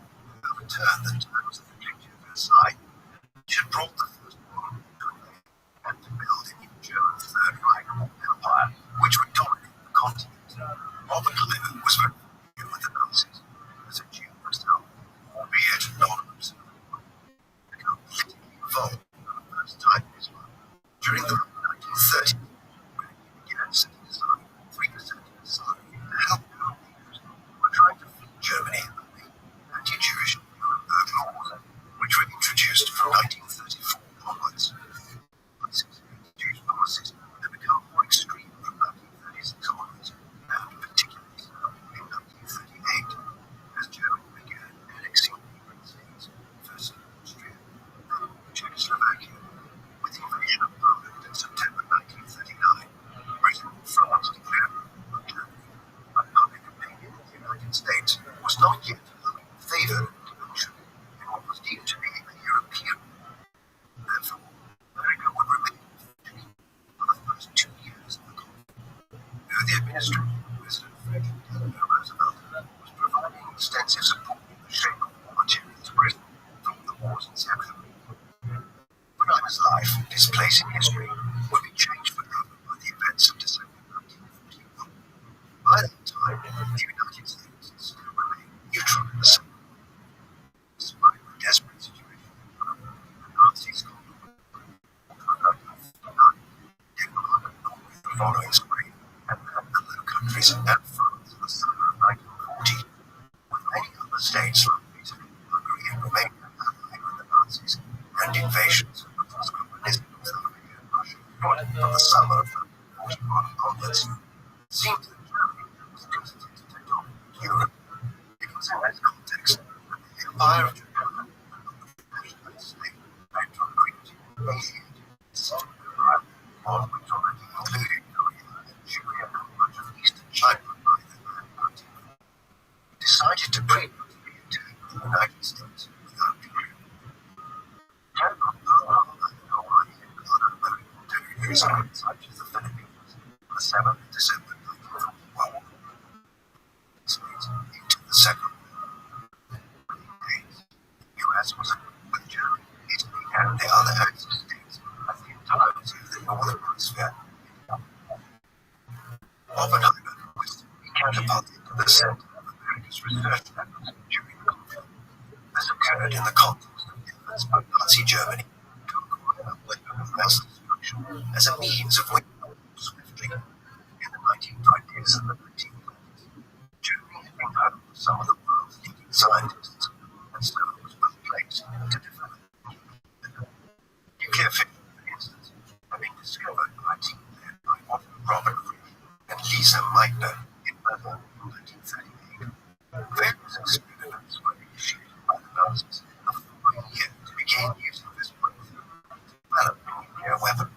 Some of these focused on developing a nuclear reactor, while others favored the theory of using water to produce an atomic weapon. Research which was carried out in Nazi-occupied Norway throughout the war.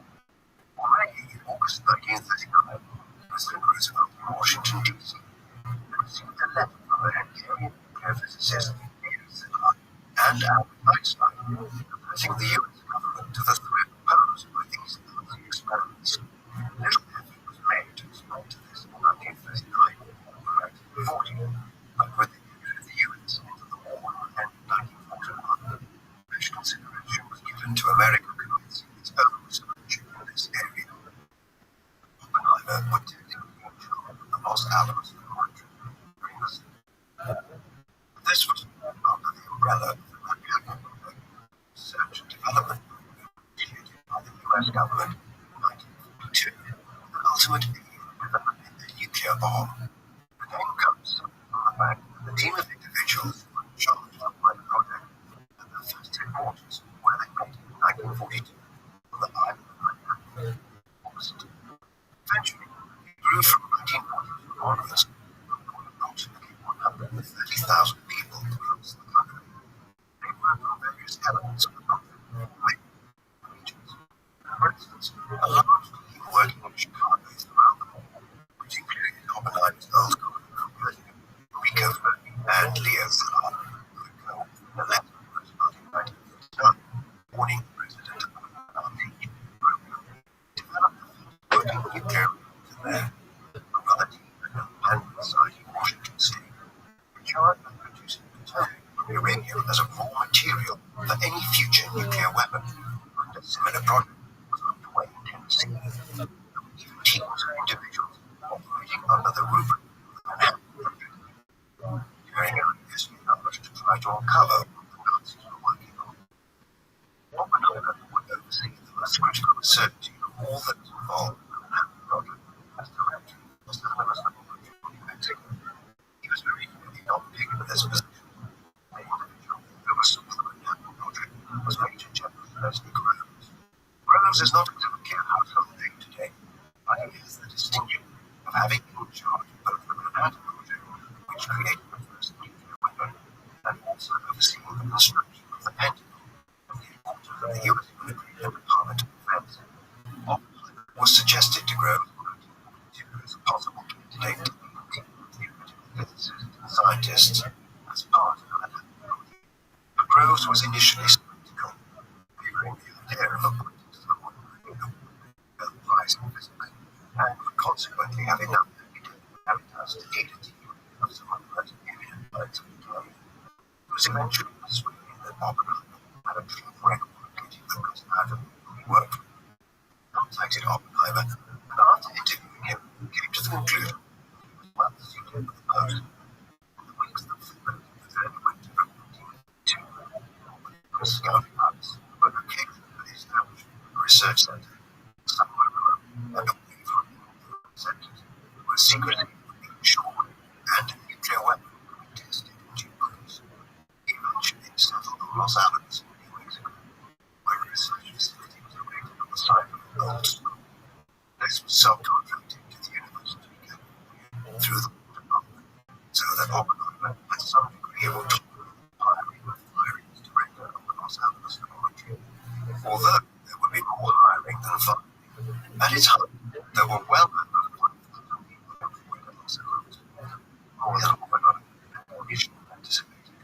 The team that Oppenheimer assembled at Los Alamos included some of the finest scientists of the first half of the 20th century. One was John Rockefeller, a physicist and mathematician who had been at Harvard when Oppenheimer arrived there in 1922. He was subsequently awarded the Nobel Prize in 1977 for his work on electromagnetism. That fact made significant contributions to the gun design, which would be used in the bomb used over Hiroshima.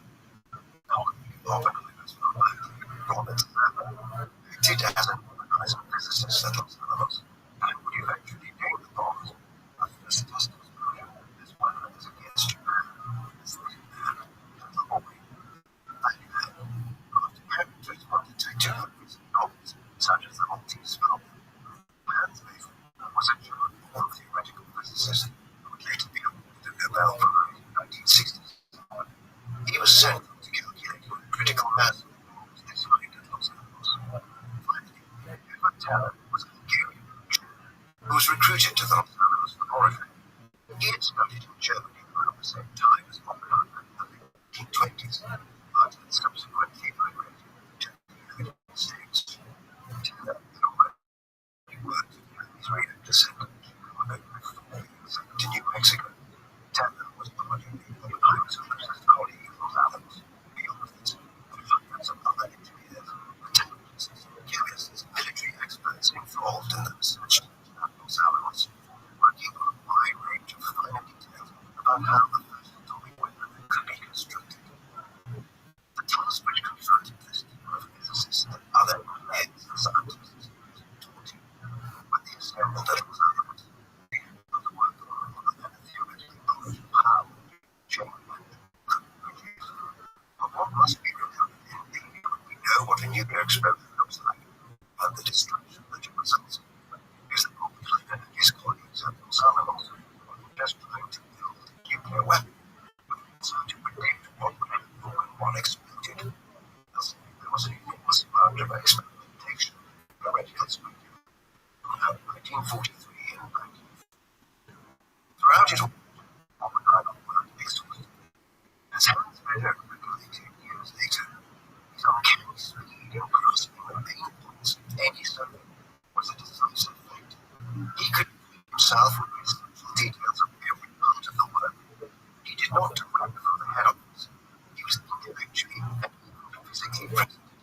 decisive stand, yet the incredibly arduous work schedule which Oppenheimer followed at Los Alamos also took some cruise. He was always a big person, but during the work in New Mexico, lost another 20 pounds, eventually weighing as little as 100 pounds or less than 8 stone. During the course of 1943, research efforts at Los Alamos began to focus on the prototype codenamed Big Man. This was a rectangular gun-type weapon, which would work more like an artillery gun to detonate rather than an explosion-type bomb. The research into producing this was extremely complex from a logistical perspective, with the polonium, which was used in the initiator, having to be obtained from Ontario, Canada. At a separate facility in Tennessee, which was also part of the wider Manhattan Project, or at the Manhattan South Washington State. However, more complex still was the design issue. In order for the contact weapon to work, the plutonium which would be fired on the side of the bomb would have to be accelerated at a speed of 3,000 feet per second. Over 3,200 kilometers per hour, or less, would begin before the rest of the mechanics of the bomb ready for successful explosion. This was ultimately the outcome of the Big Man design, as it was realized during the course of 1944 that the gun barrel needed to produce this speed would be far too large for employed in a bomb of a kind which could be transported on board a B-29 light superfortress. The designed heavy bombers which were to be used to transport a nuclear barrel by the US government. This, along with issues related to the use of plutonium in a gun-type bomb, saw the Big Man design abandoned in April 1944. With the abandonment of the Big Man design, Oppenheimer redeployed many of the scientists and engineers who had been working on it to another design called Little Boy. This was a simplified gun-type fission bomb. Unlike the Thin Man, it was intended that uranium-235 would be used instead of plutonium for the nuclear fission that would create the explosion. Simultaneously, a third type of design was being progressed. The Fat Man, as it was known, would use plutonium, but was designed as an implosion-type bomb. This team for it was led by an American physicist by the name of Seth Adamile. Oppenheimer continued to favor the gun-type design, as the Fat Man was being furthered during the course of 1943 and 1944. Oppenheimer's brilliance as an overseer at Los Alamos, seen in his decision to bring John the Hungarian-born mathematician and physicist to Los Alamos in 1943 to review the design. It was Neumann who suggested a spherical shape in the shape technologies which would reduce the amount of plutonium needed and make the assembly of an implosion-type bomb practical and capable. Over the next several months, the challenges at Los Alamos had to try to solve the problem of how to cast plutonium into a sphere. But this was eventually overcome when a returning gallium element was devised, which was pressed into spheres and coated in nickel. The design process was nearing completion. As 1945 moved to Los Alamos, Oppenheimer's teams were coming close to completing the design of the Little Boy and Fat Man. Consequently, there were two possible candidates for a successfully built unit. In the end, both were completed roughly at the same time, as design worked out in the spring of 1945, and the required levels of enriched uranium and plutonium were produced in the sites in Washington State and Tennessee. The latter were enormous undertakings, given the technology available to the Manhattan Project, as it was extremely costly and time-consuming to enrich these to become fissile substances in the mid-1940s. Engineering problems for the most part. For instance, the Fat Man bomb was being assembled using a huge array of approximately 1,500 bolts in 1954, and it practical amount in order to develop a working bomb. By the time it was completed in the early summer of 1945, Oppenheimer's team had reduced this to just 90 bolts. Other than issues concerned, however, with the set were short of a height. Throughout 1944 and 1945, tests to identify a successful bomb of the size and structure of the Fat Man and Little Boy would fall through the air. All of this came together during the course of the spring of 1945, and by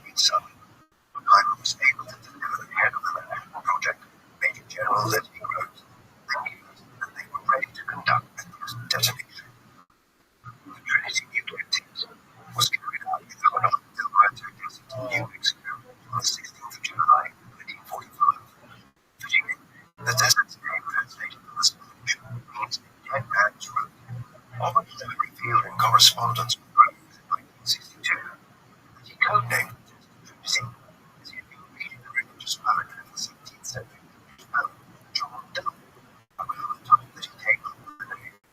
The device which would be used during the test was a fat man using plutonium and oven enclosure. For the purposes of the test, the moving question was christened a gadget. In order for the test to be carried out safely, a location was chosen which was highly remote, almost entirely unpopulated, and otherwise isolated. It was in the old building on the proposed east side of a Thomas Village house, which had been built by a German migrant in 1913, which had been forcibly vacated in 1942 by the McDonald family after the discovery to lower them under the remit of the Manhattan Project. The test was a carefully planned thing, as the material which was to be used had cost millions of dollars to produce in today's money. Such were the treacherous methods involved in enriching uranium and plutonium at the time. Rothschild pushed on its success. As Rose noted at the time, he didn't want to explain to a congressional committee why he had blown up $1 billion worth of tonic test for no reason. The Trinity test was carried out near the morning of the 16th of July. Observation shelters were established in 3 different places to the north, south, and west of the blast zone, each approximately 9 kilometers away from where the bomb would be detonated. Goggles were provided to prevent against harm ultraviolet wavelengths, while the distance was considered safe enough in terms of the radioactive half-life that would be produced.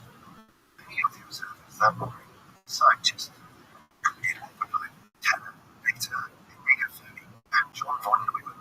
Some believed that the bomb would not work. Others were concerned about exactly how destructive it would prove to be. They had their answers at 5:29 p.m. when the gadget exploded, releasing explosive energy equivalent to 25,000 tons of TNT. This created a crater a third of a kilometer wide and melted the sand across the launch site, turning it into a light green glass-like rock. Observers 9 kilometers away did not hear the immense noise from the shockwave for 40 seconds after the detonation. But by that time, they were witnessing a broken fireball, which changed color from purple, being orange, venture to white. Then it coalesced into a mushroom cloud, which eventually spiraled 12 kilometers into the sky. Shock from the explosion was well big, but kilometers away. While those at the observation shelters 9 kilometers away later regulated that there was a brief period when heat, like they were standing in front of an open oven for a few seconds momentarily, when the bomb detonated. Oppenheimer supposed one of the simulations of the Trinity test explosion had become somewhat influenced. Etched on the back of that Gita, one of the holiest texts in Hinduism, which was written in the second half of the first millennium BC, and the title of which is based on the Song of God. The Gita is a 700-verse scripture, which primarily Prince Arjuna is God, the Hindu deity Krishna, with a wide range of moral and religious matters. It is widely and mistakenly believed that Oppenheimer quoted a line from the Gita, which another Hindu god faithfully says, "I have become death, the destroyer of worlds." Although the line would have been a fitting utterance that morning in New Mexico, in reality, never said this. Instead, recalling the event 20 years later, he said that another line from the Gita ran through his head, one in which it stated, "If the radiance of 1,000 suns would burst at once into the sky, that would be like the splendor of the mighty one." In 1965, he thought the other line would have been gritty, but despite the myth that has developed, Oppenheimer actually uttered the word, "I have become death, the destroyer of worlds." However, what in retrospect should have been a sobering moment, the general reaction of the observation shutters was one of glee that the Manhattan Project had succeeded. Oppenheimer, it was later noted, was jubilant. The ramifications of their success, though, would become all too clear within a matter of weeks. Within weeks of the Trinity test explosion, the atomic bomb would be used as a weapon of war. By that time, the conflict in Europe had come to an end, as the Allies had streamed into Germany from both east and west in the spring of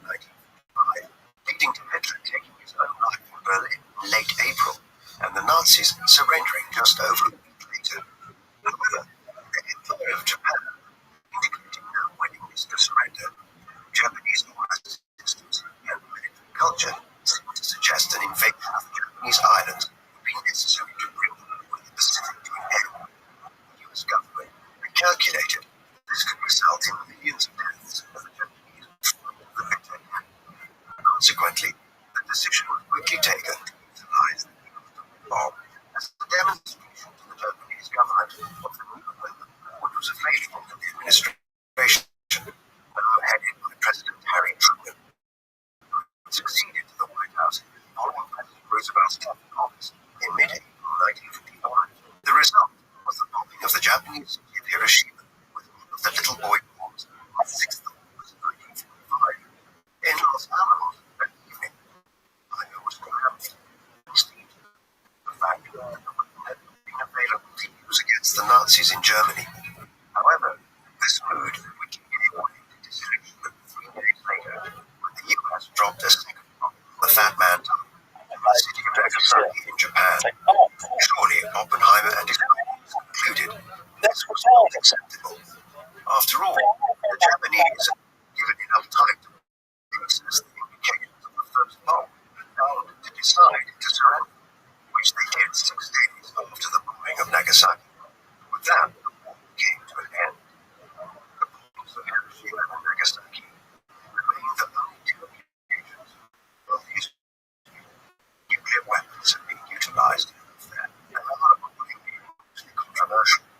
Today, most analysts of the events of August 1945 tend to take the same view as the Blackboard's colleagues, that the use of the first bomb in Hiroshima was somewhat justifiable. Immensely regrettable this. As a means of forcing the Japanese to surrender, the process of potentially saving millions of lives by avoiding a land invasion of the Chinese archipelago. Most agree that the bombing of Nagasaki just 3 days later was important. The ethical implications of the work Oppenheimer and his colleagues carried out as part of the Manhattan Project during the war have been questioned. There are two sides to this. On the one hand, the development of nuclear weapons has introduced an existential threat to humanity's survival in modern times. But on the other hand, unity has ensured that the world's superpowers, large states, have avoided major wars ever since 1945. For centuries, Europe's states had been endlessly at war. Change once it became apparent that direct conflict could result in mutually assured destruction. Ironically, the development of nuclear weapons has been to foster nuclear peace. But the risks remain profound in a world where politics are becoming more antagonistic and destabilized during the 21st century. With the end of the war, Oppenheimer's reputation was an unprecedented high within the radical academic circles. There were accordingly new opportunities open to him, and he decided to leave Berkeley and head to the East Coast to take up a position as director of the Institute for Advanced Studies at Princeton in New Jersey in 1947, an esteemed center for the study of physics in the United States, which included Albert Einstein, Niels Bohr, and Paul Dirac as former charter members or visiting fellows. Under Oppenheimer's leadership, he became the center for emerging physicists. And when he left Berkeley, half a dozen of his more promising graduate students left to study at Princeton.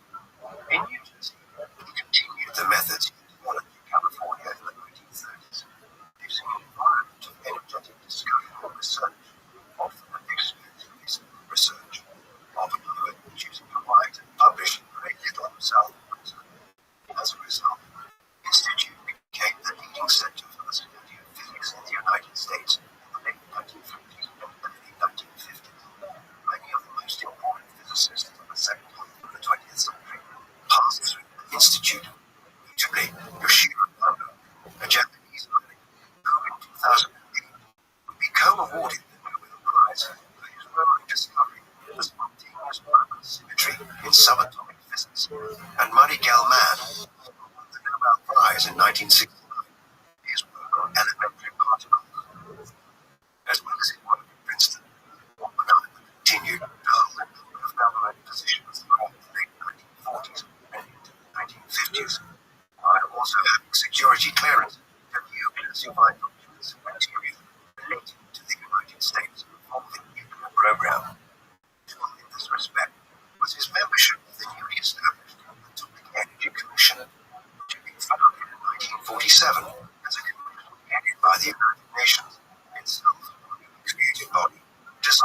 foster world peace and aftermath of the war. The Energy Commission was charged with regulating the proliferation of nuclear materials and of the development of nuclear weaponry, while the United States was for several years the only nation with access to nuclear arms after 1945.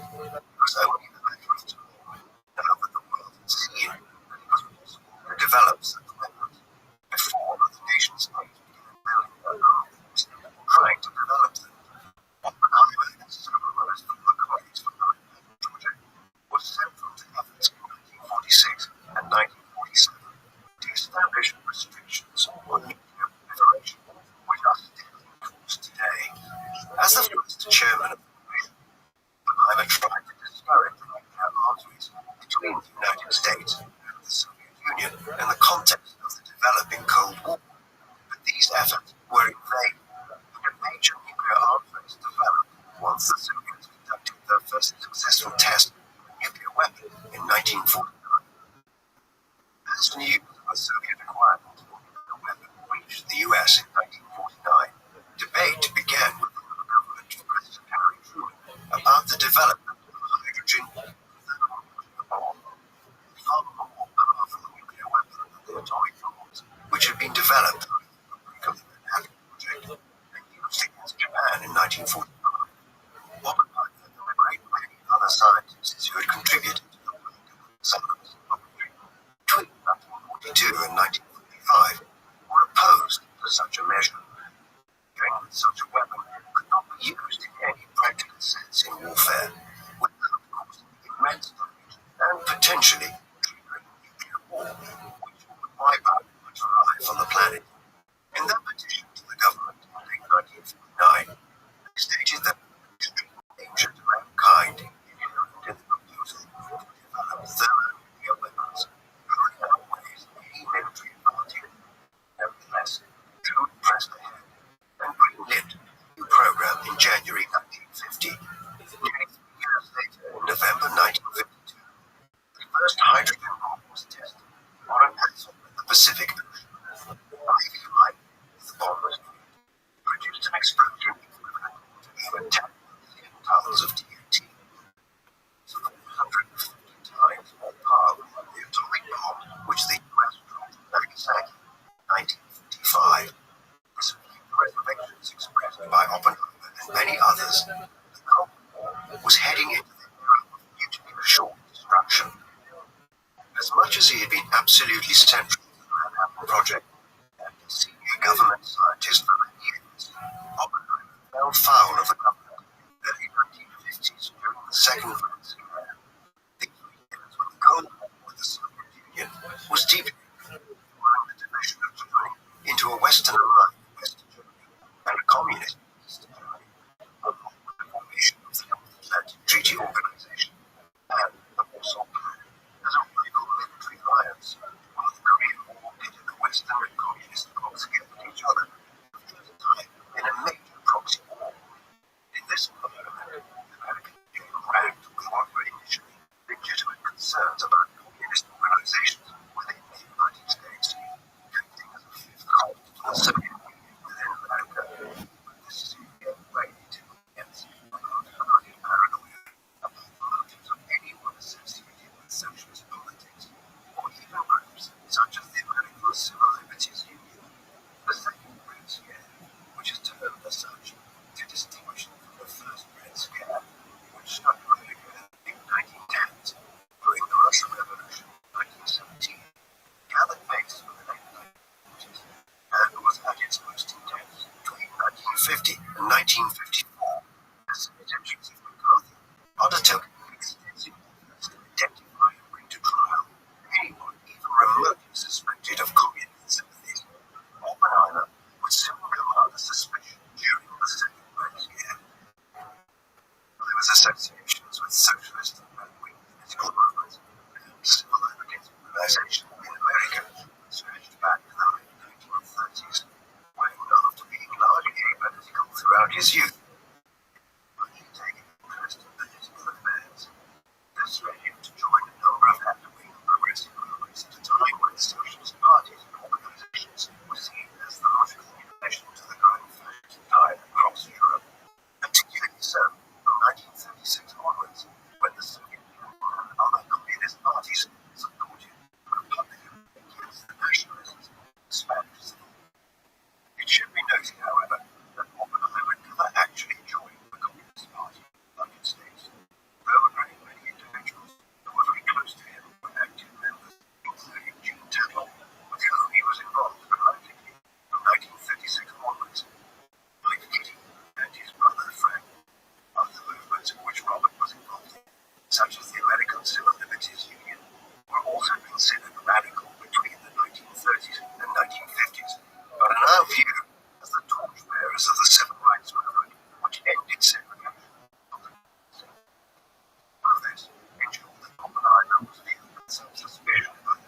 1950s. Compounded by his father's birth in Germany, once the United States entered the Second World War.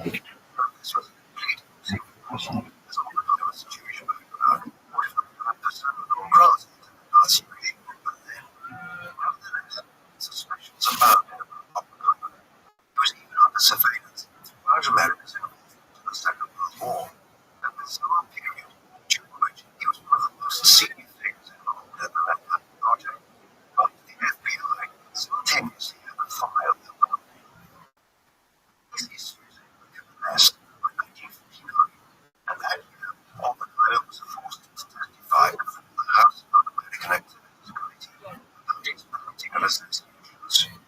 Nevertheless, he admitted to ties to the Communist Party, and that many of his instruments early in the 1930s had also been official members of the party, but stated he had never been a member himself. Not much more came of the interrogation at this juncture. 4 years later, in the early winter of 1953, accusations against Oppenheimer were resurrected, and on this occasion, the FBI were convinced, wrongly as it turns out, that Oppenheimer was a Soviet asset within the US. Such was the level of paranoia pertaining within America at the time of the Second World War. In December 1953, Oppenheimer's security clearance with the US government was revoked, and he was advised to resign from his government positions. So Oppenheimer refused to do until after the year, which was held behind closed doors in the spring of 1954. During this, Oppenheimer was completely undermined by his old colleague, Edward Teller, testified that he found Oppenheimer's behavior questionable at times during his time as director of the Science Laboratory. With this betrayal, Oppenheimer was stripped of his security clearance, cast into the central level in the 1950s. The years following his security and the revocation of his security clearance were difficult ones for Oppenheimer. The reaction within the academic community was mixed. Most of this was defending Oppenheimer, but the bureaucrats and administrators around the universities were often sanguine, with many university lectures and appearances with Oppenheimer was scheduled to give. Oppenheimer's own confidence was dented. He refrained from authority in numerous initiatives launched by figures like Einstein to warn the government and American society about the dangers of excessive nuclear proliferation. Instead, he spent an increasing amount of time away from the continental United States, relocating to the Virgin Islands in the Caribbean, a U.S. overseas territory. Here, he purchased an estate on what was then known as Cape Beach on the island of St. John, which has since become known colloquially as Oppenheimer Beach. He spent extended periods here from 1957 onwards, though there were many institutions and organizations within America that continued to invite him to visit. Yet, the 1950s were notably lean years for him from a research perspective, during which he rarely published anything. In the late 1950s, there were concerted efforts underway to rehabilitate Oppenheimer abroad. For instance, in 1957, the French government awarded him the Legion of Honor in recognition for his wartime service to the Allied cause. In 1962, he was made a foreign member of the Royal Society in Britain. At that time, there was increasing awareness at home in America that the Second Red Scare had been utterly excessive in its prosecution of individuals who had been only vaguely associated with the American communist movement and had no real ties of any kind with the Soviet Union. Accordingly, in 1963, President John F. Kennedy moved to rehabilitate Oppenheimer by awarding him the Emmy Award, an award which had been created in 1956 by the U.S. Department of Energy and named in honor of Enrico Fermi, Italian-American scientist who had developed the world's first nuclear reactor in 1942 as part of the early stages of the Manhattan Project and who had died prematurely of cancer in 1954. The award had been bestowed on several individuals who had worked at the Los Alamos laboratory under Oppenheimer between 1943 and 1945, including Neumann, Vetter, and Teller in 1956, 1961, and 1962, respectively. Cancer Oppenheimer's receipt of the award in 1963 was related with the welcome acknowledgement of the government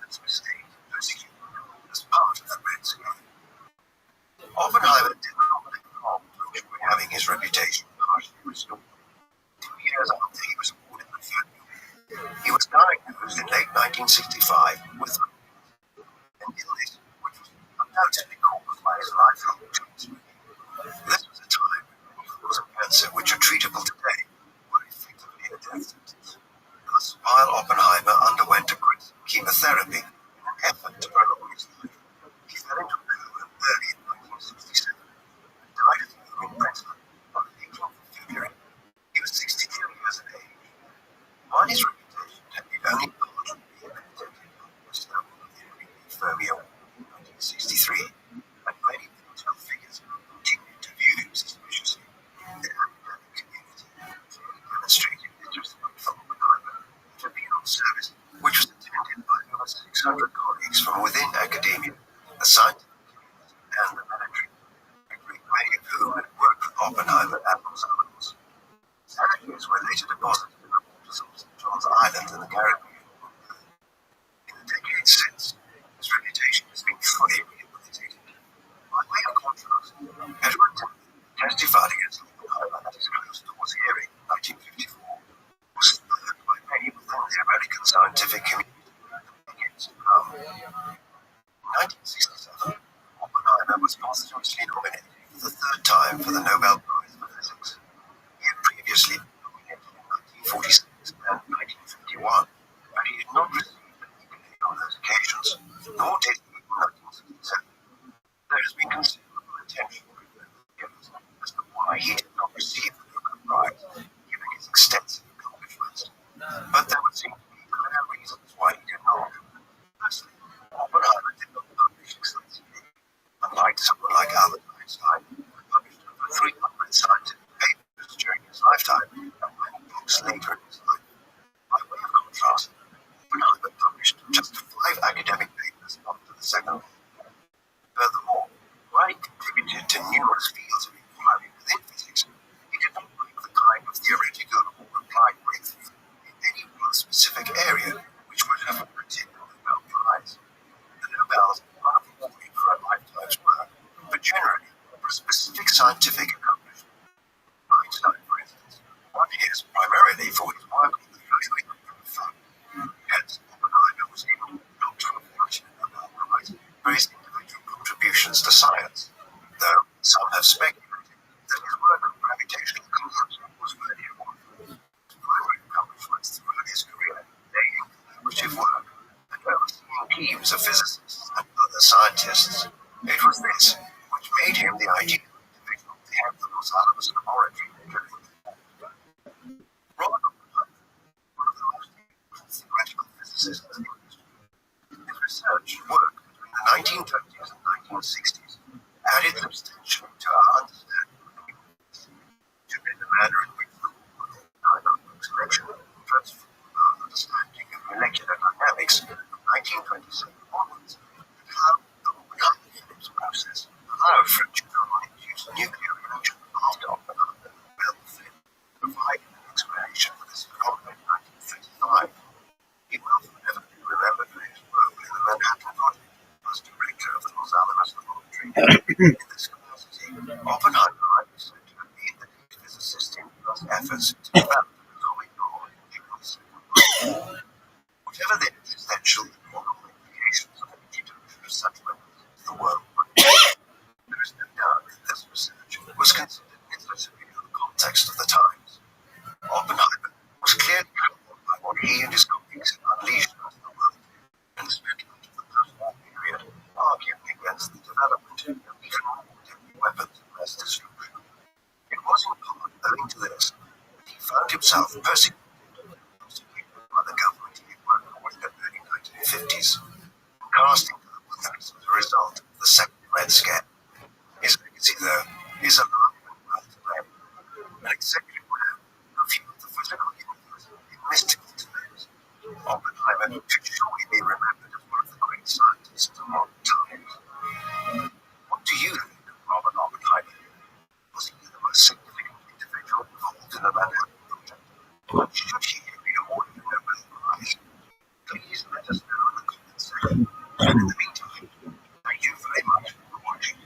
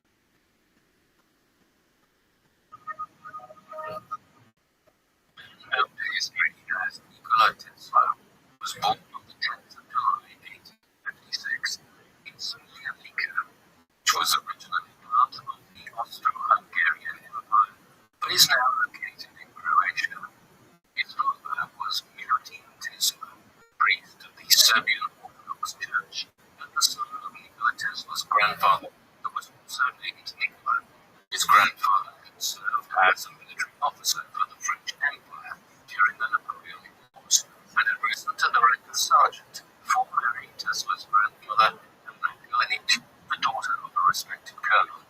Following the defeat of Napoleon, Nikola Tesla returned to Lika, which was assimilated into the Austro-Hungarian Empire, where he fathered two sons, including Milutin, brother Josef, as well as three daughters named Stanka, Yanya, and another whose name is unknown. Milutin Tesla and his brother were sent to the Austrian Military Officers Training Academy to follow the career path of their father, while Josef thrived, eventually becoming a professor of mathematics at the Military Academy in Austria, where he authored several standard mathematical textbooks. Milutin decided instead to choose a devotional path, enrolling in the Orthodox Seminary in Plasky to train as a priest after being castigated in training for not maintaining the shininess of his bronze buttons. Nikola Tesla's mother was Joachim Mantic, the daughter of a priest from Grachach, called Nikola Mantic, and he was sister to three very successful brothers, including Nikola, who applied ecclesiastical ranks to become the Archbishop of Sarajevo and the Metropolitan of the Serbian Orthodox Church in Bosnia, who became a colonel in the general staff of the Austrian army. Finally, Nikola, who excelled in the business sphere as a respected hotelier and landowner, in addition to being educated as wife, Joachim Mantic possessed a keen intellect and a strong work ethic, and was herself an innovator of her household appliances, which she often modified to make more efficient. She was an inventor of the first order, according to Tesla, and a creative influence on him until her death in 1892.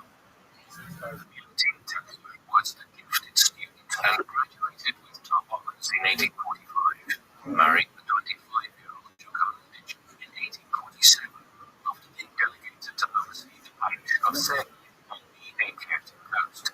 Settling into a house perched on top of a cliff overlooking the ocean, the newlyweds started a family. Joachim giving birth to their eldest son Danik in 1848, the first-born daughter Elena in 1850, and finally another daughter, Milka, in 1852.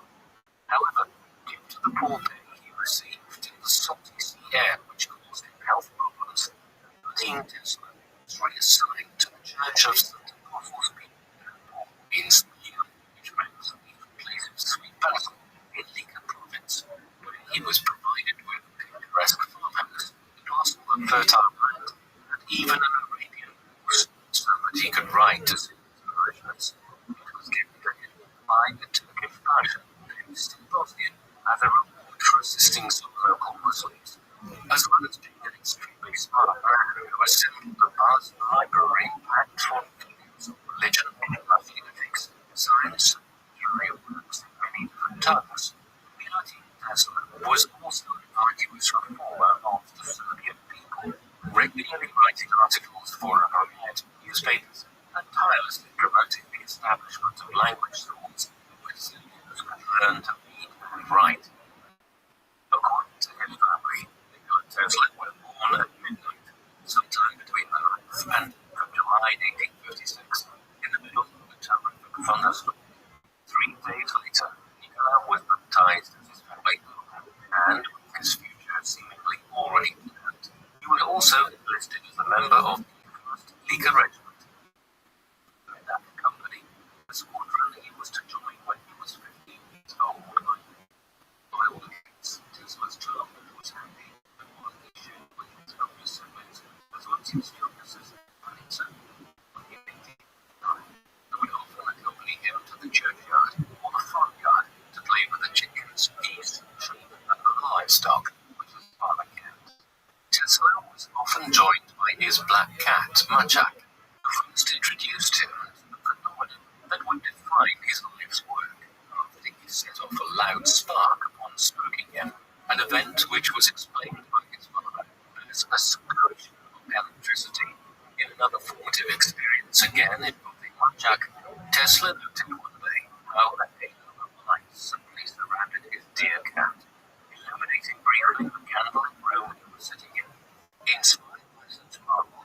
Tesla devoted much of his energy as a child to experimenting, and encouraged by his mother's inventive streak, drew up plans for flying machines, similar to how a helicopter would later function, using clocks to see how they worked, and he assigned himself a wooden sword so he could pretend to be a valiant Serbian warrior. Behind the fascination, however, lay a troubled young mind, as Tesla revealed that as a young boy he suffered from a strange affliction, whereby he couldn't distinguish images from reality, which troubled him greatly.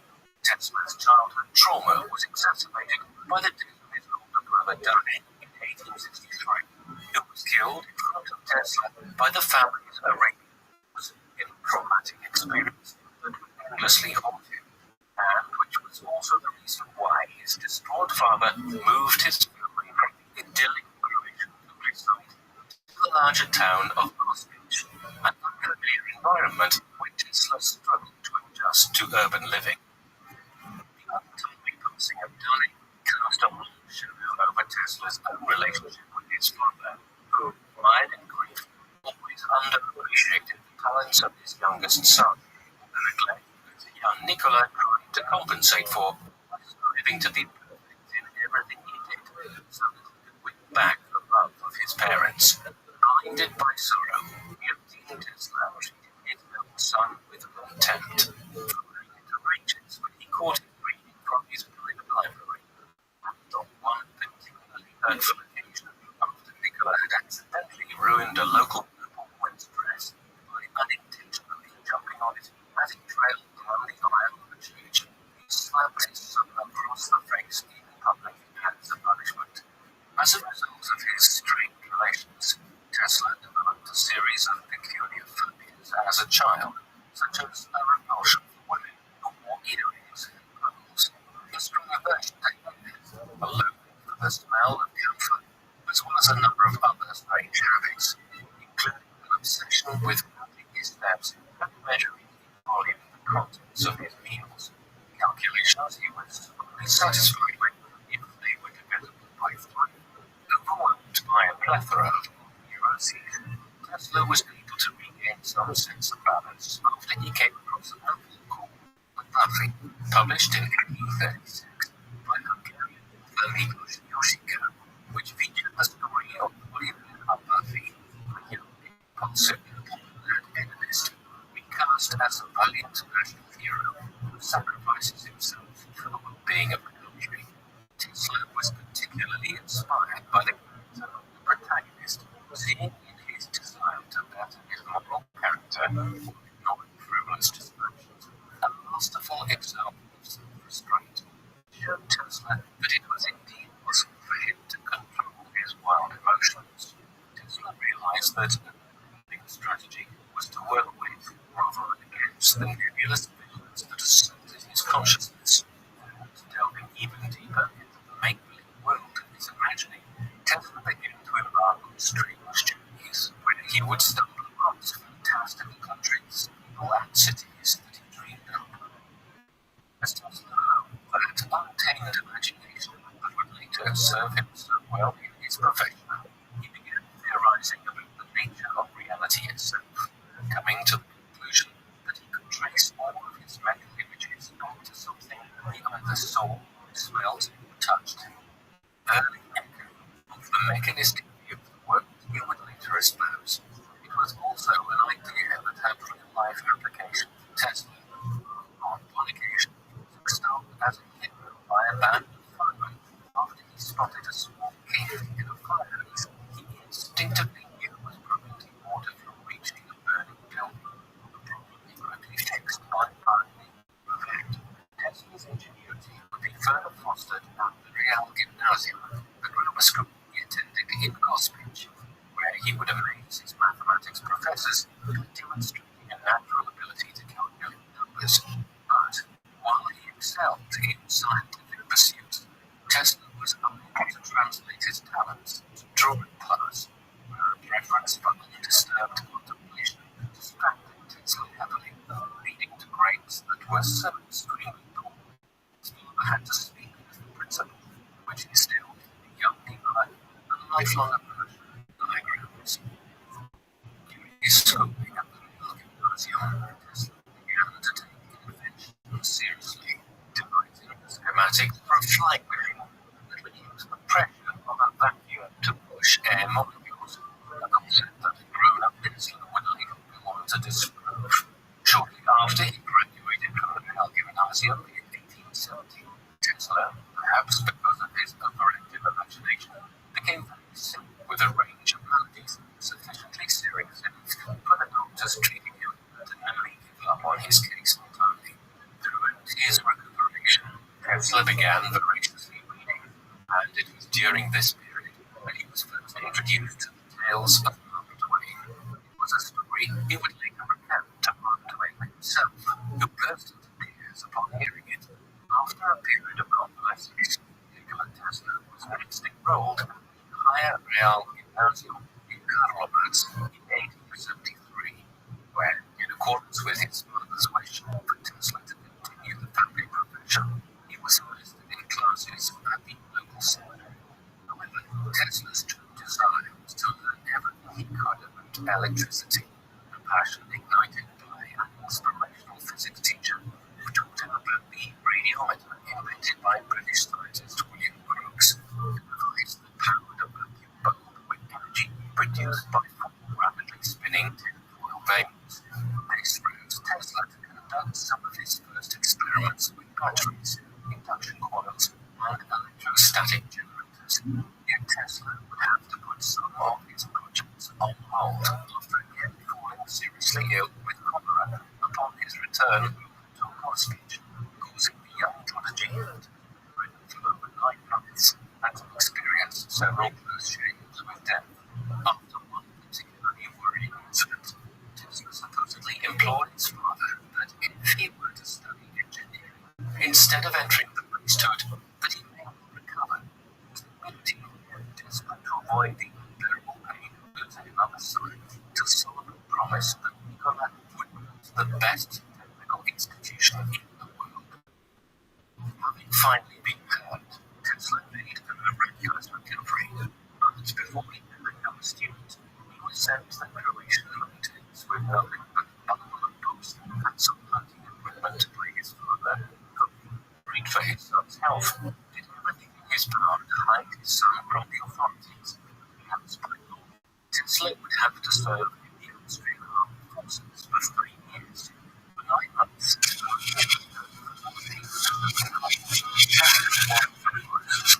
some Eastern European countryside, becoming stronger physically and mentally as he thought deeply about invention, reshaping the weakness of his visions from a debilitating weakness into a powerful conservative tool that could be used to flesh out the contraptions that flashed across his mind, such as a pipe installed underwater that could transport letters and packages placed in capsules using the principles of hydraulic pressure, and a ring constructed around the Earth's equator that could be used as a high-tech transport network. When Tesla returned, his father kept his promise, securing for him a scholarship at the Military Frontier Administration Authority that would enable him to study for 3 years at the Polytechnics of Graz, Austria, receiving an embroidered bag made from tinfoil materials from his mother, which he would always prize. In 1875, Tesla left Costage to study in a completely different culture and environment, the same way that his own Serbian relatives had adapted to life on the Austro-Hungarian border decades prior. During his freshman year, Tesla proved himself to be a perfect student, never once missing a lecture, and supposedly studying from 3 a.m. to 7 a.m. every day. The schedule was full semester. One professor wrote to the dean that unless his son was escorted out of the school, then he might work himself to death. While others commended him for his zeal, such as the dean of the technical faculty, who informed Dean Tesla that his son was, quote, a star of first rank. In fact, Tesla was keeping himself very busy, administering his earliest experiments with alternating current, or AC, that would later make his name. But during his sophomore year, Tesla would be sidetracked, developing a destructive gambling habit, and wagering away his entire Jewish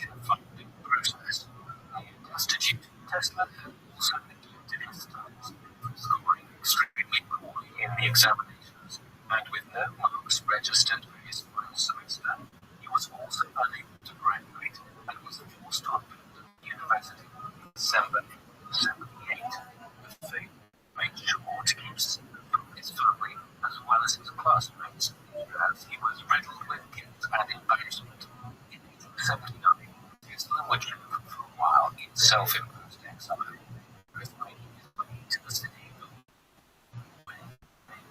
Rothschild was paid 60 florins a month. While in his free time, he continued to play cards and wager money on the streets with the locals.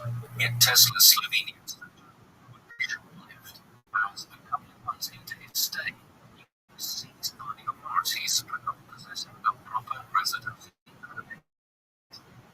Returned to Roswich, escorted by armed police. Back home, Tesla's father would not get much time to set his son straight, as only a month later, on 17th of April 1879, Milty died, heartbroken that his son had been labelled as a vagrant and had chosen to indulge in a life of vice, not content to see their talented nephew waste his abilities. In January 1880, two of Tesla's uncles gave him enough money to start courses at the Charles Ferdinand University in Prague, despite Tesla not meeting the language requirement, which specified that students had to be fluent in both Czech and Greek. However, giving emotional issues aside, he also arrived too late and was unable to run the process, and so for the entire time, Tesla was only permitted to attend lectures and received no full grades.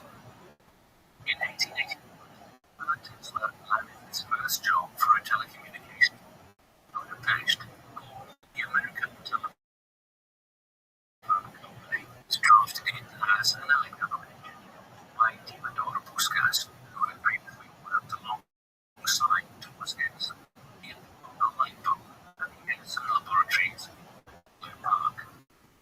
A valuable employee and sharing his findings with him at Peak and Getty, Tesla continued his study of the concept of the alternate current in his spare time, proposing that a motor driven by circuits that were could maintain power levels to supply a constant stream of electricity. But in order to make the system function, Tesla realized he needed to figure out how to rotate magnetic fields. Strolling in the park with Anital Sigeti in February 1882, Tesla had a sudden stroke of genius and solved the rotating the magnetic field problem, going on to explain the concept of the induction motor to his friend by drawing his basic blueprints in the sand with a stick and a new type of engine of its direct current or DC part commutator, an cylindrical device segmented with metal that had to be regularly maintained. Impressed by Tesla's genius, Rabbi Rothschild regularly practiced the powers to work with non-acquaintance Thomas Edison at his daughter Edison Company, a firm that specialized in electrical equipment, when he was first assigned by his boss Charles Rothschild. Edison since 1870 was historically dynamos, compressed and converted mechanical energy into electrical energy, which was used circuits. Tesla continued to advance AC theory. He set to work on a project in Salzburg. Not the first induction motor prototype. However, Tesla was unable to cover any this was a version as because alternating current is recognized to be electric current.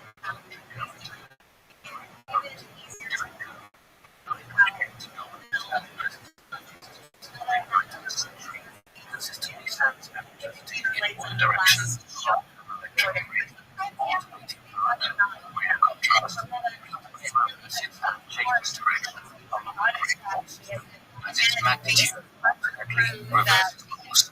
Alternating current is considerably more efficient than Tesla's end.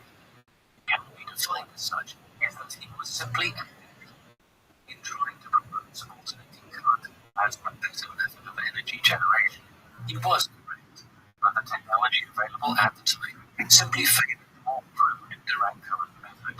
Tesla found himself in another personal development crisis.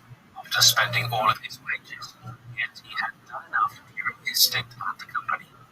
His overseer, Charles Batchelor, was convinced that Tesla had the intellectual fortitude to work alongside Thomas Edison himself. In 1884, after being mistakenly registered as a migrant from Sweden after the immigration officer misheard him as saying Singapore, Nikola Tesla arrived in America armed with an introductory letter penned by his mentor Charles Batchelor, who stated, quote, "I know two great men, is you, Thomas Edison, and the other is this young man." Tesla fundamentally disagreed with current. He was put to work improving the DC motors devised by Edison, who believed that the AC devices that Tesla envisioned were too dangerous and unfeasible. A diversion of opinion had become a lifelong rivalry. Forced to develop an invention he had no belief in, Tesla became disillusioned and began outlining the weaknesses of DC, championing the advantages of DC, tweeting the inefficiency of Edison's direct current to dimly lit lamps, proposing instead that generators should be engineered with what he termed polyphase principle, whereby energy would be constantly recycled. Since he believed in the cyclical nature of electricity, Tesla also insisted that a huge disadvantage of the direct current was its reliance on constant power stations installed at 2-mile intervals, since it was unable to maintain high levels of voltage over distance. Contrast, arguing that the alternating current, in which direction energy was changed 50 to 60 times per second, was a lot more effective as it could flexibly sustain varying levels of high voltage power and minimize power loss. This is why today the power delivered to consumers via the power grid is AC, which sustains power over long distances using transformer substations. These reduce the AC voltage over a given distance. Once the AC power reaches its destination, such as a home, the AC power is used directly for electrical appliances, such as washing machines. But for other smaller appliances, it is possible to convert AC power to DC by diodes within the appliance's power supply. These only allow the electrical current to flow in one direction, thus ensuring the appliance receives a constant stream of power. Disassociating himself from Edison and eager to spread the AC gospel, Tesla started his own company in 1885 called the Tesla Electric Light Company, with the financial backing of two rich benefactors, Robert Lane and Benjamin Vane, who was the alternating current was the future. However, in a combination that would prevent almost all of his later endeavors from succeeding, Tesla asked for too much money from his patrons, who, increasingly fearful that AC was too risky, ejected Tesla from his own company that same year, forcing him to eke out a living for the majority of 1885 as a repairman and even as a manual labourer, a job in which he was paid just $2 a day to dig ditches. Having learned from his mistakes, in 1886 he made a philanthropist Alfred S. Brown, a Western Union superintendent, and Charles F. Peck. Tesla established another company, this time called the Tesla Electric Company, based in Manhattan, New York, where he finalized the designs of the polyphase induction motor and lead to the amazement of the scientific community in 1888. Presented a landmark paper to the American Institute of Electrical Engineers entitled "A New System of Alternating Current Motors and Transformers." George Westinghouse, an investor who is famous for inventing the railway memory and head of the Westinghouse Electric Manufacturing Company, was particularly impressed, and his curiosity was piqued in a visit to Tesla's lab a few days later. Shown an early polyphase prototype, convinced that Tesla's groundbreaking invention could power America, Westinghouse purchased all 40 of Tesla's trailblazing patents pertaining to the generators, motors, and transformers necessary to construct a polyphase alternating current circuit, and recruited Tesla as an advisor to serve for 12 months at the Westinghouse plant in Philadelphia, where some of the first commercially available AC devices would be produced. The release of the first AC machine was the harbinger of a conflict that erupted between Westinghouse and Edison, known as the War of the Currents, which pitted AC against DC from 1888 to 1892. During the dispute, Edison would try to use his resources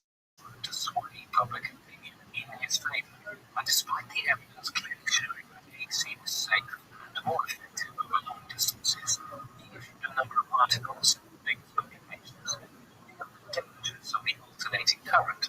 Edison was unable, however, to convince his largest benefactor of the superiority of DC and Wall Street wolf John Pierpont Morgan, who in 1892 urged Edison, General Electric, the AC-focused Thomas Houston Company, removed Edison's failure to create General Electric, switched entirely to alternating current instruments.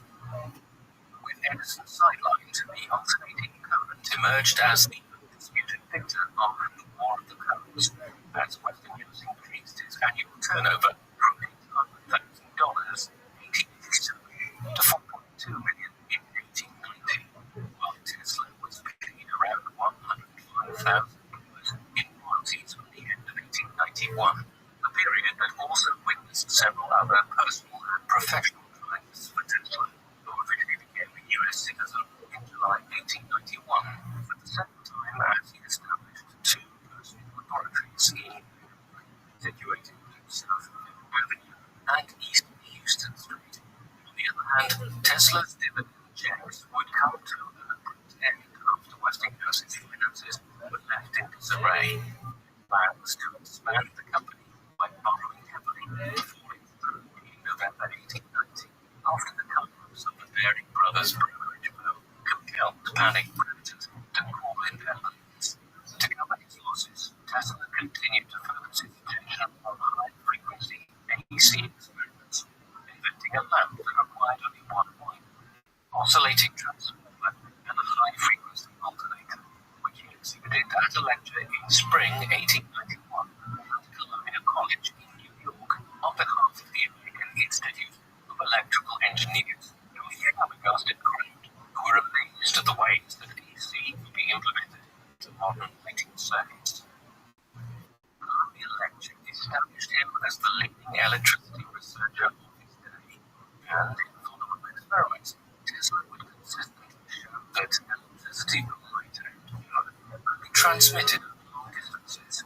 Before long, Tesla was also sketching out the fundamentals of radio technology. In an 1893 lecture at the Franklin Institute, later popularized by Century Magazine, illustrating the concept of telegraphy without waves, he first underlined the importance of grounding the transmitter and receiver to astonished onlookers. The same year, Tesla's company achieved its greatest accomplishment to date after lighting the Chicago venue hosting the World's Columbia Exposition entirely with alternating current, an honor that Tesla became after betting electric by $1 million. By 1894, Tesla had gained the admiration of his peers and was awarded honorary doctoral degrees from Columbia and Yale universities, as well as the Elliott Cresson Medal by the Franklin Institute. More good news followed after the Tesla Electric Company was contracted to build the first ever hydroelectric power plant at Niagara Falls. The childhood dream of Tesla's became a reality in 1895 after the first schematics were unveiled. The Niagara facility was an accomplishment that represented the ultimate defeat of the direct energy school of thought, and Tesla was lavished with the highest praise and honors, including even the Dalai Lama from King Nicholas of Montenegro, as his achievement was celebrated worldwide as an important step for the future of humanity.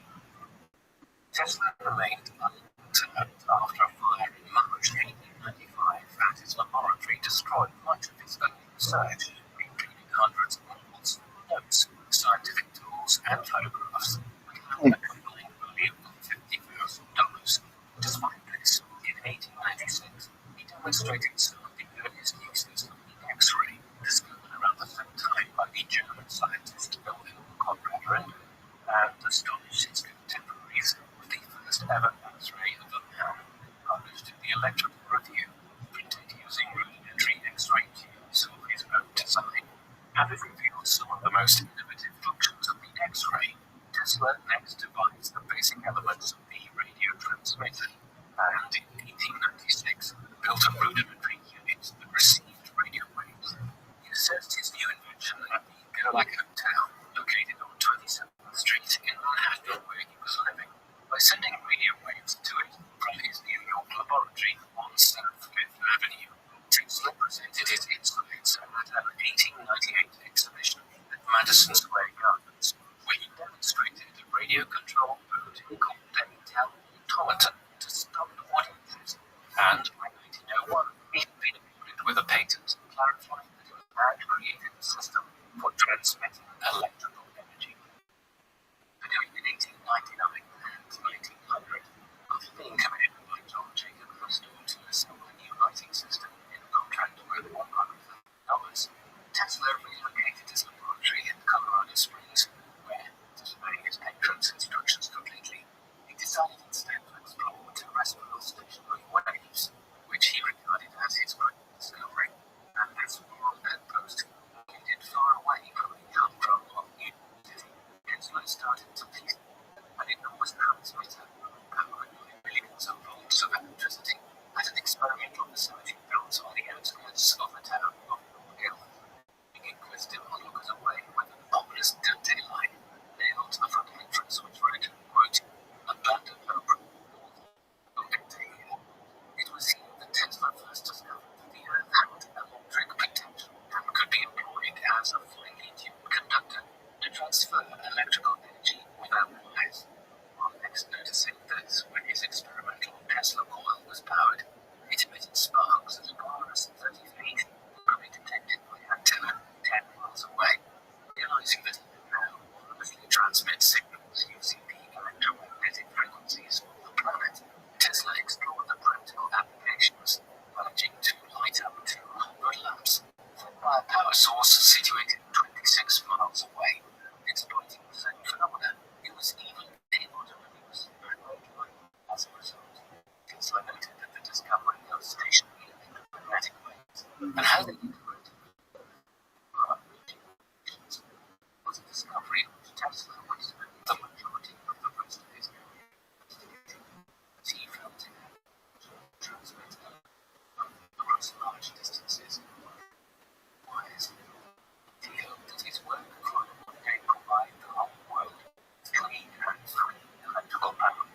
However, as with so many of Tesla's ideas, it was supported by investors such as J.P. Morgan, who intended to market his inventions for profit, and were only prepared to fund research which would garner a return on their investments. Thus, it would be the all-powerful market forces that would eventually discover so many of Tesla's imaginings. It was during this futile period of discovery that Tesla also made some unorthodox assertions, claiming that he had made contact with extraterrestrial beings, but attributed a series of ominous names that sounded from one of those receivers. Tesla had first heard this strange combination of noise from the device in the night, and interpreted reading narrative as a sign that they were being manipulated by an intelligent entity, appearing publicly advanced in a letter to the American Red Cross in January 1901. Tesla's story was discounted by many skeptics. There was still some hope. Influenced by the notion of intergalactic radio Martians, as popularized in 1895 with the release of a book called Mars, penned by the American astronomer Percival. Tesla's supporters pointed out that he may have established contact with aliens from the red planet. Nevertheless, convinced of the revolutionary potential of terrestrial stationary waves, Tesla returned to New York in January 1900, eager to secure funding for a major invention that would eclipse his scientific rivals, who were also investigating wireless systems such as retinal plasma, pink forest, and in particular Giovanni Mario Marconi, an Italian inventor. Tesla's next British nemesis after Edison. He executed his May 1899 promise, in which he vowed to wirelessly communicate with Paris by 1900. Tesla hunted for a source of funding, a particularly magnified transmitter he had constructed at Colorado Springs, since the device he envisioned had to generate enormous volumes of electricity from DC equipment. Tesla first approached his old ally George Westinghouse, who, applying medical involved, found him the necessary machinery. The majority of the project's funding came from the coffers of Wall Street acquaintance J.P. Morgan, who signed a deal with Tesla after negotiations discussing the purchase of Marconi's wireless patents program. after convincing him that the honest transfer of information would make the expensive underwater cables his company used to send transatlantic messages obsolete. But it would Tesla he was ready to support him with a $1,000 investment, but it was that he would own the 51% stake of the inventor's payments. Between 1901 and 1905, the beginning of the biggest financial trade in the world, Nikola Tesla constructed the 167-foot-high transmission tower at Cliff Laboratory, topped with a 68-foot copper dome. It was the first wireless broadcasting system ever built, largely powered by a gigantic magnifying transmitter designed to channel large concentrations of electricity and destination conceivable. That by setting up receivers attached to the ground, he could pick up the electromagnetic waves of the tower anywhere. Tesla was desperate to overshadow his rival company.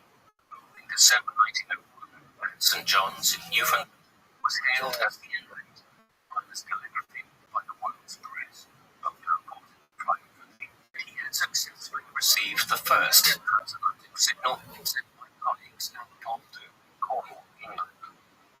With the jaded Tesla making it explicitly clear in newspaper interviews that he believed Marconi had stolen many of his ideas from the 1890s, wishing to keep his benefactor on side. He announced that he was going to create the world telegraphy system, a cutting-edge communication array similar to the Broadway in the 1990s, in which individual receivers would pick up messages and news broadcasted by transmitting facilities. Tesla pictured several different types of receiver, one that anticipated the first machine by acting as a printer and publishing newspapers, one that was a loudspeaker that could play voice messages, and another that was a handheld computer attached to a vertical short that could decode radio waves, foreshadowing the cell phone. As a reverting to Tesla moved permanently toward the laboratory and was focusing exclusively amping up power levels. On the other hand, after setting up the company with to assist the enterprise, Tesla found it hard to sell shares to the moneyed New York elite, believing the investment was too risky. An appraisal was shared by Tesla, who sold $33,000 of his personal property and borrowed a further $10,000 to realize his dream. There was an additional $30,000 bill from Westinghouse for the a lawsuit from the landlord was taking Tesla to court for not paying property tax, as well as another bill from a phone company who had installed a special line out of the laboratory. Tesla struggled financially. Tesla's promise to extend the coverage of its system so that it could be detected as far away as Australia failed to persuade Morgan. In July 1903, Tesla knew that he was unwilling to invest any.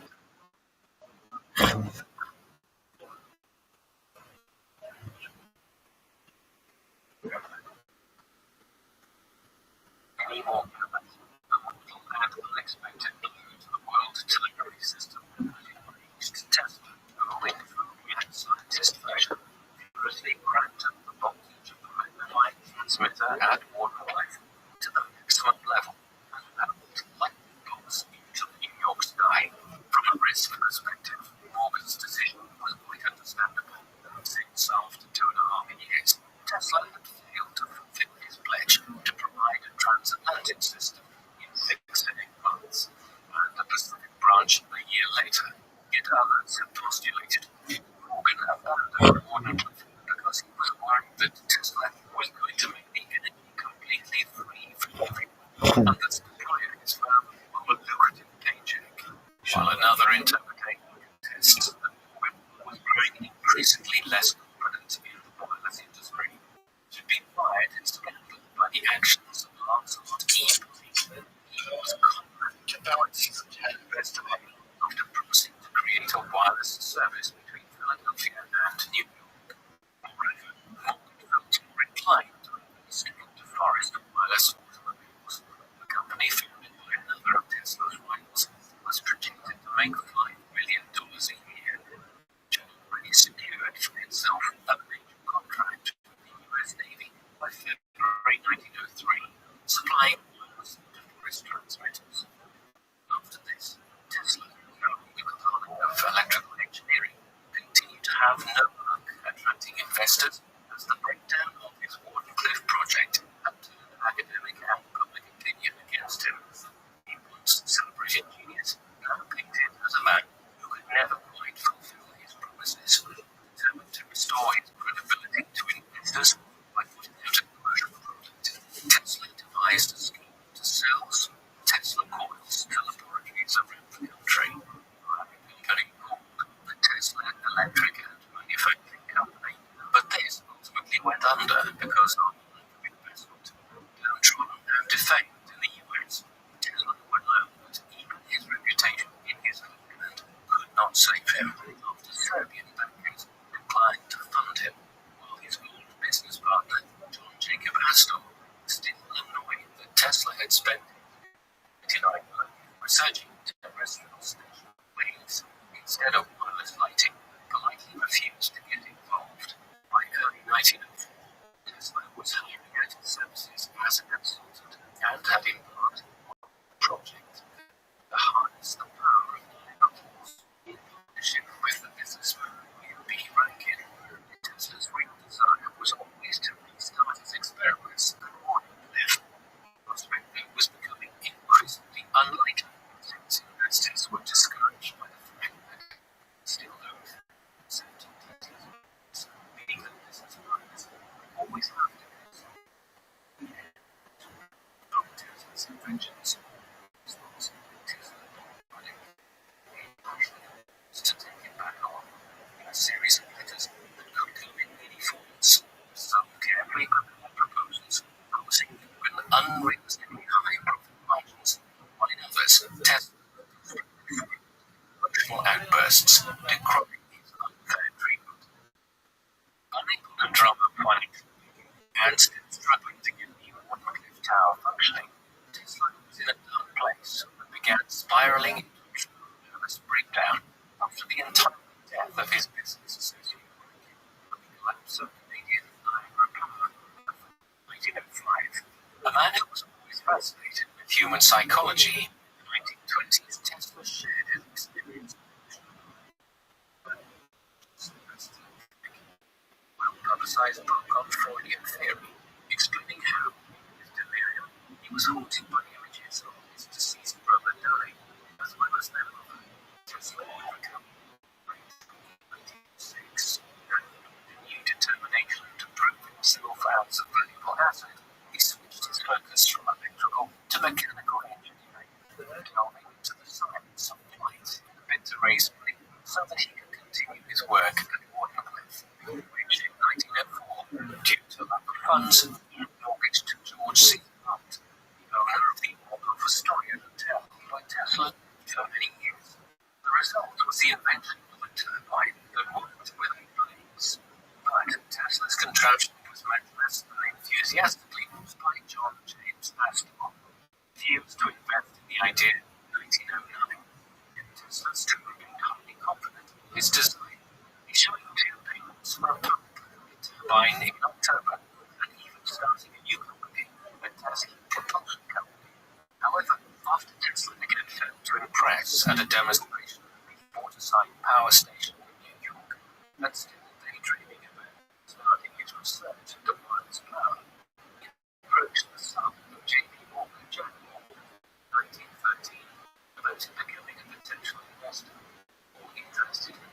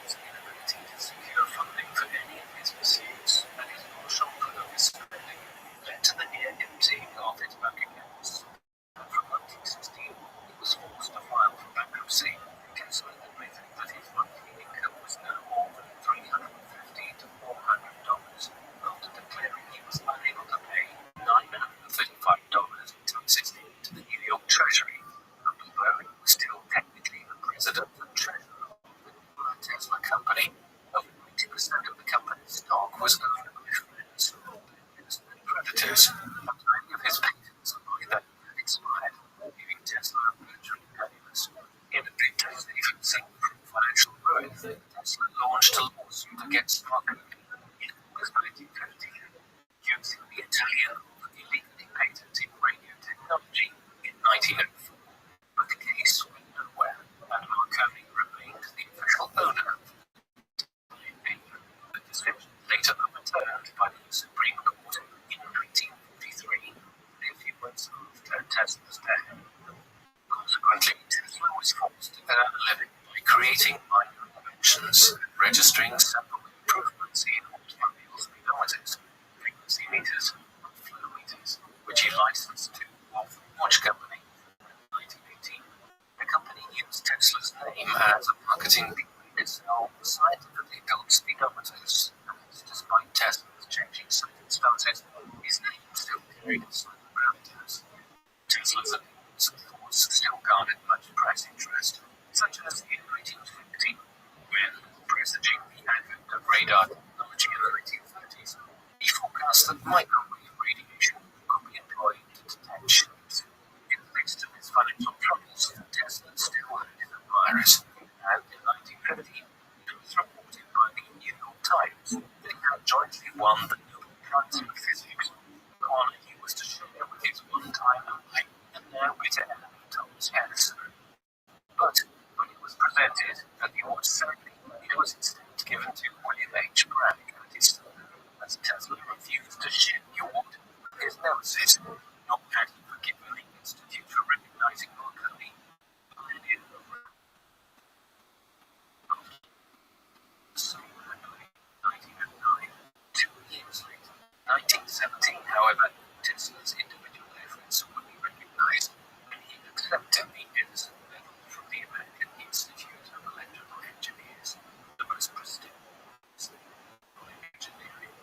His life's work was praised in an address by the vice president of the organization, who said, "We're going to seize and eliminate from our so to Mr. Tesla, the wheels of industry were ceased to turn. Our electric cars and trains would stop. Our towns would be dark, and our mills would be idle and dead."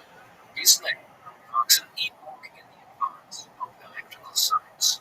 Yet Tesla cared very little for the decoration, wanting to leave the engineers' club when the award ceremony was taking place shortly before he was presented with a medallion. It was his friends and the person who had nominated him, B.A. Beard, to embark on a frantic search that ended in Bryant Park, across from the venue, when Tesla was busy feeding pigeons. Tesla particularly noticed the fact that the award was in his rival's name, despite being lauded for his work in electricity. Nikola Tesla remained poor throughout the 1920s, and because he paid only a small income from the royalties he received from licensing his minor inventions, he became embroiled in a string of legal disputes, such as in June 1925, when he was sued by the attorney Ralph J. Hawkins for failing to pay $913 in fees.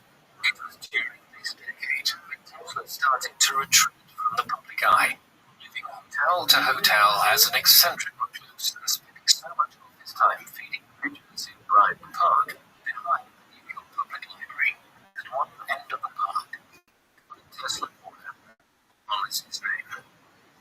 However, on his 75th birthday in 1931, Nikola Tesla was suddenly back in the spotlight, appearing on the front cover of Time magazine. And thanks to the efforts of a young science writer called Kenneth Swayze, he received over 70 letters of congratulation published in a testimonial volume from some of the most esteemed scientists of the day, including Albert Einstein.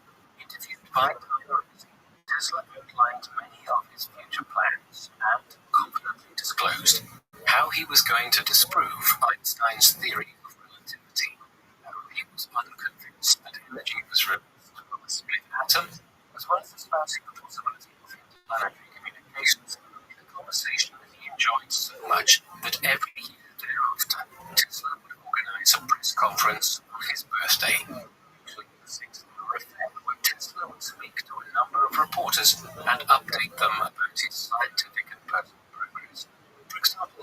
1932, he informed the general public about his desire to build a motor-propelled bicosmic rays, and in 1936 he told journalists that he acquitted his pose hundreds of times before he went to bed, an exercise he believed would turn his body and enable him to live until he was 135 years old. The 1934 party was a particular highlight, where Tesla first revealed he was in the process of creating a particle beam weapon, claiming in the New York Times that it could concentrated beams and particles through the free air of such tremendous energy that they will bring down a fleet of 10,000 enemy airplanes at a distance of 250 miles from a defending nation's border, and will cause armies of billions to drop dead in their tracks.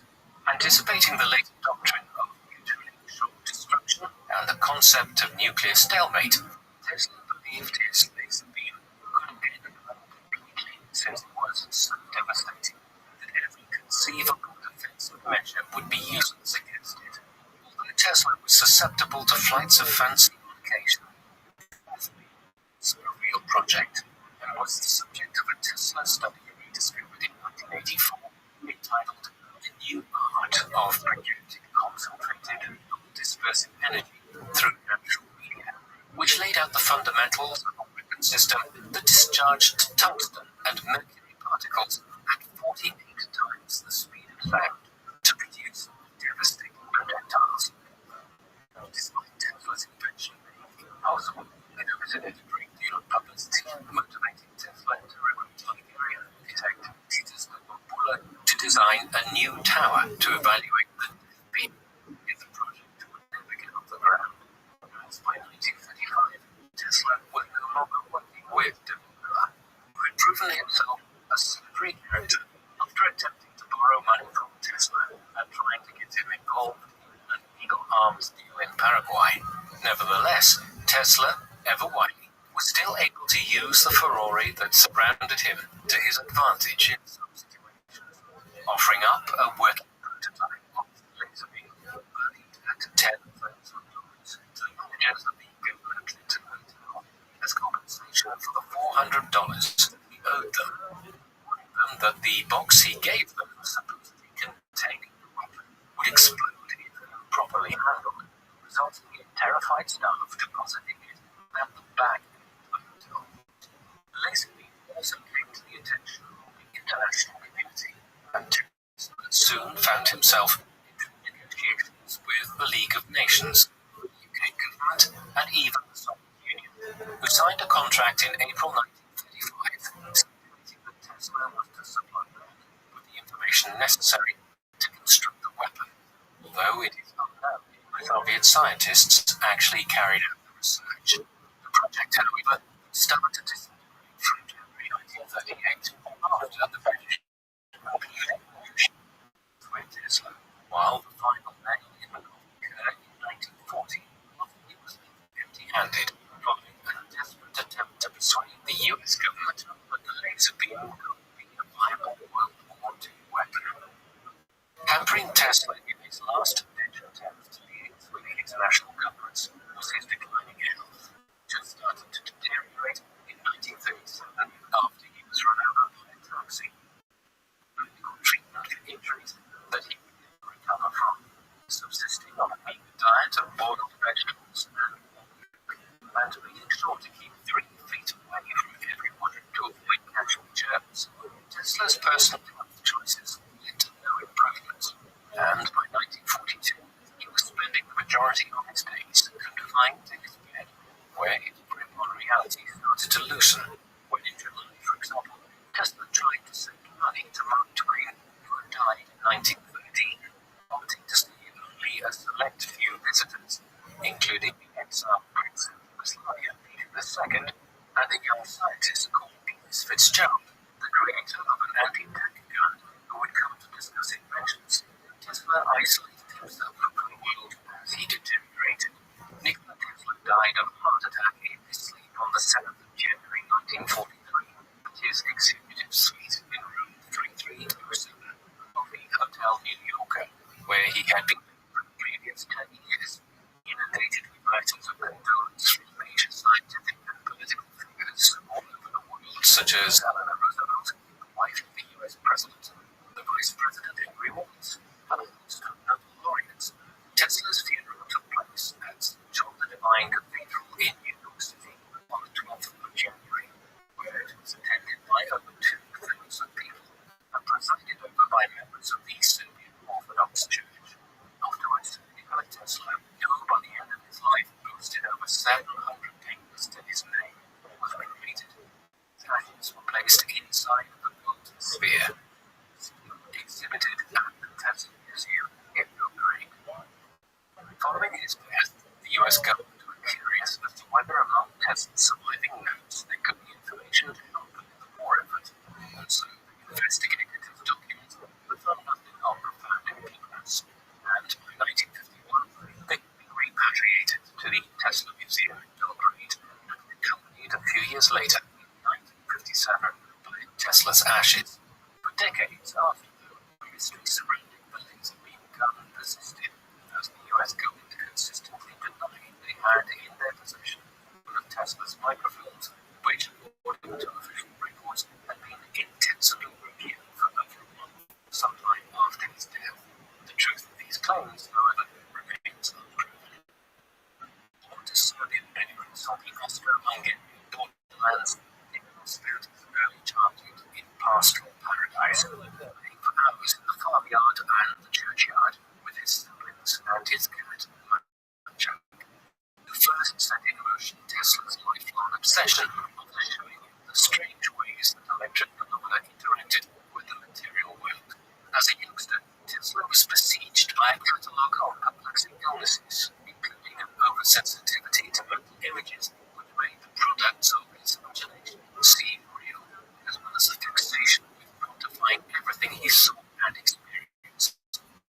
Tesla was a classic eccentric genius, possessing an irrepressible self-belief in his own ability to devise fresh and original concepts.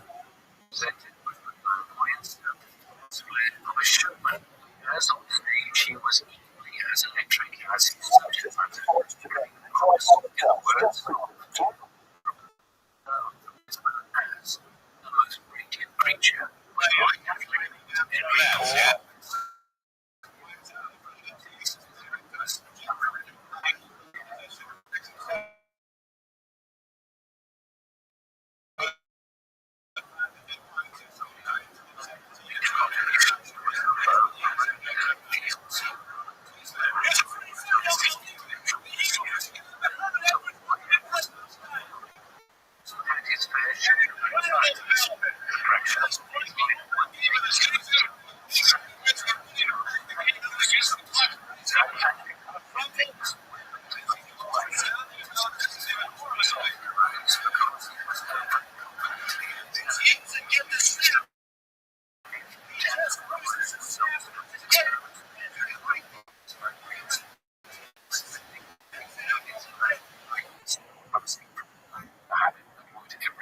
Damage his reputation in his later years, and transforming into an employed recluse who hid away in New York hotels.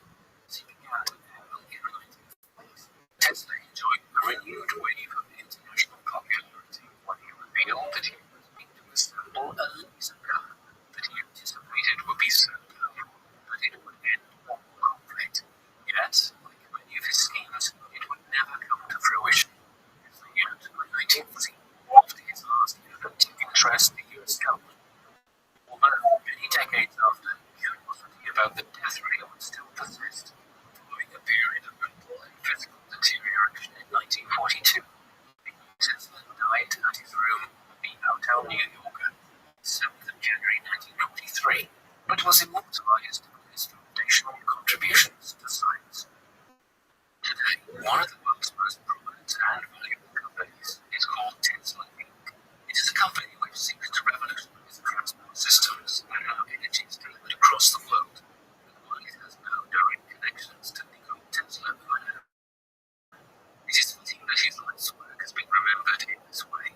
Tesla, an ethnic Serb, hailed from Croatia in the mid-19th century, at a time when the Balkans was very far from the center of technological and industrial development, and formed part of the Austro-Hungarian Empire, a backwards power which did not contribute qualified as a live development at the time. And yet, despite these impediments, he made enormous breakthroughs during his lifetime in a wide range of different fields. It was Tesla who first pioneered alternating current, made advances in technology, and who first devised ideas which are used today in renewable energy systems. Perhaps most impressively, he devised the entire concept of wireless technology and communication. In this respect, he stands in a small line of individuals in modern history, which includes Galileo Galilei, Isaac Newton, Thomas Edison, and Albert Einstein, whose life's work have transformed our understanding of modern science and how society functions. Given all of this, our own lifetime and its successes, the answer is relatively clear. Tesla's ideas, the systems he came up with, were simply ahead of the time, and he was overshadowed by the innovations introduced into society by Thomas Edison, a similar genius whose designs around electricity were suitable for the level of technological development which prevailed in Europe and North America in the second half of the 19th century. But while many of Edison's inventions and pioneering work around electricity generation are now viewed as being somewhat archaic and inefficient, Tesla's designs and ideas are still widely praised. Perhaps in this respect, it should be left to Edison to pass word on Tesla.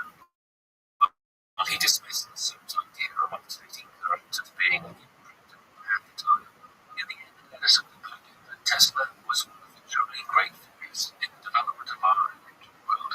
Edison was entirely correct in his assessment. While Edison won the contest to become the leading figure in electrification in North America at the end of the 19th century, like Tesla, we use many other electrical appliances today. You are most likely using an alternating current device rather than a direct current, which Edison championed. As such, Tesla was the government war in the 19th century. He was a prophet of 20th and even 21st century technology and energy efficiency. Although Nikola Tesla did not invent or discover AC power, genius made his ability to far-reaching real-world applications to new discoveries and natural phenomena. He possessed a vision which few of his contemporaries could match. Even Thomas Edison, and there was no doubt that he changed the world just as much as his former employer, as the light bulb being next to useless and to reliable and safe means of power delivery over long distances. Indeed, there are few people whose work has impacted more on modern-day society than Nikola Tesla. Electric power had made available to the majority of the human race, usually thanks to his work, trying to work out a way in which power could be delivered free to consume, which perhaps both experiments were so highly regarded, but somehow he managed to monetize his work as people perhaps what most ideas to people like Nikola Tesla, Albert Einstein, and really massively inventors and scientists who, with formal education, revolutionized their respective fields, is the image of an eccentric mad scientist with loud on experiments and calculations. In an age in which the discoveries and achievements of individual scientists are today subsumed by the multinational corporations they work for, there is something particularly inspiring about one human being having such a positive impact on human civilization through their endeavor. Nikola Tesla is one of these people, and despite the fact that he did not have those equal recognition he deserved in his lifetime, he has his as one of the greatest and most important inventors to have ever lived. What do you think of Nikola Tesla? Do you believe he was a more brilliant scientist than Einstein? Please let us know in the comment section. And in the meantime, thank you very much for watching.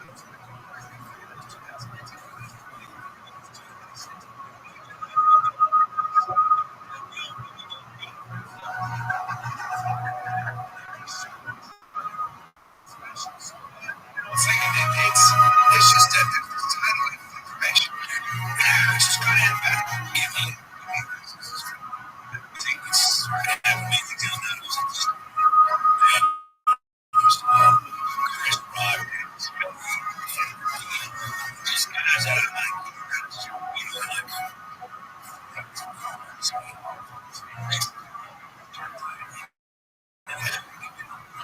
mean, kind of a fanboy or got starstruck in on a situation. Like, shit, this is reading the Tom Cruise. Oh, and I we spent 2 hours together doing that. Then another hour, kind of thoughts on the script. And he started talking about this. We started talking about it. And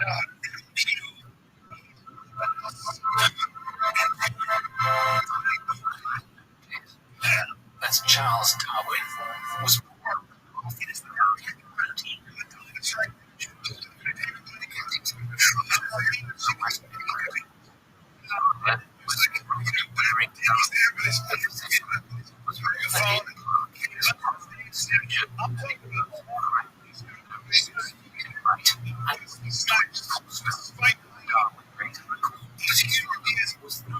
just mad. Noted the conversation would have.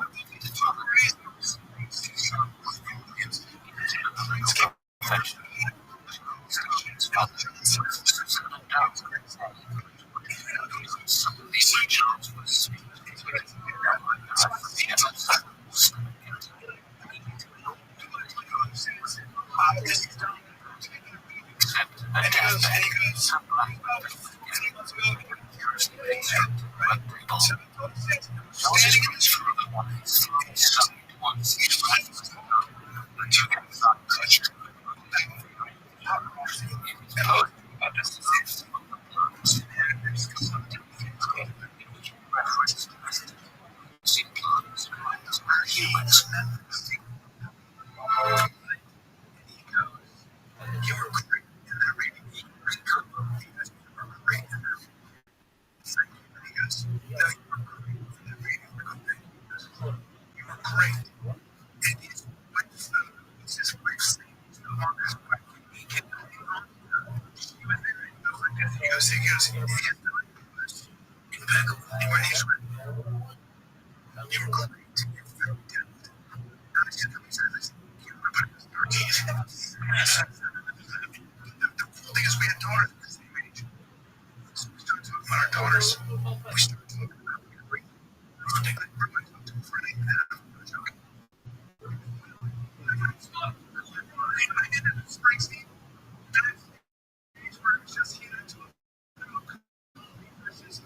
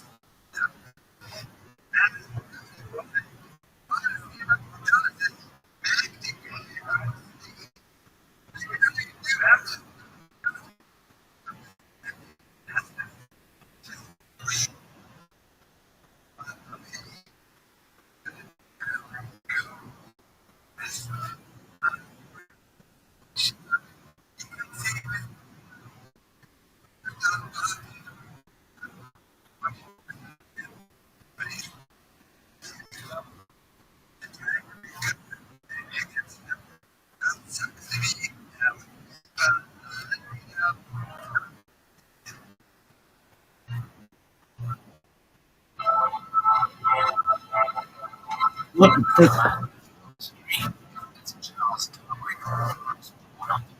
February 1809 in Shrewsbury, the county town in the West of England.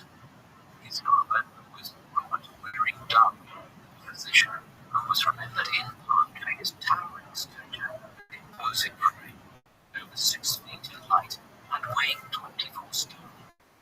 When later recalled, his father was the largest man he ever seen, and noting the conversations that he would have with his father, seemed that his son would follow him into the profession. Charles Darwin's mother was Susan Darwin, suddenly when Charles was age of either a severe ulcer or stomach cancer. He later recalled that he could hardly ever think about her. Acute constructive voting. Charles's grandfather on his father's side was Erasmus Darwin, a noted scientist who was a English revolutionary lawyer, a loves of appliance,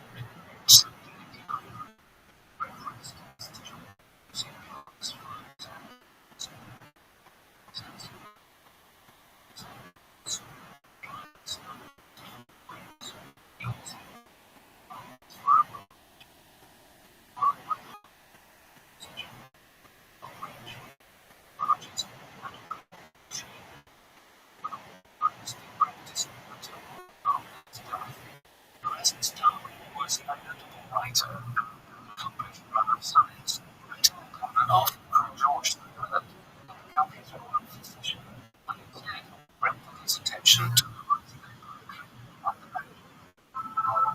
Talk about nipples. As Charles Darwin was born on 12th February 1809 in Shrewsbury, county town of Shropshire, in the West of England.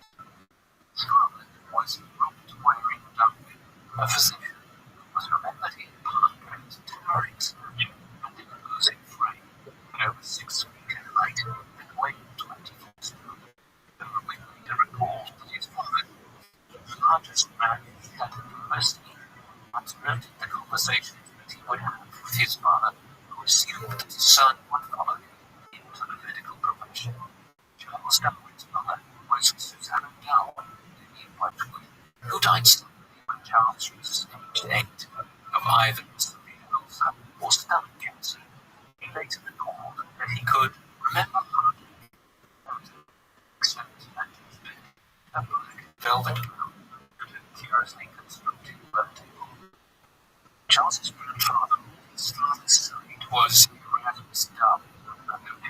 societies to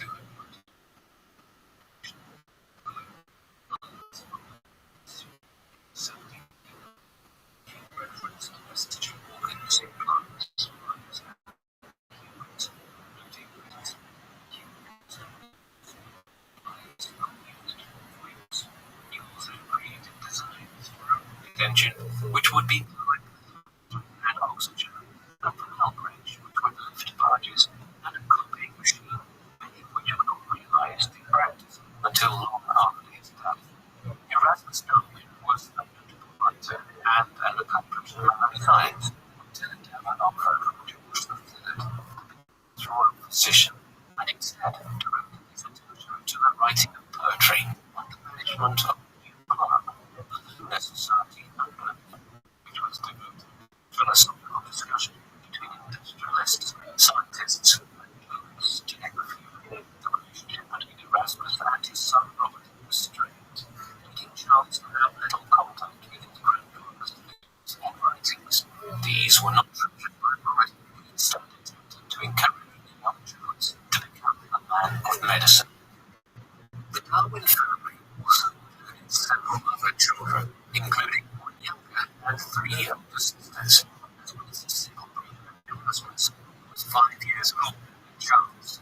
His sister, Caroline, provided Charles with his first education, despite being only 9 years older than him. Having been educated for a time by Caroline, Charles later became a student of the Reverend G. Case, a Unitarian minister, who knew that Charles had a passion for collecting various phenomena from the natural world, including seashells, minerals, and stones. When aged 9, Charles was enrolled at Dr. Butler's original spring, despite only living a mile away. The court later that he would often run home before the school was closed for the night in order to see his family, which he argued was absolutely essential in maintaining his mental health and well-being. Darwin spent much of his free time reading and was deeply interested in the poetic works of Byron and the writings of Shakespeare, although he later lost interest in them. He was also fascinated by the idea of travel and enjoyed reading works which depicted adventure and foreign lands. Charles's interest in science stemmed both from his readings and from the activities of family members. The brothers' interest in chemistry led him to construct a makeshift lab in their garden shed, and his uncle excitedly instructed Charles on the operation of the reactor. His fascination with formulas augmented on family trips, such as those which the Darwins made to the Welsh coast, in which Charles noted that the insects and flowers to be found there were not always the same as in his own landing. Charles performed with average success in school and entered the University of Edinburgh when he was aged 16, although it was noted by his father that a significant reason for his leaving school early was because he lacked any great progress in his studies there. Charles was emotionally healthy, from contemporary reports and autobiographical statements, though he recalled that he had once kicked his puppy for the sense of power that it afforded him, and that he was sometimes frustrated by the social standing of the sciences, which were often regarded as beneath the gentleman. Interest in the University of Edinburgh was encouraged by Charles's father on the basis that this would lead to his inevitable medical career. The university was a renowned center for medical learning, and kept amongst its alumni Charles Bell, the discovery of Bell's palsy, as well as the functions of the root of spinal nerves, William Hewson, the father of hematology, and James Lick, discovered cures for scurvy and typhus, as well as the model for the first clinical trial. Charles entered the university with some misgivings about his own enthusiasm for the course, and was not helped by the poor teachings that he found there, to recalling purported and filthy lectures, and bemoaning the lack of hands-on experience which his teachers afforded him and his classmates. The university had nonetheless given Charles some experience which he would later come to rely on. He presented his first academic paper to the Linnean Society while studying there, and met an academic who would later come to support his theory of evolution, one Dr.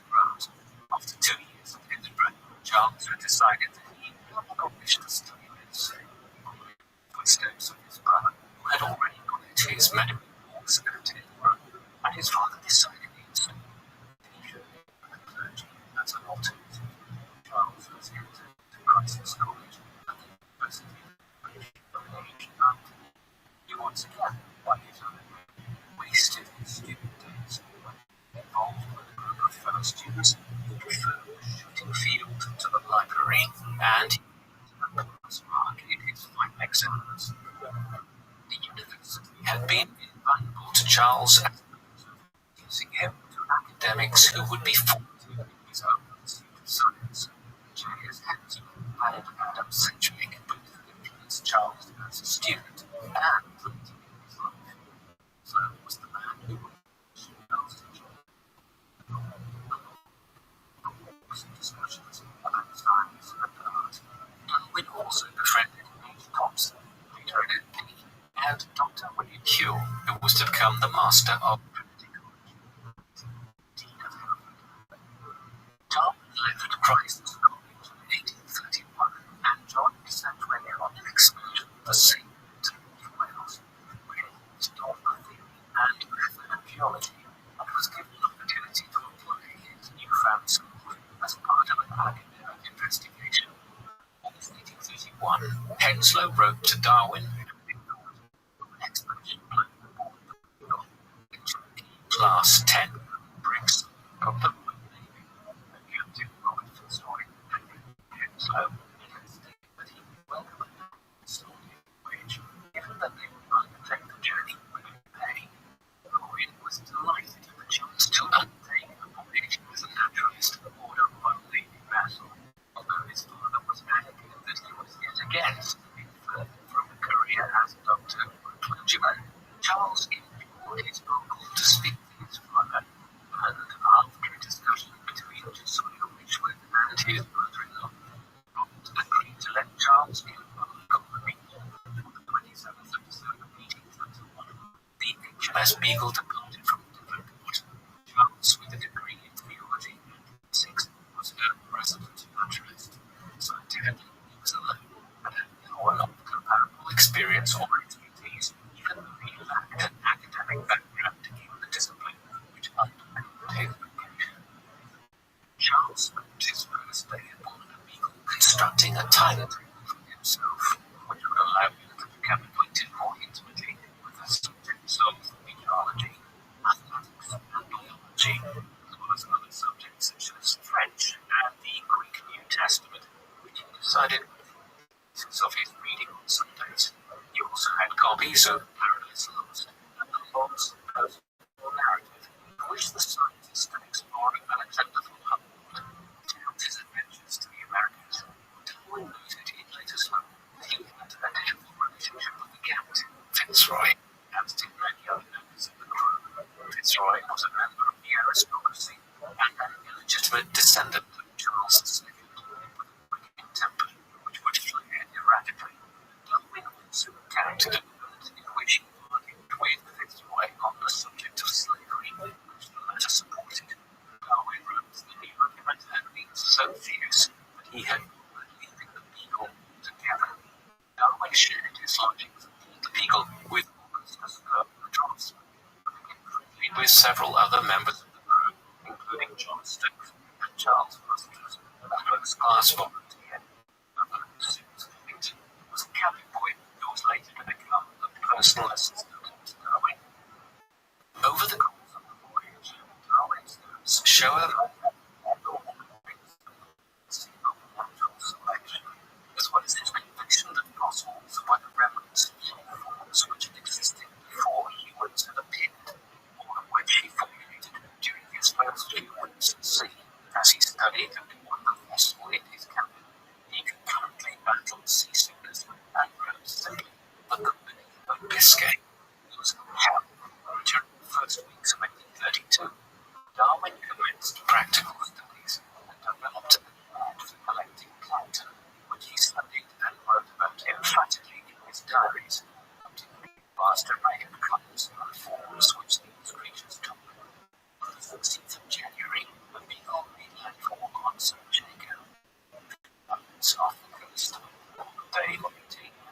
Record that upon setting foot on the island, he was entranced by the volcanic rocks, the song of strange birds, and the vast array of flora and fauna he saw. During his time in the New Islands, Darwin developed a theory that hard white rocks, which lit the islands, were formerly lava flows which had flown over the seabed.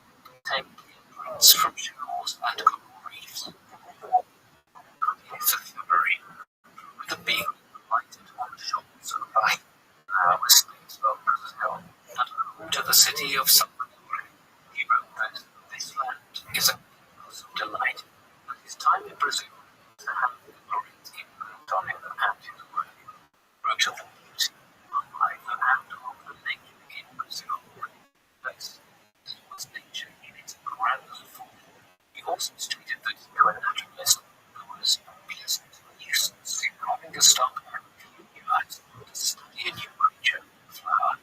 Darwin also encountered much slavery in Brazil, which was the last country in the Western world to abolish the practice, which it eventually did in 1888. He was deeply disturbed by what he saw, and wrote that "I hope the day will come when they will assert their own rights and forget to avenge their wrongs." Darwin and his companions settled at the small village of Botafogo, which was located a short distance outside of Rio de Janeiro, situated on a lagoon. Soon after a 3-week ride into the countryside from this place, which he travelled through several other roads, would have been dramatic and exhausting introduction to the landscape. When working from his base in Botafogo, Darwin also maintained a strict routine and collected specimens one day, following a day preserving and analysing his finds on the following day.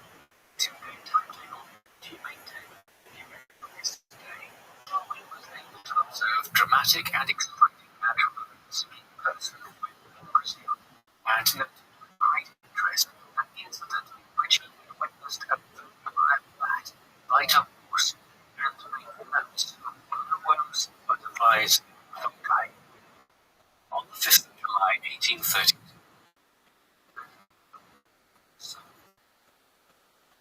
that was looking at why, upon their arrival, the revolution was taking place in the city.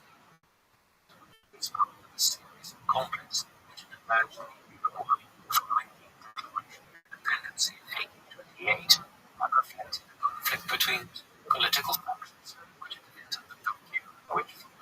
The conflict to which the people had strayed was the rebellion by in support of Berlin, the leader of the 33 warrior poles, the revolutionary faction, which opposed the presidency from Tosso Rivera, the veteran military commander, was the incumbent leader. Fitzroy, the decision not to land in Montevideo, and instead proceeded to Buenos Aires. They were fired at by a large Thai-native vessel, which was fired by the government. After this, the Beagle returned again to Montevideo. Fitzroy requested to land on the private ring. After this stop, the Beagle continued looking the coastline to observe it. The stretch of the journey was very simple like this was due to bad weather, which meant that the Beagle was unable to pick up from the island and had stopped in order to do so.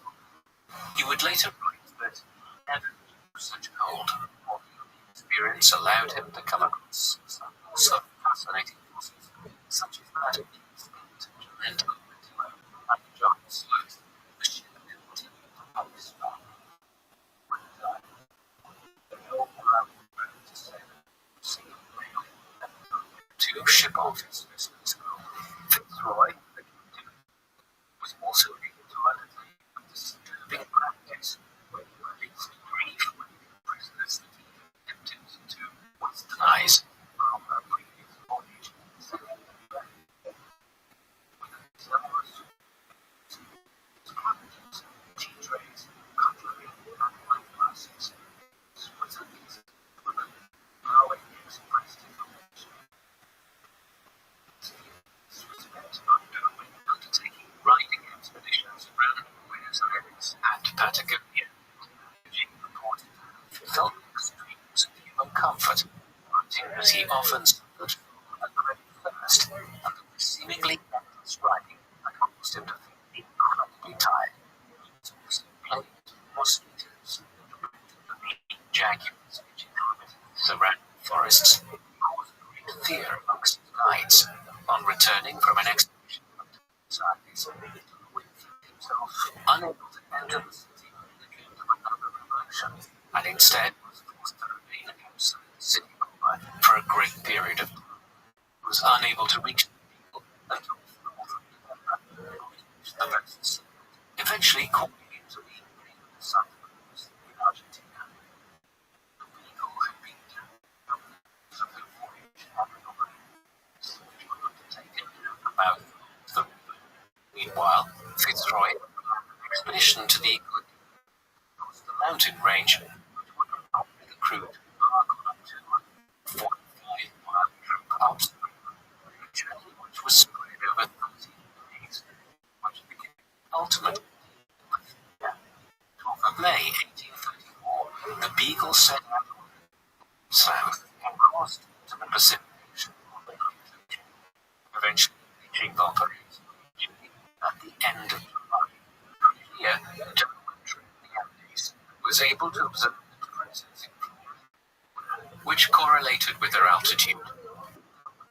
Contracted an illness, likely to be Chagas disease, which caused him to experience fever, swollen lymph nodes, and headaches, and to which some historians attributed later poor health, such as his energy and heart problems.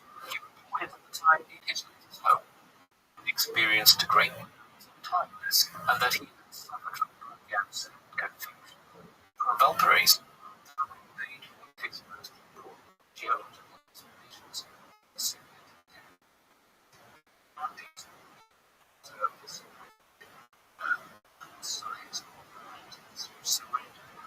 he commented that it was the first view by others, which really resembled those preconceptions. Geologists many could be inside the earth. Darwin also acknowledged on expeditions traveling 450 miles to the north, geologically over 100 geological specimens.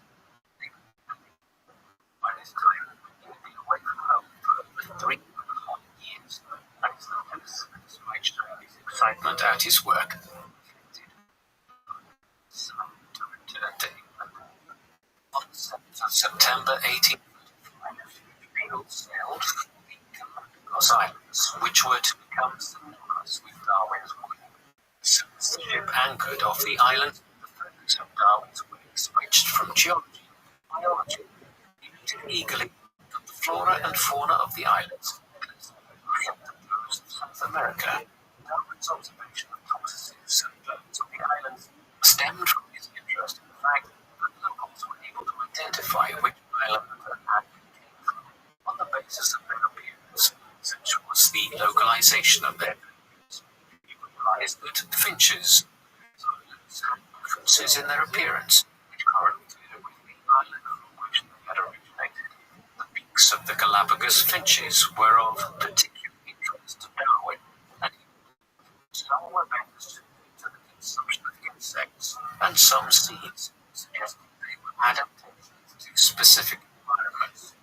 However, his notes at the time suggest that he did not realize the implications of his observation. When I see these islands each side of each other, the sense that a scanty stock of animals tenanted by these birds, but slightly different in structure, filling the same place in nature, I must suspect that they are entities. The people remained to the Galapagos Island for a further 4 weeks, which is sailed south Pacific, spending Christmas Day 1835 in New Zealand. While there, he completed the work that was being brought by missionaries in the region, and indeed, his most published reports for the voyage was included in the Armies of Christian report, in which he wrote, missionaries thoroughly deserve the warmest support not only of individuals, but of the British government. Such was his interest in the work of these organizations. Outside this statement, the Beagle's captain, Fitzroy. On the 12th of January 1836, the Beagle landed in Australia in what was the 5th year of her expedition. He noted in his diary he was pleased at the level of immunity European diseases, such was the suffering of native communities with illnesses such as measles. Australia, Darwin, noted the similarities between different species of mammal and noted their development and some other continents. Stimulating that he was surprised that such similarities had developed through such a varying pathway. It seemed as if two groups had come from the same product, the process.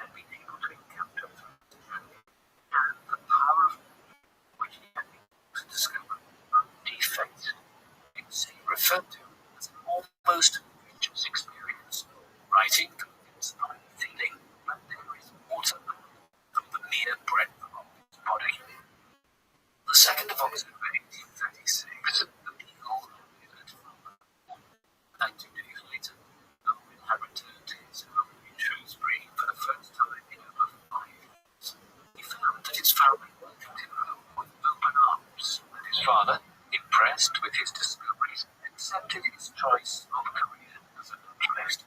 He had returned home to Cambridge and then to London in order to engage a short zoology of the voyage, in which he wrote extensively about the journey as well as his discoveries and ideas. Along his hero was impressed with Darwin's work and praised his writing travels in the tropics. Over the course of the 1840s, Darwin published further works which stemmed from research which he had conducted on the legal, including coral reefs, islands, and geological observations on South America, and was able to encounter various great scientists such as Sir Charles Lyell and Sir James Hooker. Lyell was a prominent scientist and proponent of the theory of materialism, the idea that present-day natural laws and processes exist not just here today, but through space and time. Darwin adopted this theory and argued further that it could be used to explain a continuous process of change in organisms. Hooker was a young man and shared a great love of naturalism with Darwin. Firm friends, and it was to Hooker that Darwin confined his theory of natural selection, which remained a secret between the two for a number of years. By the time that he had returned from his voyage, Darwin was convinced that organisms underwent a process of change and mutation.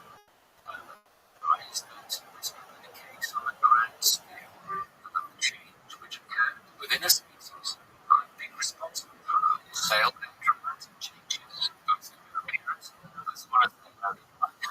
In July 1837, Darwin commenced work on a new text which he called Transformation of Species, and only just later he had recorded what he called the theory of natural selection. Darwin documented the thought process and led to his theory in his own books. He began from an observation that sexual reproduction leads to greater variation in a species than does asexual or parthenogenetic reproduction. Darwin noted that through reproduction, offspring within a species have differences from one another, and in females, which can be referred to as random variation. These differences themselves do not appear to be directed toward environmental advantage or design, and were random. Sometimes inhibiting the capacity of the organism to and other times inhibiting the variation over a period of time. It could test amongst the population of offspring if it provided an advantage in life. Those within a species who were better suited to a certain environment would live and pass these characteristics on to their own offspring, leading an entire population within a certain area to bear these particular variations. Much of Darwin's theory was also based on establishing a common ancestor of species which diverged from one another in present characteristics, which he did through an examination of fossils, demonstrating that species who share relatively few characteristics with one another had in fact stemmed from the same ancestor. They had diverged from one another through adapting to particular environments. Darwin was at this point in his writing, stating that in South America, parent of all armadillos might be proven to make a level of variation in nature had been well covered in previous works. Archdeacon William Paley often credited with articulating an argument for the existence of design through an analogy involved, and himself written of the great differences present amongst animals and plants, which he had presented in his works for Christianity. Darwin was puzzled by the tendency of simply designed adaptations amongst species which had evidently undergone random variation. It's evidently frustrated him. He wrote later, but how selection could be applied to organisms living in a state of nature, and for some time, history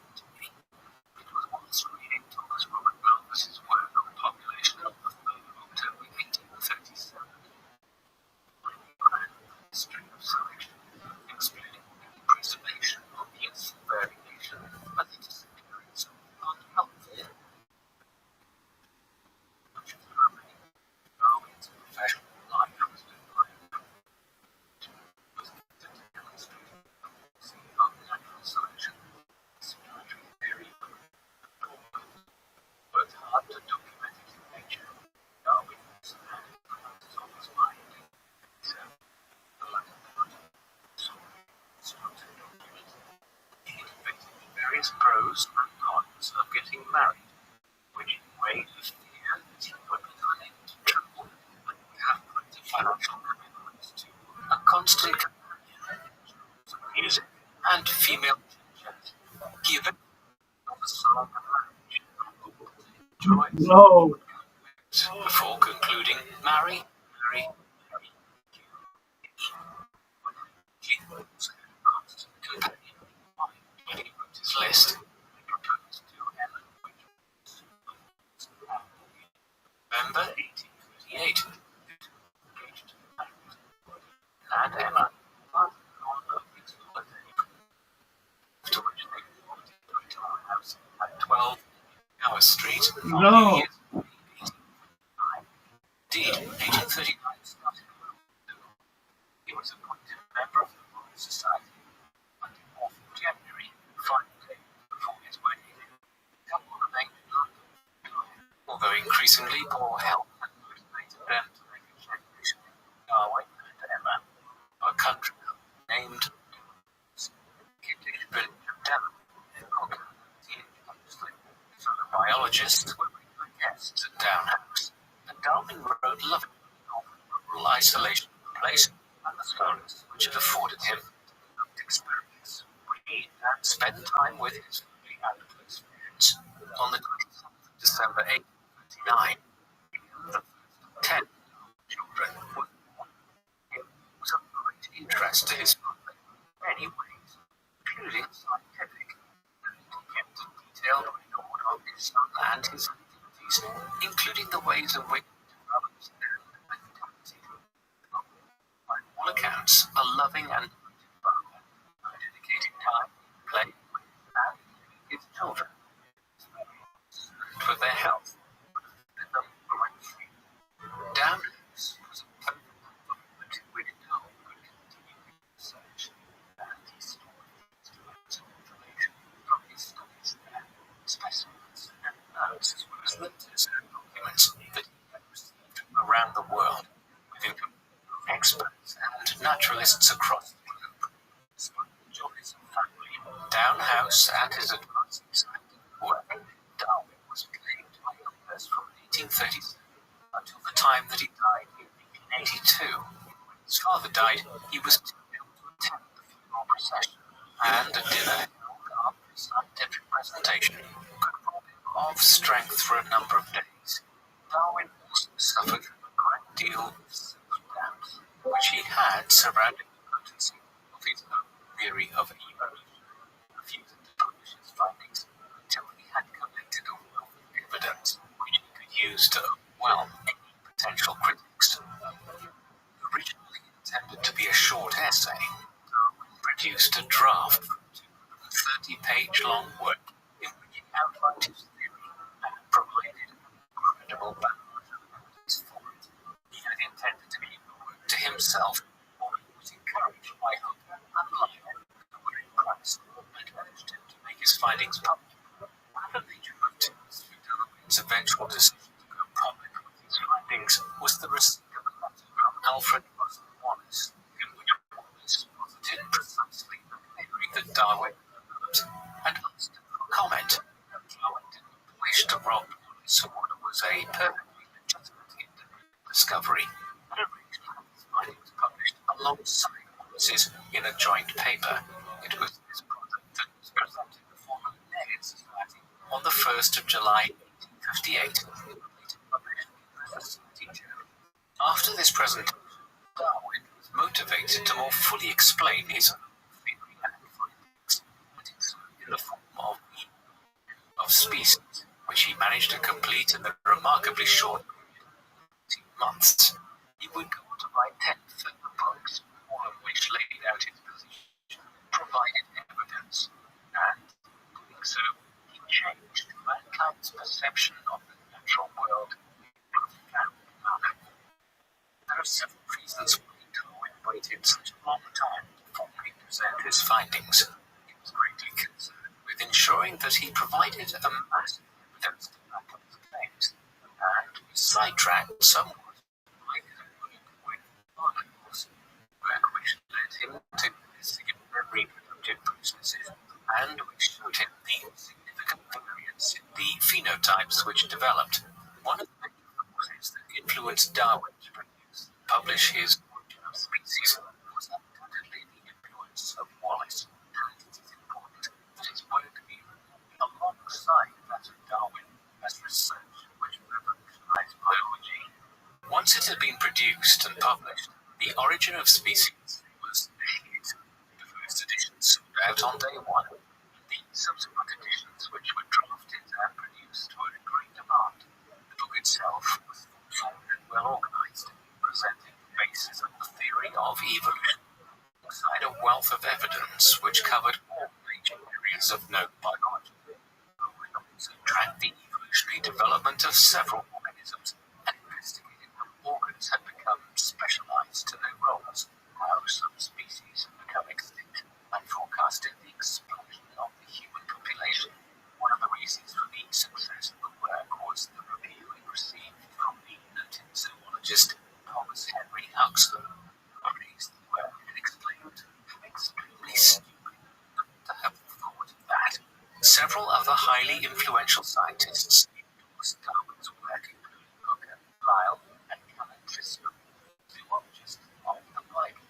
However, Darwin encountered much criticism as well as praise for his work, and was roundly attacked by writers such as Philip Goss, who asserted in his book On Theos that the world had been created by God in the way that it now appeared. In other words, that nothing had changed since the world had been created. His book fell flat. Other critics attacked Darwin on a scientific basis. Sedgwick argued that he had abandoned the accepted scientific method as it had been formed under Francis Bacon. Another dangerous opponent was presented in the form of Richard Moore, an anatomist and paleontologist who attacked the origin of species in a lengthy review which Darwin himself stated was malignant and clever. Religious opposition to Darwin was furious, and he was accused by Henry Tryman, a botanist. But the threat he had posed to the doctrine of creation was so powerful that the Origin of Species had made Darwin the most dangerous man in England. Tensions on this matter came to a head during a notable debate with the English Association in Oxford, during which Wilberforce attacked the theory of evolution, which was successfully and effectively defended by Huxley, who was at the height of his power. Indeed, Huxley remained a staunch defender of Darwin, and at a later public encounter with Bishop Wilberforce was reported to have informed the issue that he would rather have an ancient ancestor than a man who used his reason and intellect to attack those seeking the truth.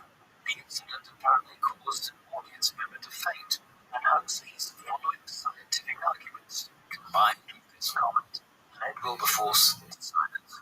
Darwin later suggested to Huxley that Stuart type in a biblical fashion.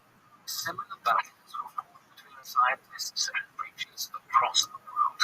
In the US, Germany, and Russia, exchanges were held publicly between scientists and their opponents. Such incidents echoed the form of the positions held by Huxley. Darwin attracted political as well as scientific attention. Karl Marx repeatedly tried to dedicate his book Das Kapital to Darwin. However, this was rejected on numerous occasions. Darwin was later honored with a statue in the Soviet Union, which was used in part to spearhead a rejection of religious ideology. After 1859, Darwin published 10 biological works, 6 of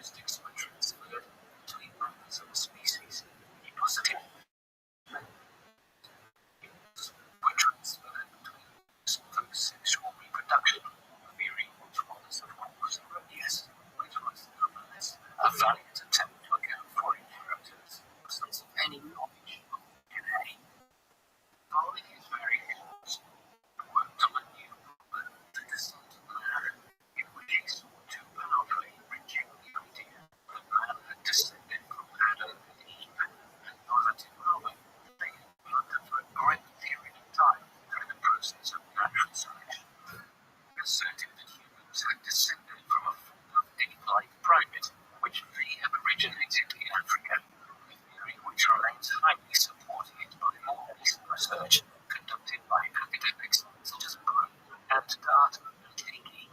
Many critics of the time were outraged as his assertion that humans had monkeys as their ancestors, which was not in fact what he was arguing, since monkeys were the product of a period of evolutionary development which had been concurrent to that of humans. Darwin led his investigation with an examination of the similarities of humans and apes, and noted the similarity of the formation and operation of some organs and musculature between, as well as the similarities in brain structure. He also noted several vestigial characteristics in humans, such as the embryonic formation of a vestigial tail, that some humans possess what later became known as Darwin's point, which manifests as a thickening of the helix at the tip of the human ear. Evolutionary traits connected to the pointed tips of several primates. Darwin also emphasized that humans and primates shared not only physical but also functional characteristics. He argued that apes demonstrated an advanced emotional maturity which manifested itself in increased imagination and sense of morality, although he emphasized that once recognizable as a distant embodiment of human-like intellect, not of mankind, was boundless greater. Also dedicated a great deal to to the topic of sexual selection, and argued that much of the struggle in nature was reproduction. Others attempted to win out over one another for sexual engagement over physical combat, which made shows of strength. As for many species, the size of the male is important to take from the use of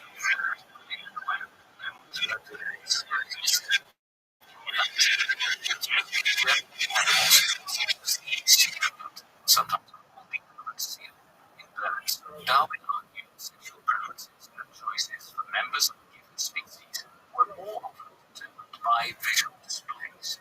Male members of many species brightly colored females, and their mating behavior often commenced with a dance or visual ritual, which enabled the male to display their feathers and plumes to a female. This behavior was particularly significant for birds of paradise and hummingbirds. Some of these ideas have since been discredited, such as Darwin's general assertion that animals were polygamous. We now know that many birds engage in monogamous relationships, and there have since been biological connections made between social and sexual. Darwin continues with one another. Indeed, we now also know that colored plumage on birds often acts to defend, to protect, and intimidate targets, as much as, if not to a greater extent, than it serves in determining sexual relationships. These illusions influenced Darwin's further general assumption that sexual reproduction within a species was also determined by the choice of the female in sexual partners. This view has since been discredited. We now know that many of these rituals are in fact mutual in allowing both partners to make a decision. In the final chapter of went into the sexually selective practices of humanity and asserted that in this case, selection was almost always made by men who argued for a female partner based on several characteristics such as the figure and facial structure. He indicated that many fashions attempted to augment desirable characteristics amongst humans. For men, fashion reflected wealth and social status, which informed the choice that women made.